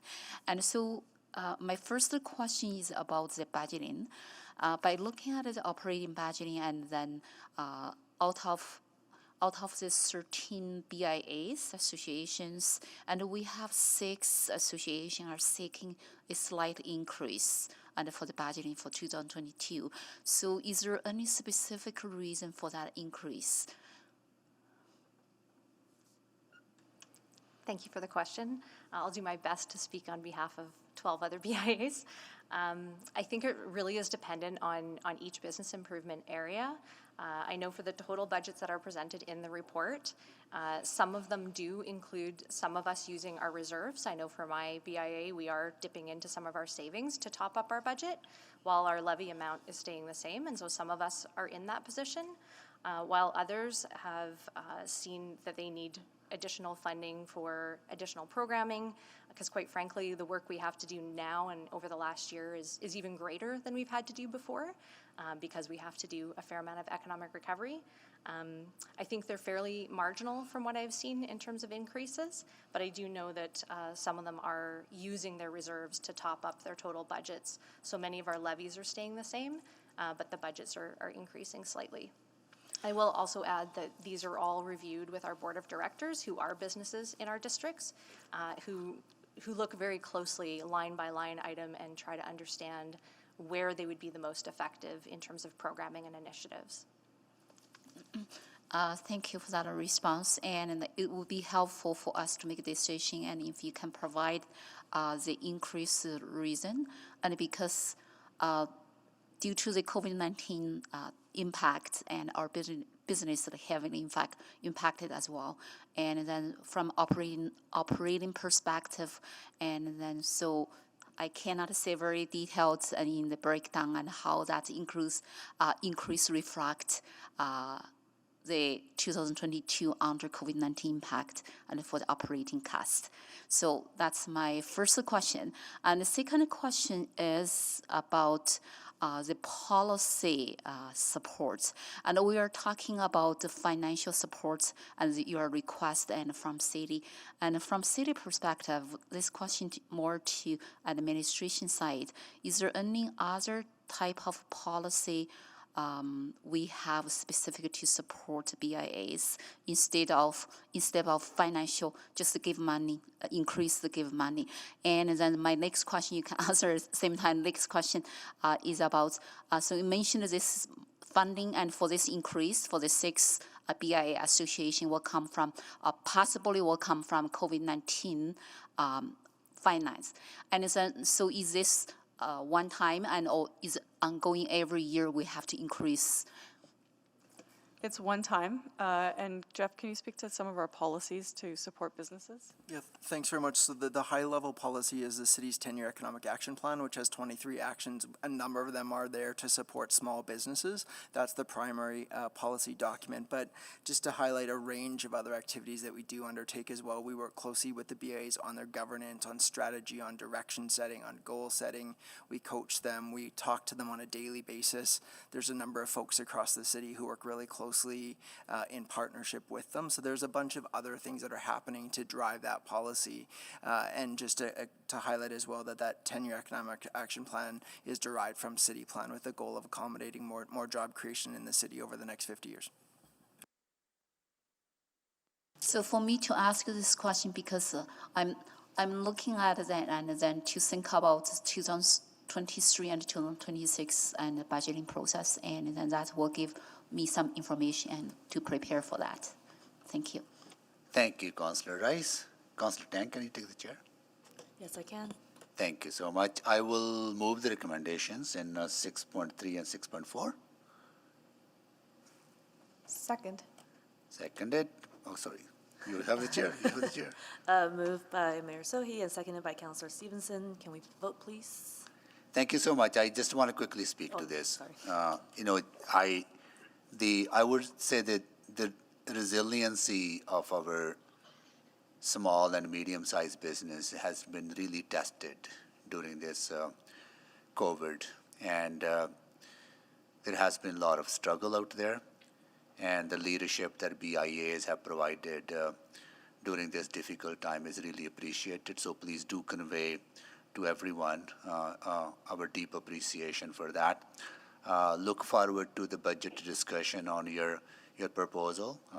As Councillor Salvador mentioned, either she or someone else will bring forward an amendment to the budget for council to consider that, and look forward to working with you over the next 4 years to bring our businesses back on their feet, to back them thriving again. Yeah. Thank you for all the work you've been doing. Yeah. You can ask for a vote. Do we need an amendment, though? No. Oh, It will be budget time. Okay, I see. Yeah. All right.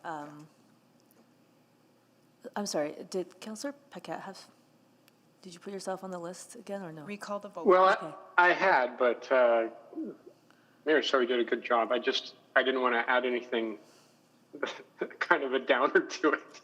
But I really appreciate the hard work. It's fantastic. I do have some concerns when it comes to the Fort Road business improvement area.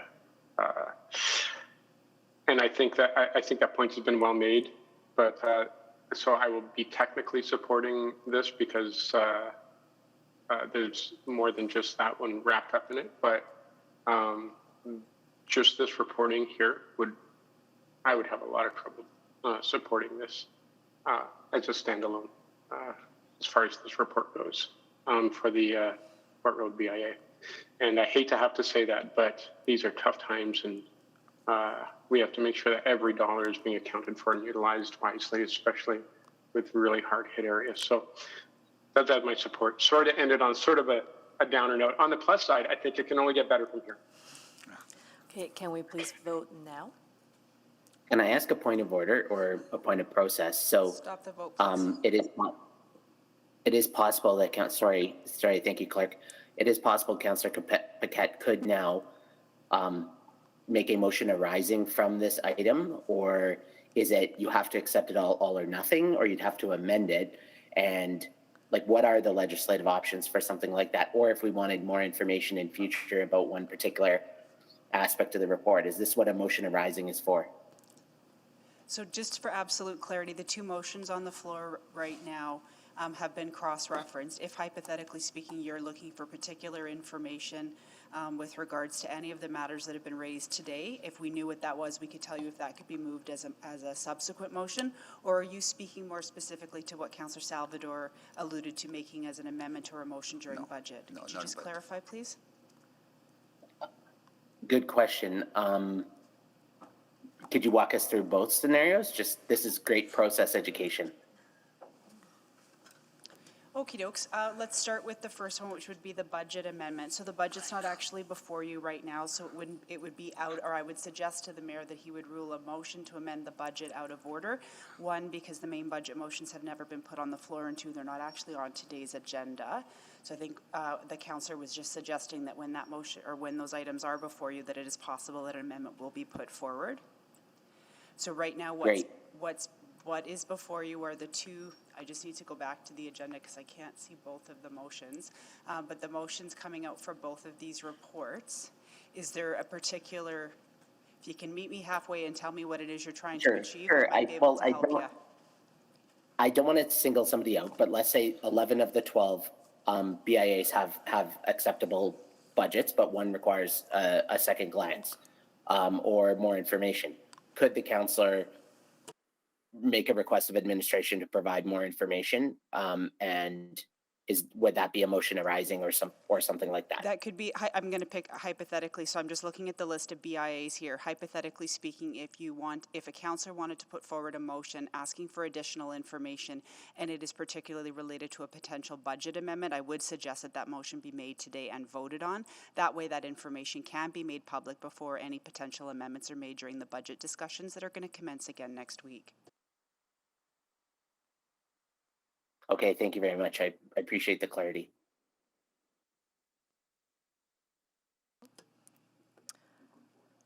Okay, seeing that there's no other speaker or questions, can we all vote, please, on the motion on the table?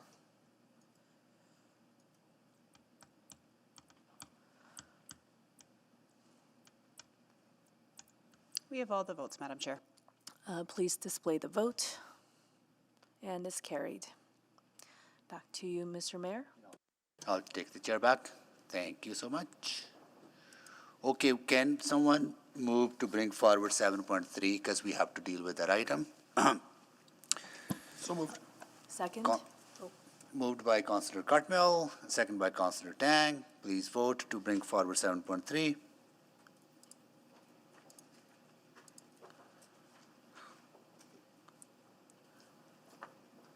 We have all the votes, Mr. Mayor.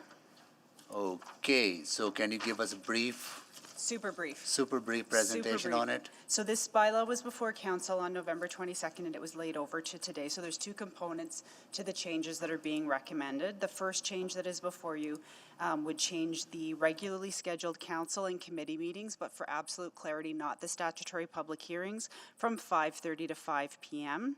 The second part of the motions that are, the amendments that are before you are related to the statutory land use public hearing meetings. Really quickly, it would allow for the same process to take place during statutory public hearing meetings as takes place during non-statutory hearings, during committee meetings, where each speaker could actually be heard for in panels rather than one-on-one.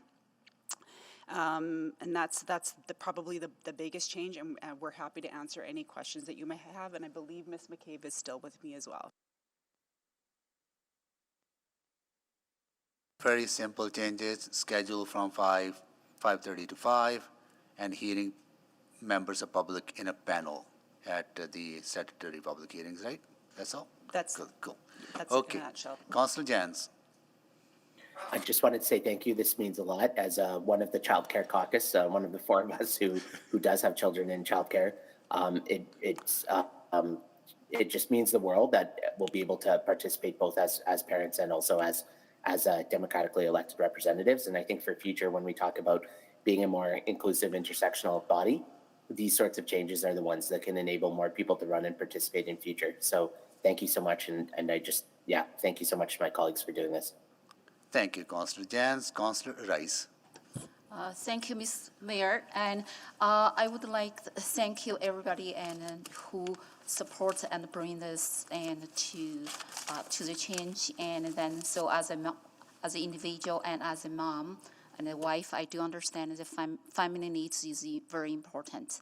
And so also I would like to bring from public accountability piece from different angle to speak on this. I think as a new city council so far, and then we are not going through the full cycle of the council meeting and committee meeting, so we are not exactly knowing and how much time we need to use to process all the items on the agenda. And so I also noticed, and so far, and then our meeting is always extend order and then longer time is than we expected.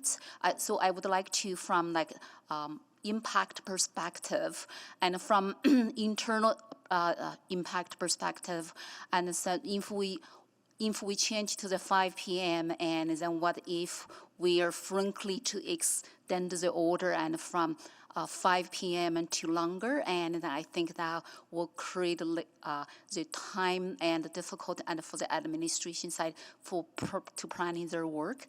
And from external impact, I would like to say, and from public perception, and as a new council, we do need to take responsibility to look at the hours, and then right now if we're cutting back 30 minutes every day, and that may give the public perception and say, and we are not finish our agenda items. And I think with that say, I would like to make the following amendment, and the bylaw 19874 be amended by deleted. Section 8.1 is amended by deleting and replacing 5:30 p.m. with 5 p.m. And with that say, and because we're at the corner of the holiday, will not impact too much. And then I would like to come back to revisit and in the Q1 2022. Thank you very much. Sorry to interrupt as a point of order, Mr. Mayor. I think we need to have the first bylaw reading on the floor in order for that amendment to be in order. We've been speaking to something that isn't actually on the floor, I don't think. So Councillor Rice could actually move first reading with that change, and that Perfect. would be Yeah, in that order. would be, there we go. Okay, thank you. So Councillor Rice, you're moving the first reading of the bylaw with those changes? Yes. Thank you, Councillor Rice. So I'm sorry. That's So good. if Need we- somebody second, right? It would be helpful if it was Yes. seconded. I'll second it. Councillor Principe. Good. Councillor Stevenson. Great, thank you very much, and I appreciate all the perspectives being brought in this morning, or this afternoon, sorry. And you know, when I think about how we serve Edmontonians as a council, and I certainly know all of us serve our constituencies well beyond 9 to 5, and certainly beyond this room. And you know, this way of working as a council, I think, is actually our most resource intensive. So not only is it all of our time, it's all of our colleagues in administration's time. So it is the sort of most resource intensive way that we can do our work. And so I think we serve Edmontonians by being efficient with our resources, which includes our time.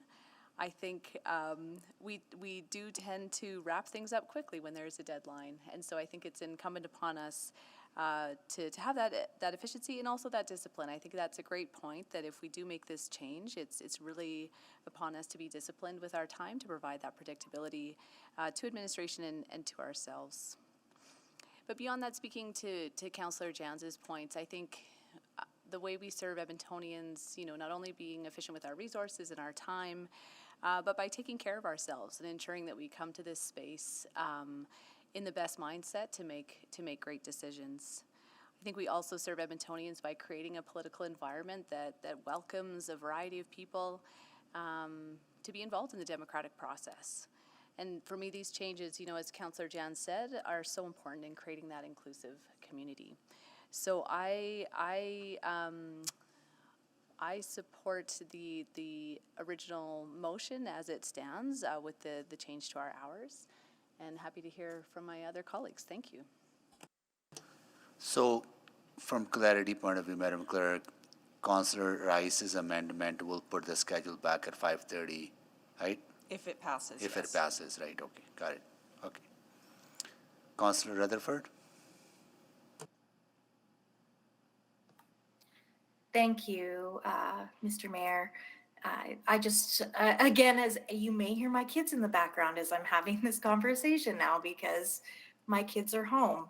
I think we've had extensive conversation as a council on this and the commitment to want to be supportive of diverse family life and commitments, as well as that conversation about needing to be more efficient and effective with our time.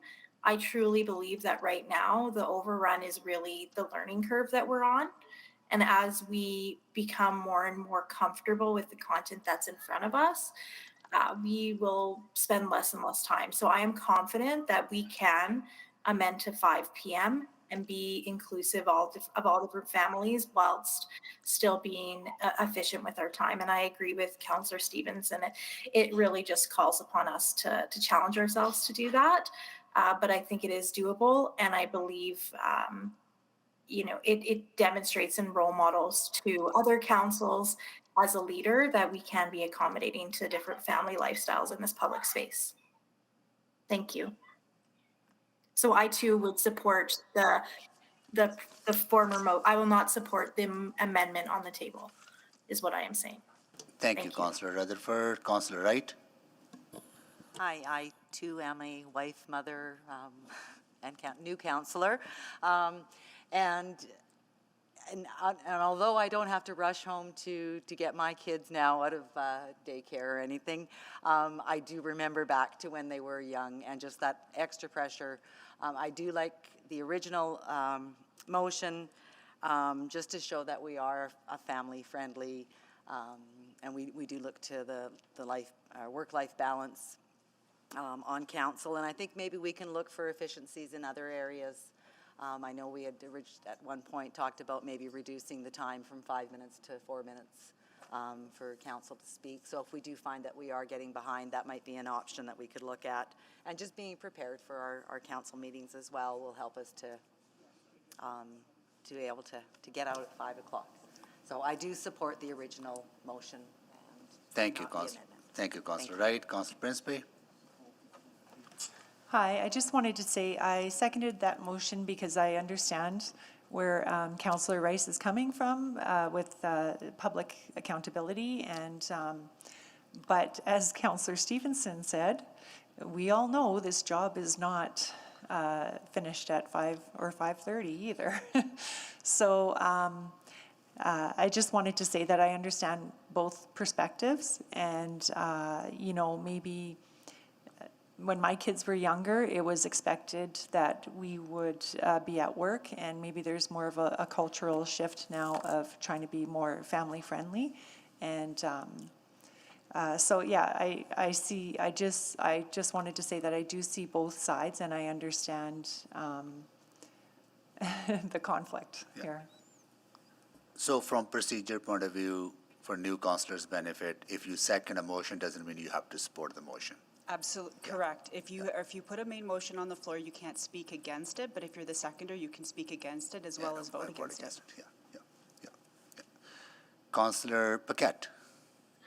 Thank you, Mr. Mayor. Just a question of process to the clerks, and also I think to the chair. Is it possible, like, so if we vote for the motion as amended, then it's the 5:30. If we vote against it, what is the next step? Or do we split this up into a two-parter? So because this is a bylaw, it's not possible to split it, but for absolute simplicity and clarity, what's on the floor is first reading with changes. If you, hypothetically, if you don't like what is being proposed or don't agree with it, then I suggest you vote no. That means first reading as amended fails if that received the majority vote. Then what somebody could do if they wanted is to put first reading on the floor with the bylaw as presented. If that then passed first reading as presented in the original bylaw that's before council today, council's end time would then revert back to 5 p.m. assuming it gets the 3 readings required. Okay, so possibly the simpler way to do this would have been to put the motion on the floor, then vote on an amendment. It has the same, there's 2 ways to do this. The intent and the outcome will be the same. I don't know what the vote will be, but the process will be fine. All right, perfect. And just quickly speaking to this, Mr. Mayor, frankly, the way our meetings go, and we're pretty sure some of the old, tired councillors can attest to this, it's really immaterial whether we are ending at 5, 5:30, 6 o'clock, because we will extend as necessary sometimes. But if we have a time, maybe we can be a little bit more disciplined in sticking to that time. And also, there are many, many occasions where there are so many complicated issues on the agenda that we do spill over to entirely new days.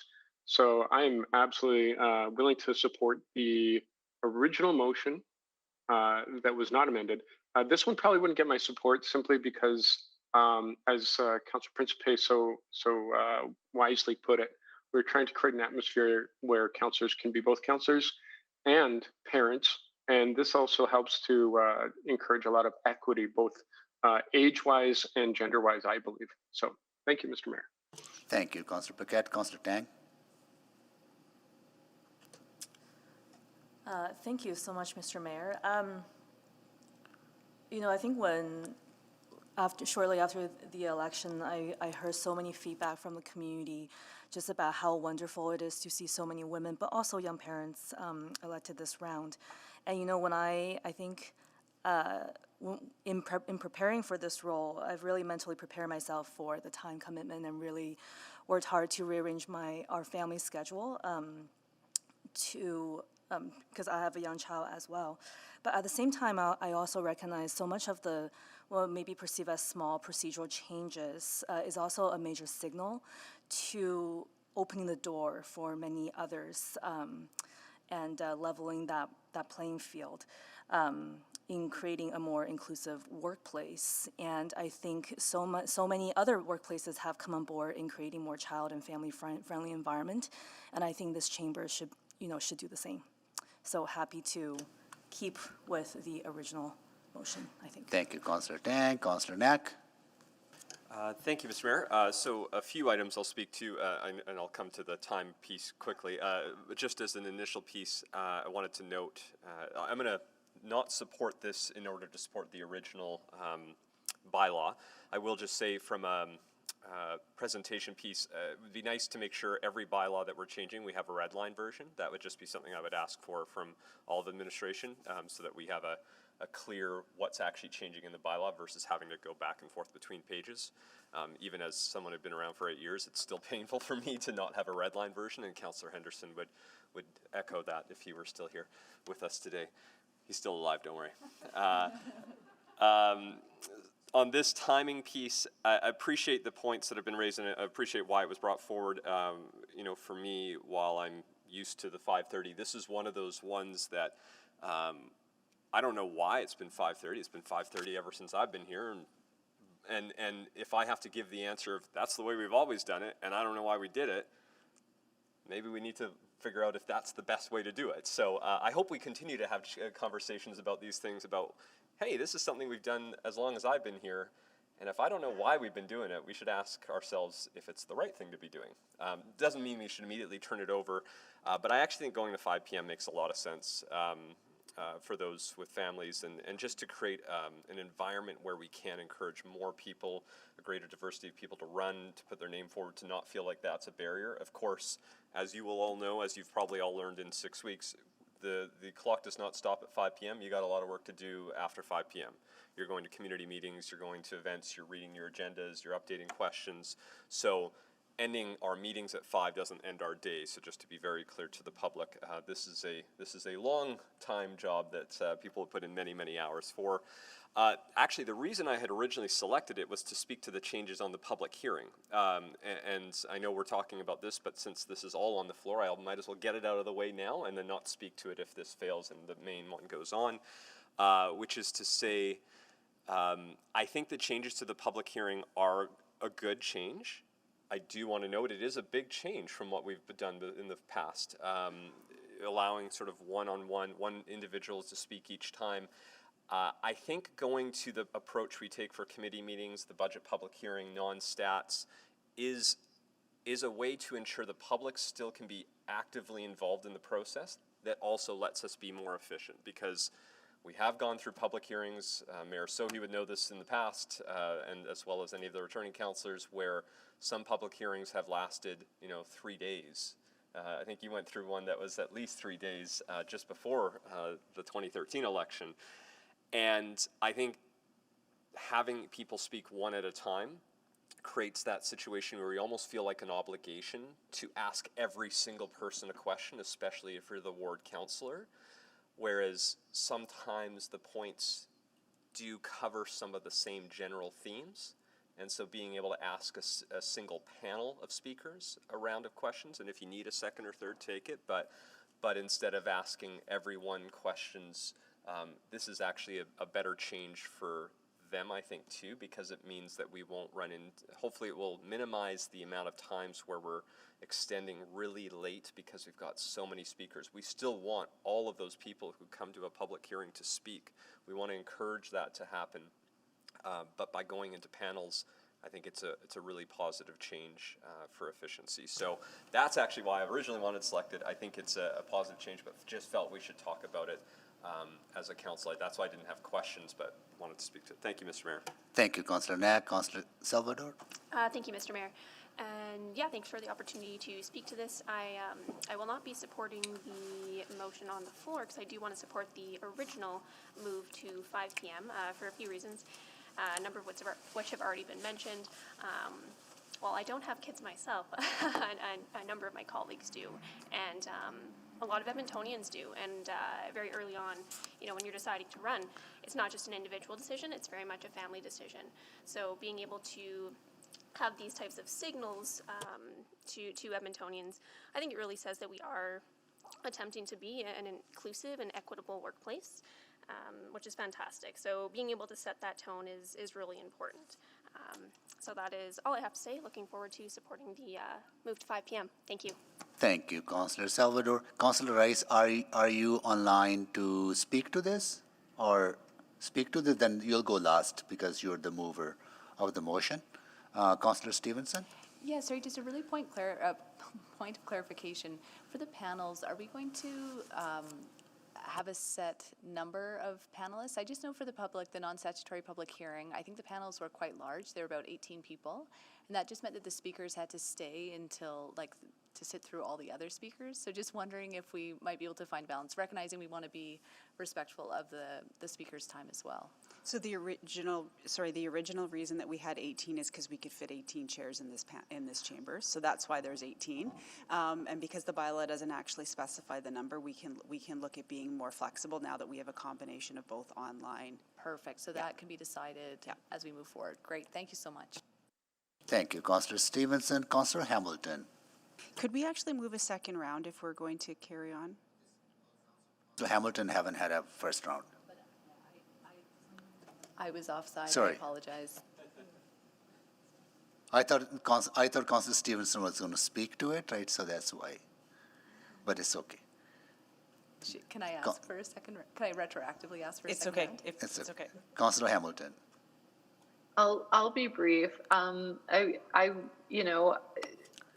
received a heads up from Councillor Rice about this, and I said I keep my mind open, and truly I did, because I wanted to hear sort of the discussion around this, and I also want to thank her for giving me, and I think she gave some of the other councillors who have young children a heads up on this. So I thought that was really considerate, and I appreciated it.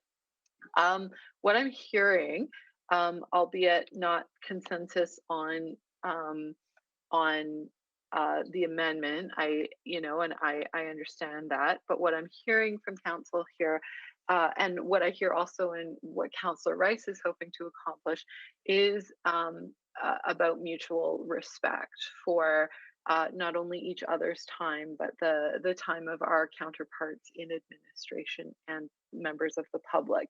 And I think that there's many ways that we can accomplish that. And I think that this is what this amendment is fundamentally about, is looking at those different ways that that respect for time, the spirit of inclusivity could be accomplished. So I don't think the will there is to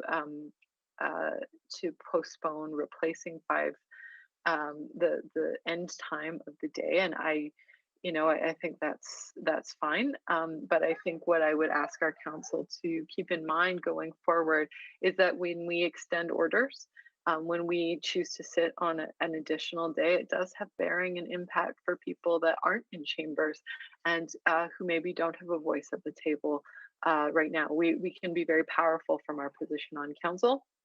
And I think sometimes we forget that our reach extends far beyond those 4 walls. So I'd ask us to keep that in mind. I also, I'm going to pivot and acknowledge the tremendous amount of work that Councillor Knack did in terms of getting us to the point where we could have remote dial-in to meetings. I want to acknowledge that. And the benefit that having speakers and panels will bring to the public hearing.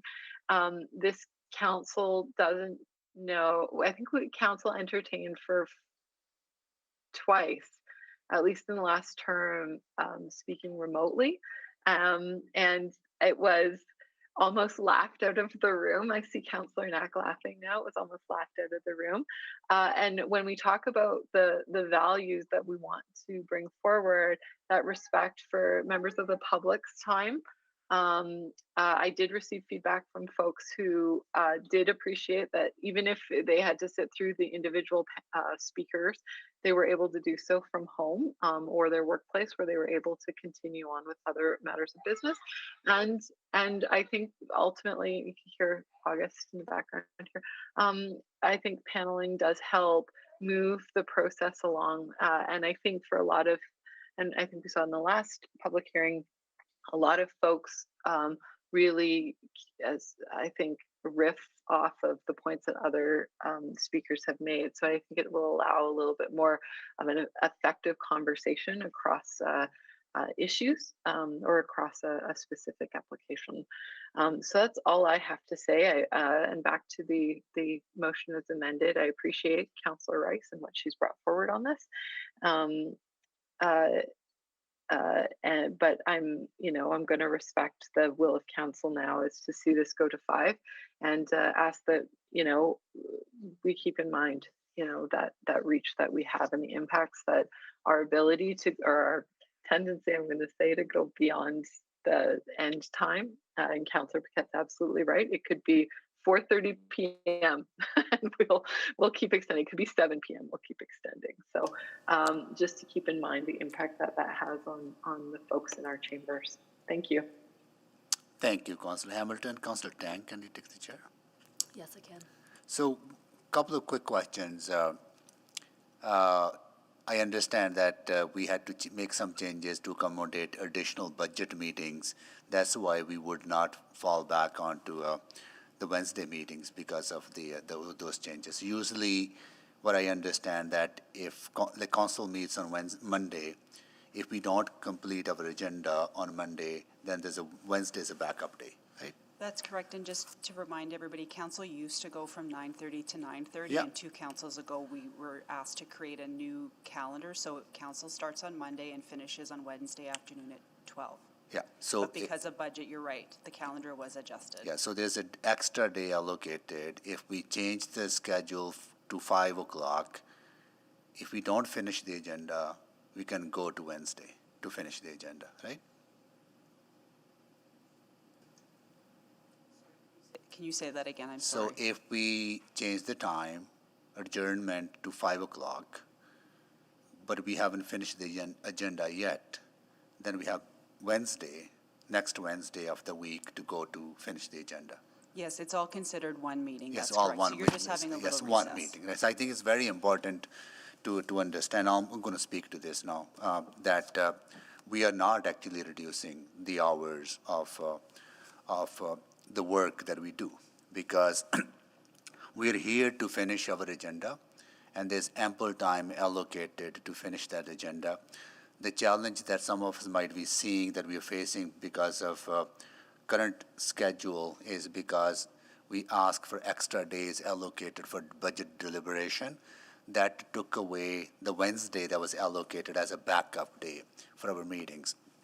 Come January, we'll be back in our normal schedule. So if we finish at 5 o'clock, agenda is not finished, then we can go back to our next Wednesday to finish that. So it's not that we are reducing our responsibilities, our hours of work.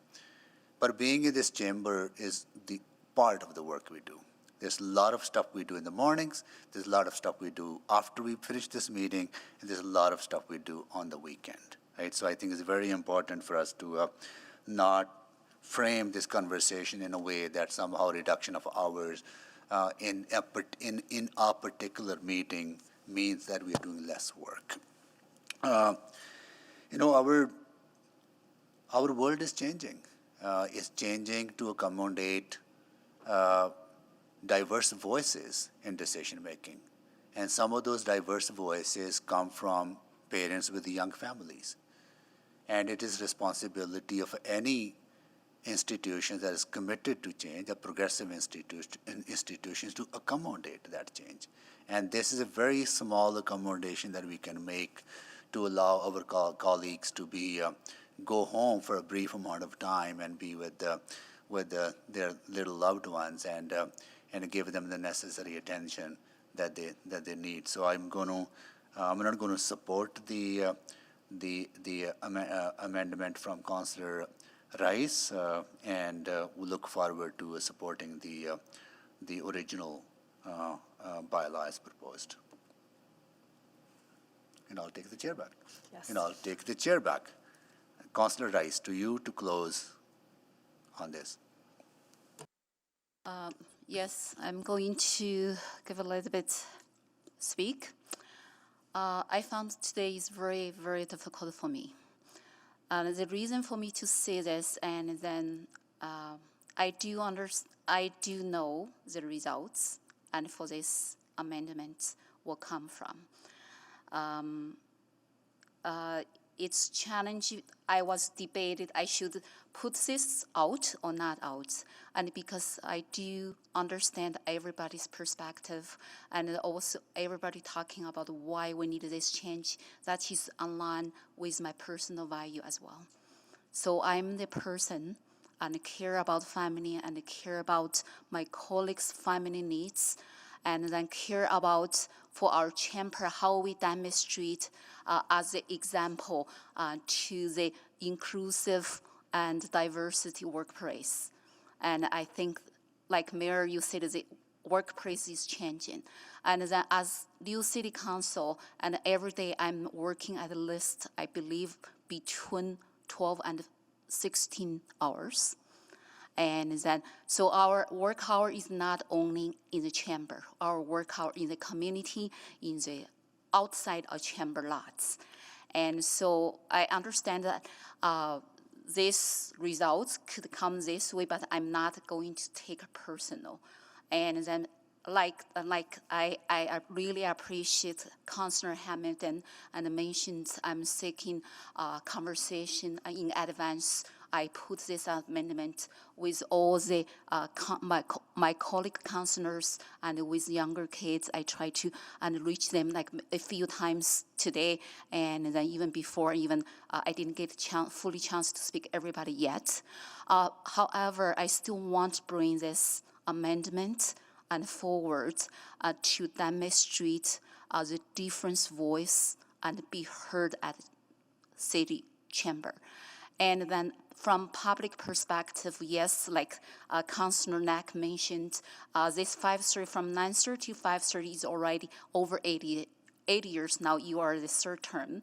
And then I believe, and for this change, their impact on a public perspective also impact our administration work as well, and for them how to plan our chamber meeting. And as everybody can see, and how challenge, and for them to keep up, for the agenda change, for the items move around, for the order extend and frequently. And I understand, and it's a new year, and we, as a new councillor, we make it familiar with the process and with the content, with the knowledge of the city services, and we may not need the more time as right now we're used at extended order all the time. And however, to respect the public time, respect administration side time, and then yes, change this time is not only one option. And we can look at the option other councillor, my colleagues already mentioned, and efficiency and productivity. And even from like impact assessment perspective, what's the real impact for this long run time period and change from 5:30 to 5? And so I'm not against every point you mentioned here for the needs of change this time and from 5:30 to 5 a.m. I just want here and to give the voice, and then even only one voice and second voice, and then I still want this voice to be heard, and then also provide this opportunity for the open communication and the public can heard, and from different perspectives and from our chamber and city councilors say why we need change instead of 13 votes and changed. And I think that is the beauty of democracy. That is the beauty of our system. And then we have to demonstrate that beauty to the public to reduce any misperception from public, at the same time to listen to their voice and concerns. Thank you. Thank you, Councillor Rice. Please vote on the amended motion.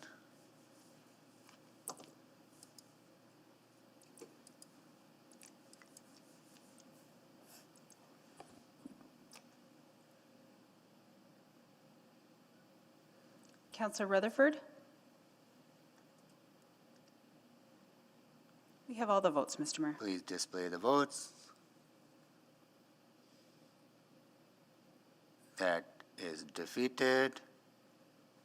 And we go to the original motion bylaw. So somebody would have to move that, or no, it's already on the floor for 81. No, it's not on the floor. It Okay, failed, so if somebody wants to move it. So who would like to move? Councillor Stevenson? Yeah, I can read the bylaw 19874 be read for first time. Second. Second. I'll take a second from Councillor Tang. Sorry, Councillor Paquette. That was I'll Councillor live. Rutherford. I think. Sorry, who? Councillor, it's moved by Councillor Stevenson, second by Councillor Tang. No, it wasn't. Was Councillor Sorry, Rutherford? it wasn't Councillor Tang. Oh, Councillor Rutherford? Okay, Councillor Rutherford, it's you then. Okay. Sorry. All right, so please vote on the first reading.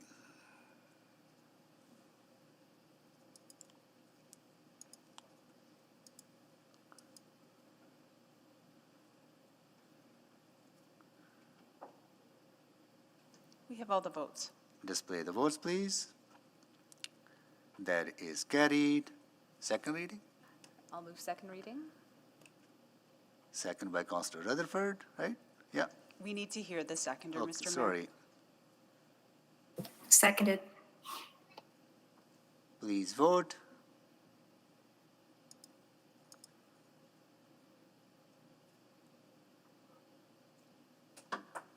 We have all the votes. Display the vote. That is carried. I'll move consideration, do I have to do consideration of third reading? Yeah.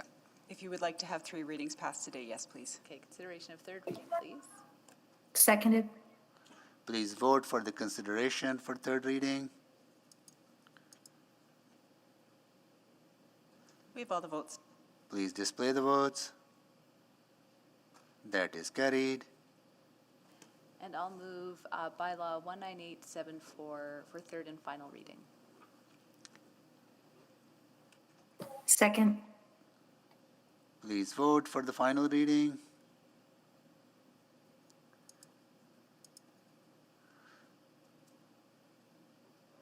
We have all the votes. Display the votes. That is carried. Okay.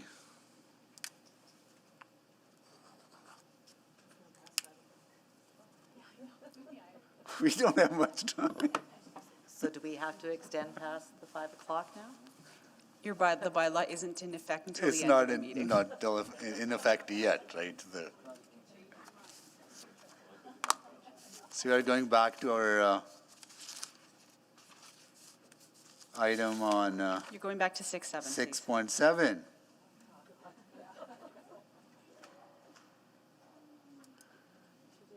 Mr. Mayor, while the list is coming back up, just from an agenda management perspective, speaking of that, we don't have any overflow time. This doesn't overflow into Tuesday because that's a standalone meeting. So Yeah. I'm just wondering if we should tackle that before we finish up this debate. Yes, just give me 1 second. Tackle the timing of the remaining items. So the motions pending would automatically overflow to the following meeting on the 13th, I believe.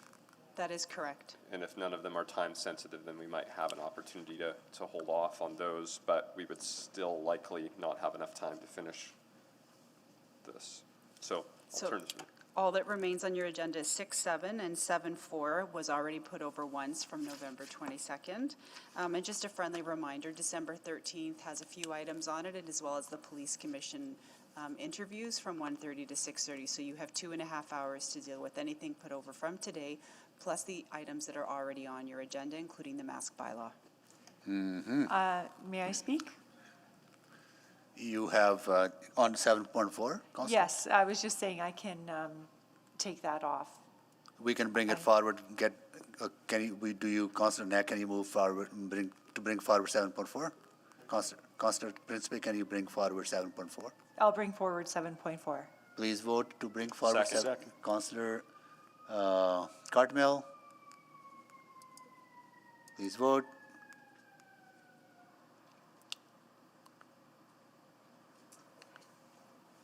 We have all the votes, Mr. Mayor. Display the votes.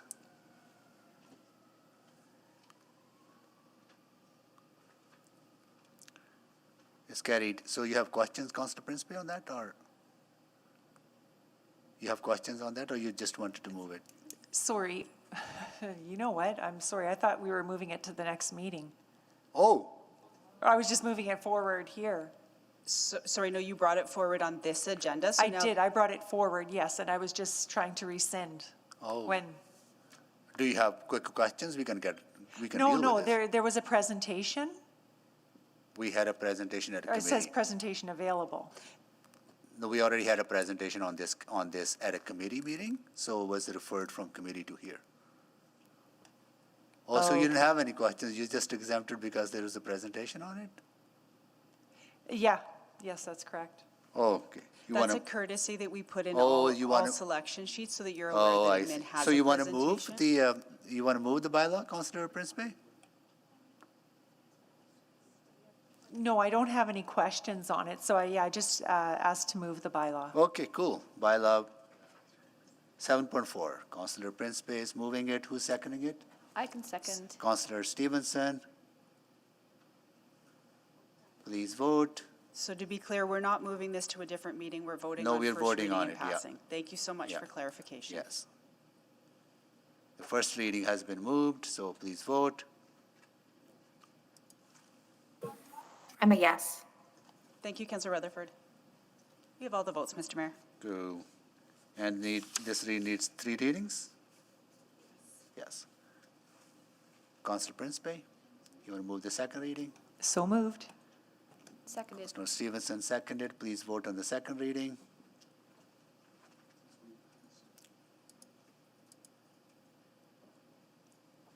We have all the votes, Mr. Mayor. Display the votes, please.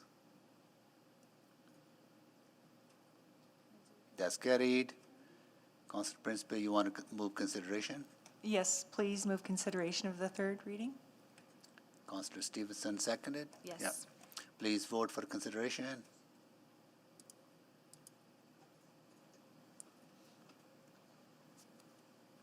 We have all the votes, Mr. Mayor. Display the votes. That is carried. Final reading, Councillor Principe? Final reading, please. Can you read the bylaw? Just for clarity, it's final reading of bylaw 19821. Got it. Okay. Second by Councillor Stevenson. Please vote for the final reading.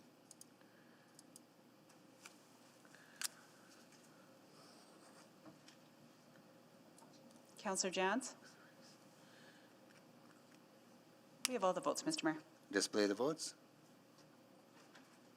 That is carried. What is 7.2? Well, that's passed, right? 7.2 was dealt with this morning. 7.1 is dealt. So we dealt with bylaws. And Mr. Mayor? Yeah. Just point of order. Yeah. Just over here. What is the intent with the motions pending? We would have to wait till we conclude the agenda. And if it's potentially time specific, I guess? I don't think notice of motions That's are not an time option, is specific. it? No. They're not technically items, they're just notice that a Yeah. motion is going to be given, and so Or, sorry, for motions pending. motions pending are the last thing on your agenda. They're Yeah. not Yeah. actually time specific, so it's up to council how Okay, so it council ju- wants to Just proceed. get bumped to If the you the don't 13th. deal with them today, they'll be laid over to the next meeting. Next meeting. Okay. Okay, so now, Councillor Neck, you were suggesting that December 13th is very packed. Yeah, so I mean, it's not ideal, but I would move that we extend to finish the agenda based on the fact that I think those that typically have childcare needs Yeah. are either at home or apparently have likely worked out a schedule. Okay. So I'm going to make that motion. Cool, please do. Okay, I'll second it, but quickly speaking to it, I may run into a hard time deadline, just FYI. Okay, got it. Please vote to extend the order of the day to finish the agendas.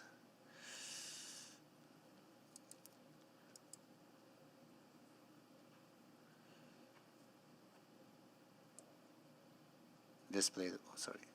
We're just waiting. Councillor Wright?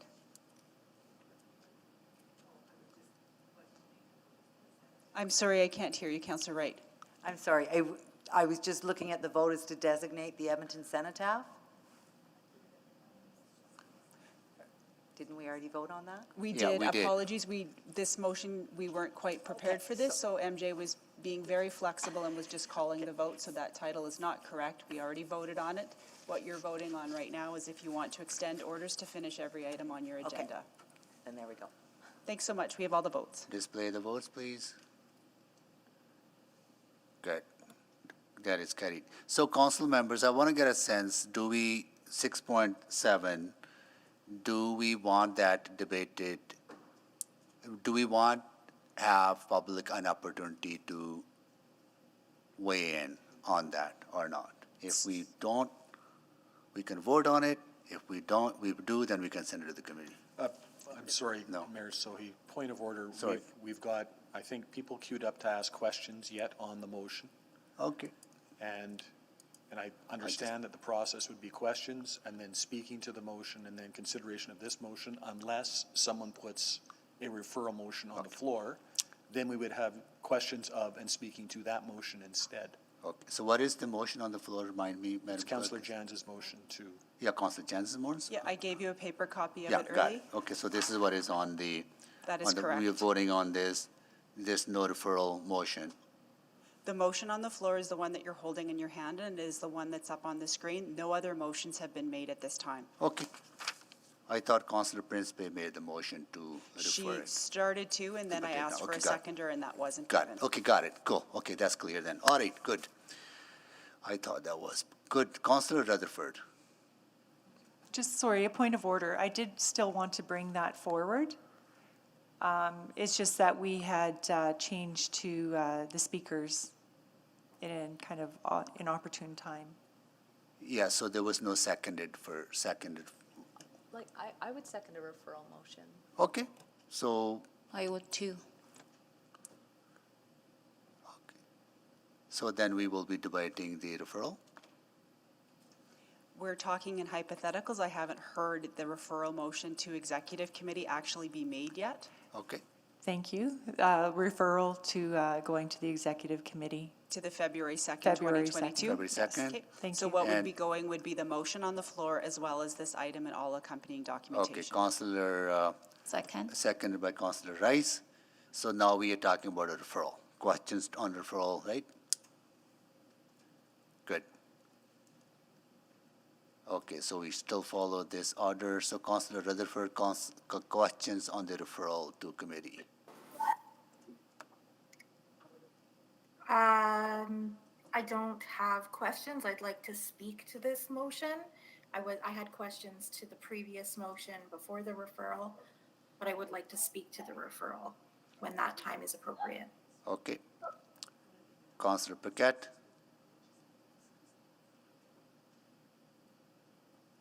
Yes, Mr. Mayor, I'm a little bit lost. Has the referral motion been made, or is that? Yes, Councillor Okay, Paquette. all right, that's- Yeah, it's on the floor now.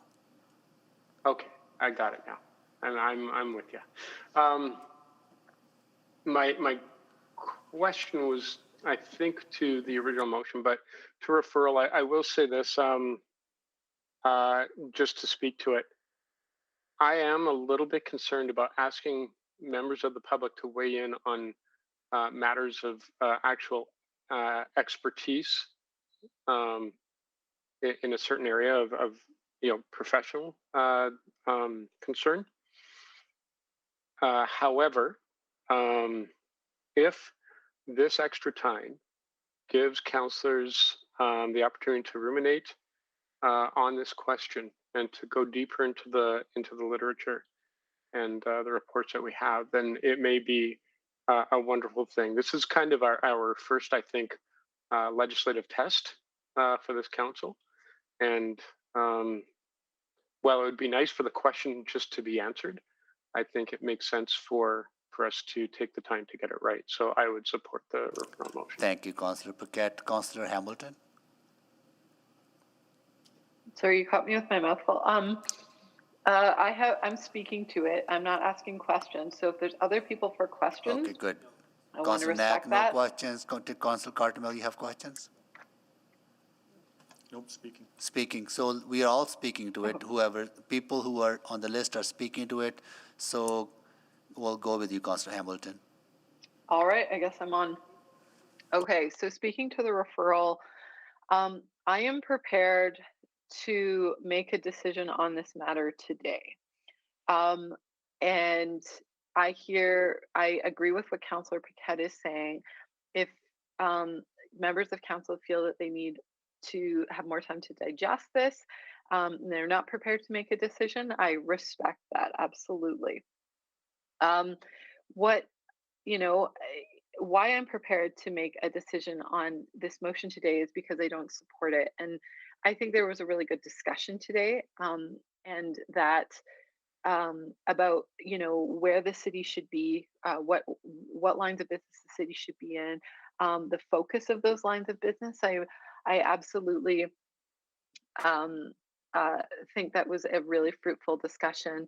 I think at the heart of it, we have a policy around enterprise land development that has seen not one but two municipal development plans since it was really, taken apart. And I think that there are positions taken in that policy that I think members of this council would question, and I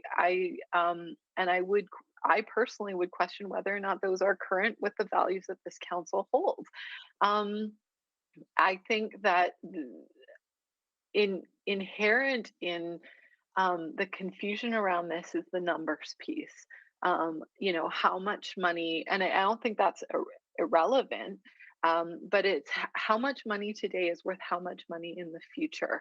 But I'm going to shift one level up on that and say, and I think that is worth understanding better, because I think that that will come back to us again and again outside of the enterprise land development piece.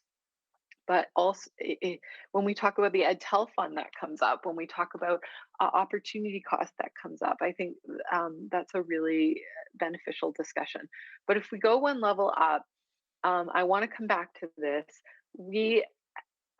Everybody in this sector has the same amount of time to put into land development, and whether it's private sector or public sector, where the private sector's investment is worthwhile versus where the public sector's investment is worthwhile, I think is at the heart of this.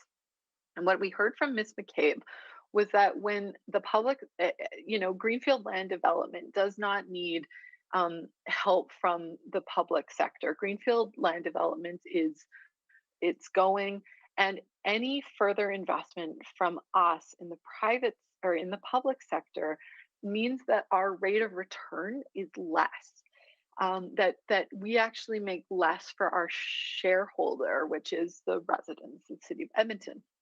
Now, what we might hear conversely is that there are other considerations, but I would position that if we are committed to the city plan, and I have not heard otherwise, that our focus is best directed at some of those big city building projects. And that's why I originally supported this, because to me, the numbers didn't make sense when we started to break it out. And because those big questions around missing middle and infill development and developing out programs in Rossdale, in the quarters, in exhibition lands are way more, I think, fundamental to the development of this city over the next 30 years than our holdings in the specific greenfield. So I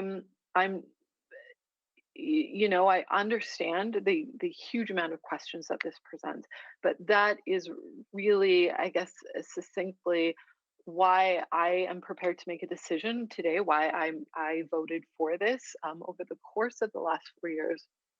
And I'm not inclined to support a referral, but again, I would rather see this referred and continue to have those conversations than truly see the progress on this file be stopped where it is. So that's where I am. Thank you. Thank you, Councillor Hamilton. Councillor Rutherford. Thank you, Mr. Mayor. I'm speaking again on the referral motion. I'm in the same mindset as Councillor Hamilton in terms of feeling like I'm ready to make a decision today. I feel like extending it to the February executive and then having it go back up through council is really adding a lot of uncertainty.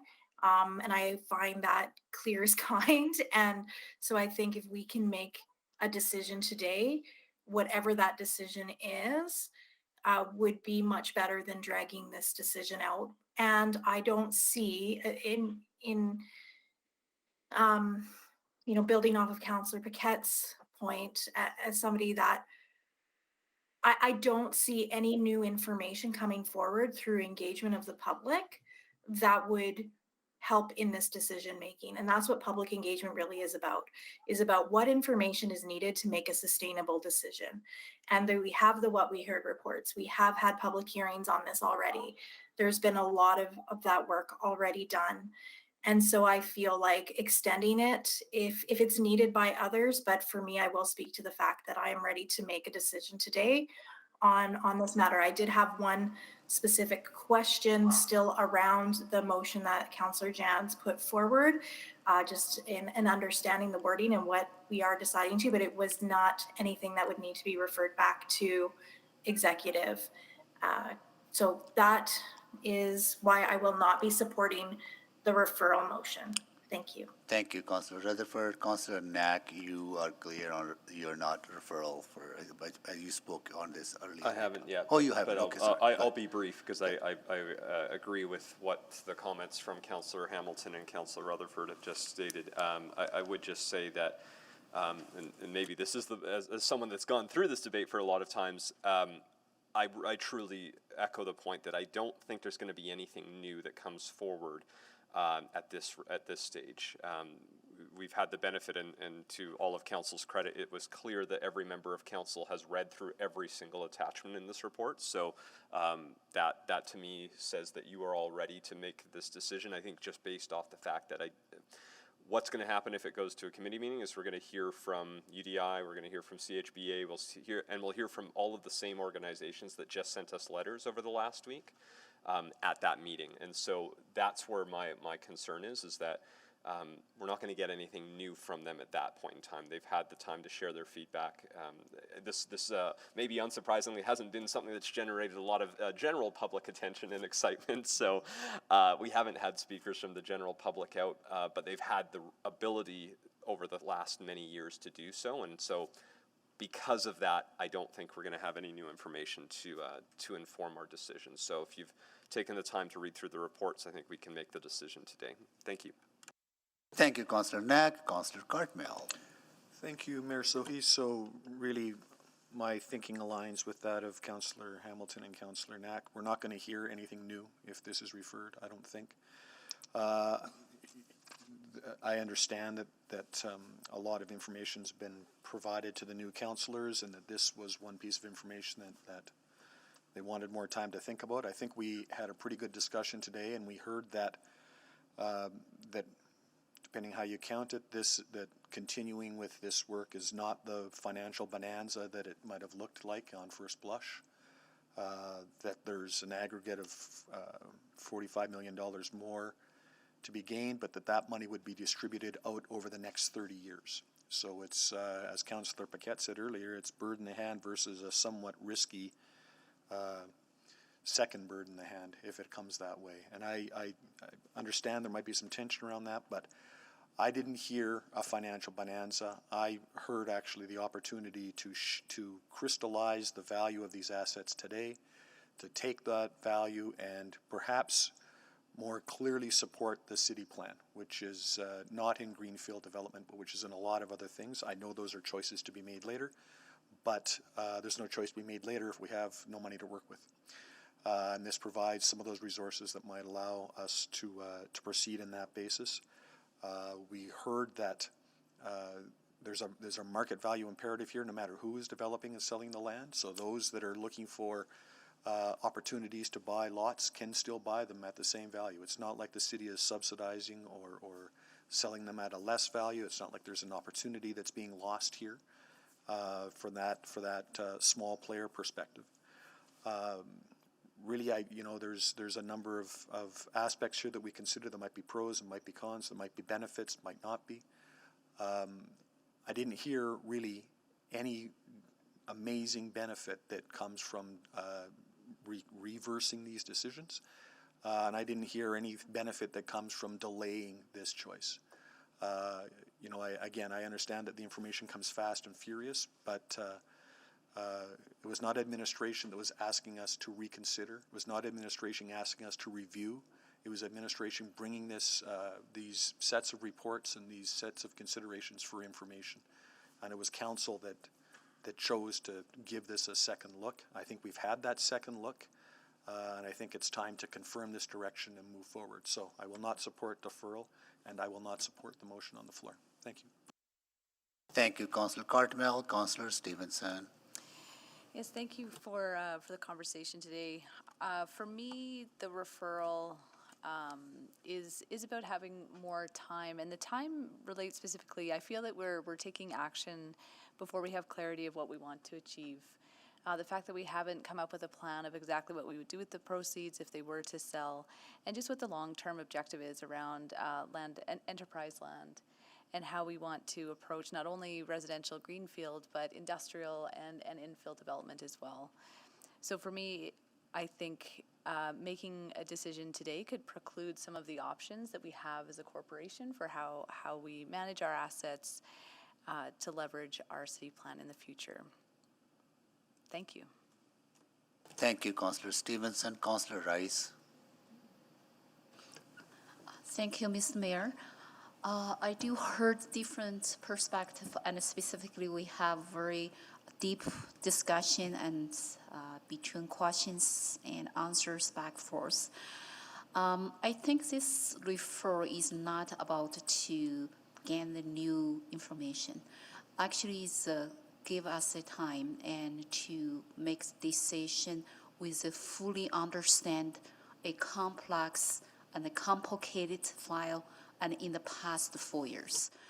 And then so in the past 4 years, there's so many history and outlined in the report. And for me to make this decision, and specifically this is related to our land, our asset management, that is very important, and for the city as the managing the corporation.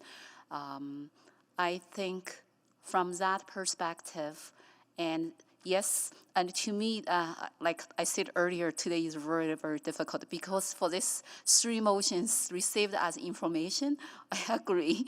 And then also for the motion to give to have more time for us to have high level and strategic involved conversation as well, and also for the referral. And so with that said, I think for this 3 motion, and any motion is going on, I'm going to support. That is my perception. I would like to say the key point is to have fully understanding to make the final decision. And today is just the information only, and I don't think is that decision-making point when I come to the meeting. And that is I was aware of. I was not aware of we need to make any decision today. So that is a little bit of surprise to me. Thank you, Councillor Rice. Councillor Jans. Yeah, thank you. I really appreciate the discussion. I came in here thinking I had a fairly good handle on it, but actually through the discussion and through the questions from administration, I have even more concerns, and I have even more reason why I think we need to crack at not just this topic, but aspects of the city plan, aspects of our how we're going to meet our climate goals, all of these other pieces, and just the future potential of the Enterprise Lands program, how we could actually generate even more profit in future. So I think there's a lot that needs to be discussed. I'd much rather see a referral to committee. It at least gives us a chance to keep having some of these conversations, to Councillor Stevenson's point. Thank you, Councillor Jans. Councillor Wright. Thank you. I just wanted to say that I don't think we need to put this decision off any longer. Just reading the motion, it's for an opportunity to hear from stakeholders, and I think we have heard from stakeholders. And I think those that are wanting to refer it off to Executive Council are more for their own understanding, and I do appreciate that because it is a lot to take in. But so I won't be supporting the motion to put it to Executive Committee, but I will be supporting the original motion to make a decision and in favor of ELD. Sorry, Councillor Wright. I didn't mean to interrupt you.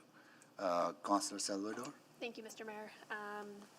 Yeah, so really appreciate the desire to sort of move quickly on this, and I also have questions around, I guess, the value of additional opportunities for that input. But at the same time, I do want to recognize that for me, today's discussion did very much feel kind of binary, if you will. Sell everything, don't sell everything, hold. And I'd really like to be able to explore some of those, call them intermediary options, that I don't think that we got to today. So I'm likely going to be supporting referral. Thank you. Councillor Tang, can you take the chair? Absolutely. Yeah.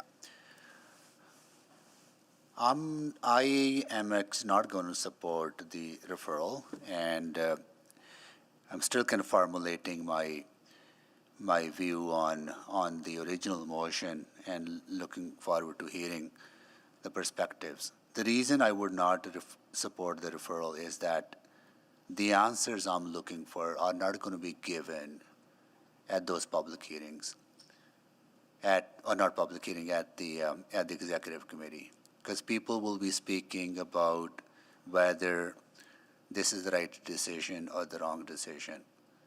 The answers I'm looking for, have we made our decisions on how we want to move forward on those transformative projects, on the two that have been referred here? It is not clear to me that we have actually decided how to move forward on those two projects. And this assumption that by selling this land, we will help materialize those two projects, I think it's kind of it's just a reverse decision. I think what we need to do first, actually really have a good understanding how we envision those two projects and how we make them a reality, then find, okay, how we fund them. I think we're finding a funding source first without even knowing what we're going to do with that money and how they interact with that two projects. That's what I would, I don't think the executive committee will give us those answers. I don't think the public will give us those answers. Those are the questions that we as a council need to grapple. And again, this is the question that we need to grapple on this as well, right? So either we reject it or move forward. I don't think the discussion or involvement of public at this time on this issue is going to help. It's going to further muddy the water. So I'm not going to support the referral. And I'll take the chair back. Cool. Please vote on the referral.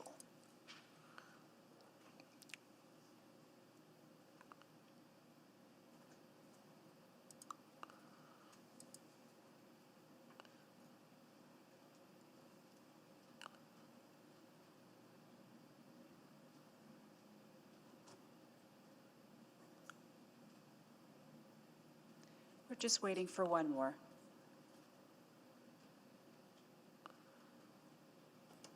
I'm a yes. Thank you. We have all the votes. Please display the votes.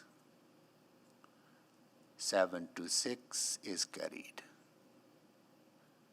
So this will go to executive committee, Madam Clerk? Yep, this will go to the February 2nd executive committee meeting. Got it.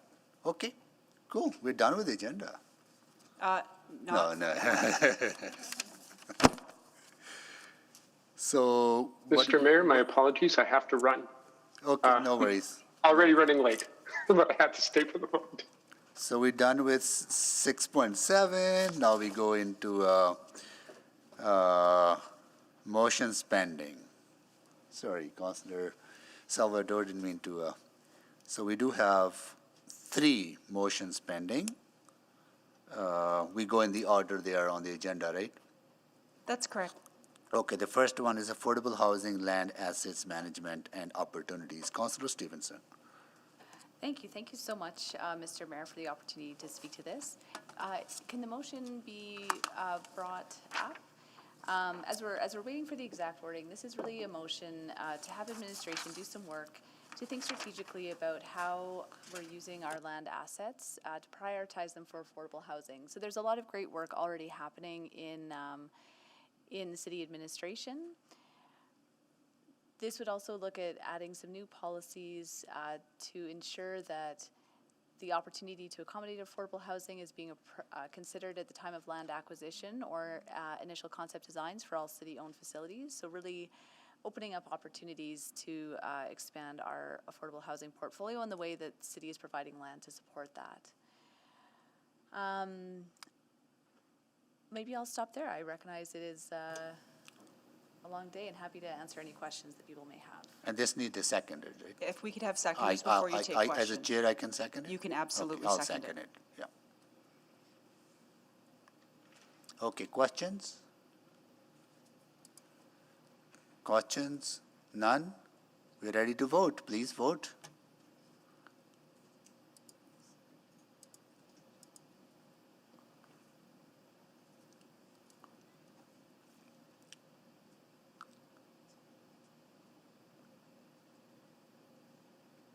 We have all the votes. Display the votes, please. That is carried. We go to our second motion pending. 102nd Avenue LRT pedestrian crosswalk recommendation. Councillor Stevenson. Thank you. So the motion is that administration explore the opportunity to pedestrianize 102nd Avenue adjacent to the Valley Line LRT and return to Urban Planning Committee with options for consideration. Due on my birthday, our birthday actually. So this was an idea brought forward by community members as a. Just gonna second it, sorry. Oh, sorry, If there's second, no other sorry. seconder, I'm happy to. Okay, Councillor Knack, seconded. Good. Great, so this would be an opportunity for administration to consider the technical feasibility of allowing 102nd Avenue to remain closed to traffic. Just a great opportunity I see to, and that community members have raised to create a more pedestrian-friendly and walkable downtown. Okay, questions on the motion? Questions? Seeing, Councillor Knack. Thank you, Mr. Mayor. Thank you very much, Councillor Stevenson, for bringing forward this motion. I'm very excited about this. So I guess just a question, probably to use the mover, would any of this work involve sort of high-level engagement, as like downtown BIA, just to make sure that, I think they've talked about it already, but want to make sure that's part of what gets included? Absolutely. Thank you for raising that question. So in my conversation with administration, I think the idea was we would explore the technical feasibility before going out, just in terms of managing expectations and ensuring that it would be feasible before looking for that input. But once that has been established, absolutely speaking to community members. And they could come to that meeting as well. If it was technically feasible, they could come to committee and speak to that at that point in time. Absolutely. Excellent. I think those are all my questions. Thank you, Councillor Knack. Councillor Hamilton. Hi, I think Councillor Knack asked my questions, but I guess this is to administration. Something like this could have impacts on sort of the larger city transportation impacts, and I was wondering, would you be looking at that as part of this inquiry, or would that be sort of, is this in your mind a high level motion that, and transportation impact assessments would be done sort of following the initial feasibility study? Yeah, Councillor, from my perspective, the high-level technical feasibility would include high-level impacts. That might require us to do more detail, but we think that needs to be a perspective visit, as will, potential costs that would arise as a result of the technical feasibility. So I think we'll cover that in a high level. We may need to pursue further, but mostly this will focus on, can it be done technically? And that's the key answer. Okay, thank you. That's helpful. I'll speak to it briefly. I did have some concerns from folks who reached out to me from the time notice was given, but it's always worth to get the information rather than going on, sort of our initial assumptions. So I look forward to, I'm going to support this. I can't guarantee I would support this in future, especially considering, I think, potential transportation impacts. But I thank the councillor for bringing this forward, and I look forward to hearing what some of those assessments tell us. Thank you, Councillor Hamilton. No more questions. Please vote.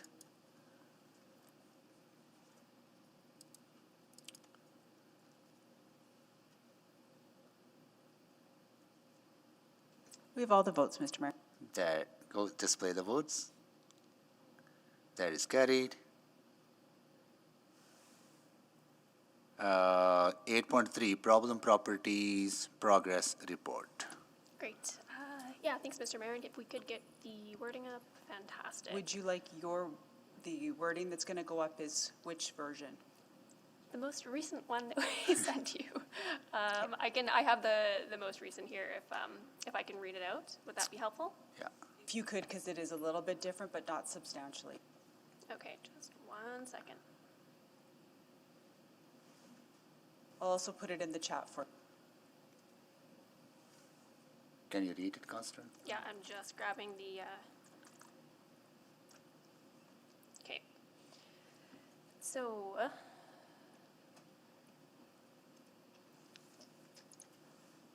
and that's actually not the most recent one there, clerk, sorry.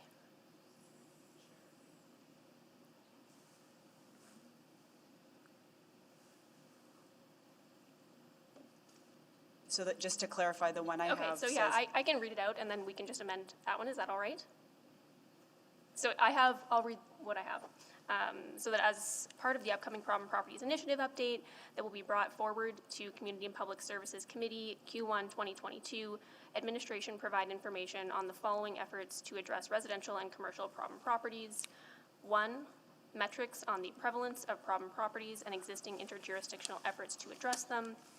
2, options for additional enforcement tools for both tenant-occupied and vacant derelict problem properties, including but not limited to tax subclasses. 3, options to expedite the redevelopment of problem properties, including partnerships with housing providers. 4, advocacy opportunities for council to strengthen provincial legislation affecting problem properties. And 5, opportunities to access federal resources related to the underlying causes of problem properties with a due date of Q1 2022. So And just I'll- for clarity, what's in the chat is what you just read out. Okay, perfect. I'll Thank you so second much. that. And happy to speak to that. So yeah, there's a number of reasons why I'm bringing forward this motion, but primarily it's because over the course of my campaign and even over the past few weeks since taking office, I've heard from countless Edmontonians in my ward who are extremely concerned about the increasing number of problem properties in core neighborhoods. More specifically, people are concerned about the toll that vacant and derelict properties are taking on the health and safety of community members, including vulnerable Edmontonians. So in Ward Métis, we've been experiencing a rash of fires and suspected arsons, many of which are occurring in vacant structures in the Alberta Ave area. Not only has this been really terrifying for neighboring residents, but as many of you know, it can also have tragic consequences, as we heard about just last week. And I do want to just take a moment to recognize that problem properties, they really are a symptom of a lack of affordable housing. So long term, we really have to focus on providing safe and adequate housing, and I'm confident that this council is committed to doing that. But we also need to make sure that we're protecting surrounding community members and tenants from the risks associated with persistent problem properties. Oftentimes, these properties have a recurring history of bylaw infractions, violations, non-compliance. They're often boarded up, derelict, and require frequent visits from enforcement and emergency services. They can also be associated with, as I mentioned, fire risks, hazards, safety concerns, and sometimes illegal activities. And more broadly, just speaking to my ward, there is concern among community members that the extensive efforts that we've put into revitalization will be lost. And it's almost like we're slipping backwards a little bit, and we can't let that happen. So all that being said, we really need to find ways to incentivize the rehabilitation and redevelopment of these properties so that they're actually serving our communities and contributing to healthier, safer, and more vibrant neighborhoods. So happy to have a conversation about this, take any questions. Thank you. Thank you, Councillor Salvador. Councillor Jans.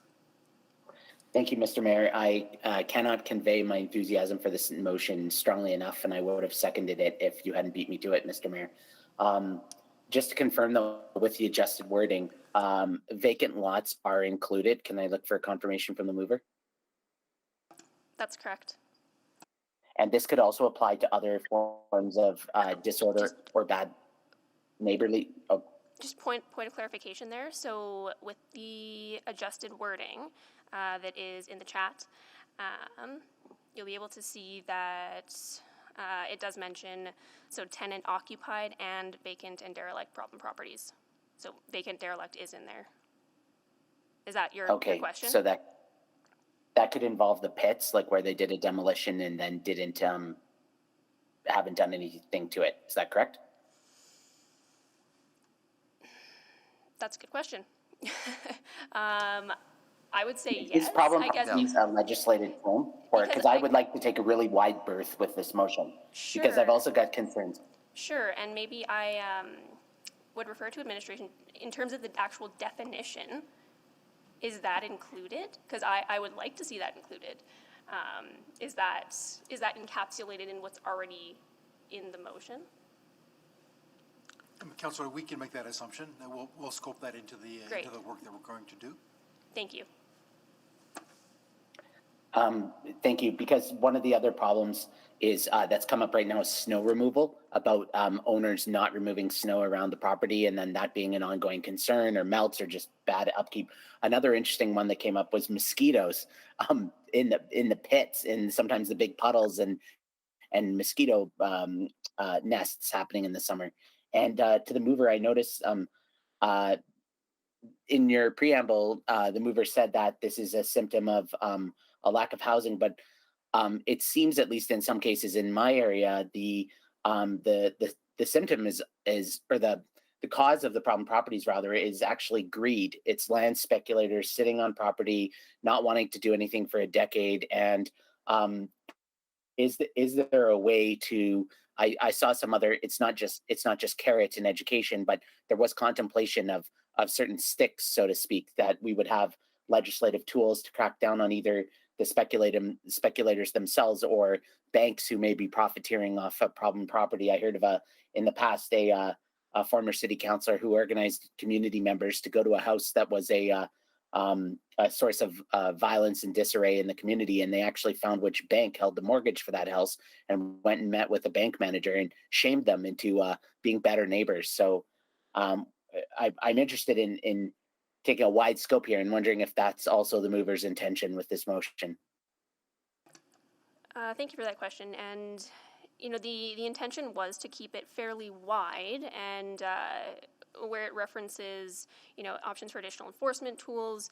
I gave the example including but not limited to property tax subclasses.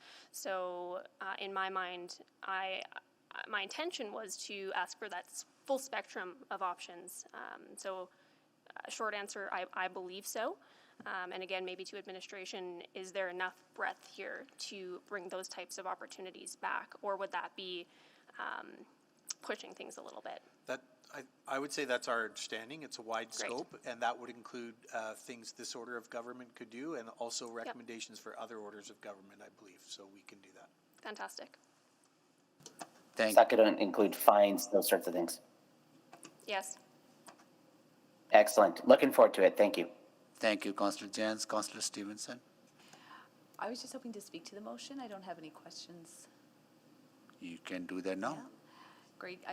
Thank you, Councillor Salvador, so much for bringing this motion forward. Derelict, vacant, and problem properties are a huge issue in my ward as well. So really pleased to see this motion being put forward. And I think not only to the points that you raised in terms of the burden or the impact it has on surrounding neighbors in terms of safety,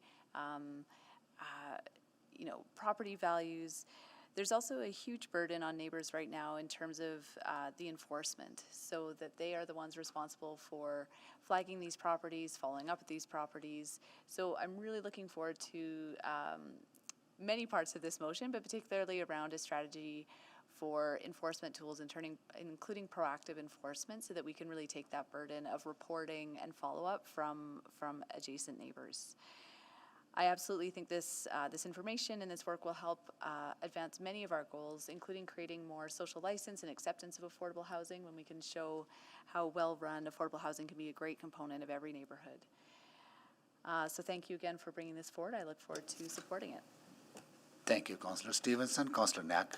Yeah, thank you, Mr. Mayor. And again, I'll start by thanking Councillor Salvador for bringing this forward. This has come up a lot over the last 8 years, and it continues to be a frustration. So I specifically just want to thank Councillor Salvador for referencing the tax subclasses piece.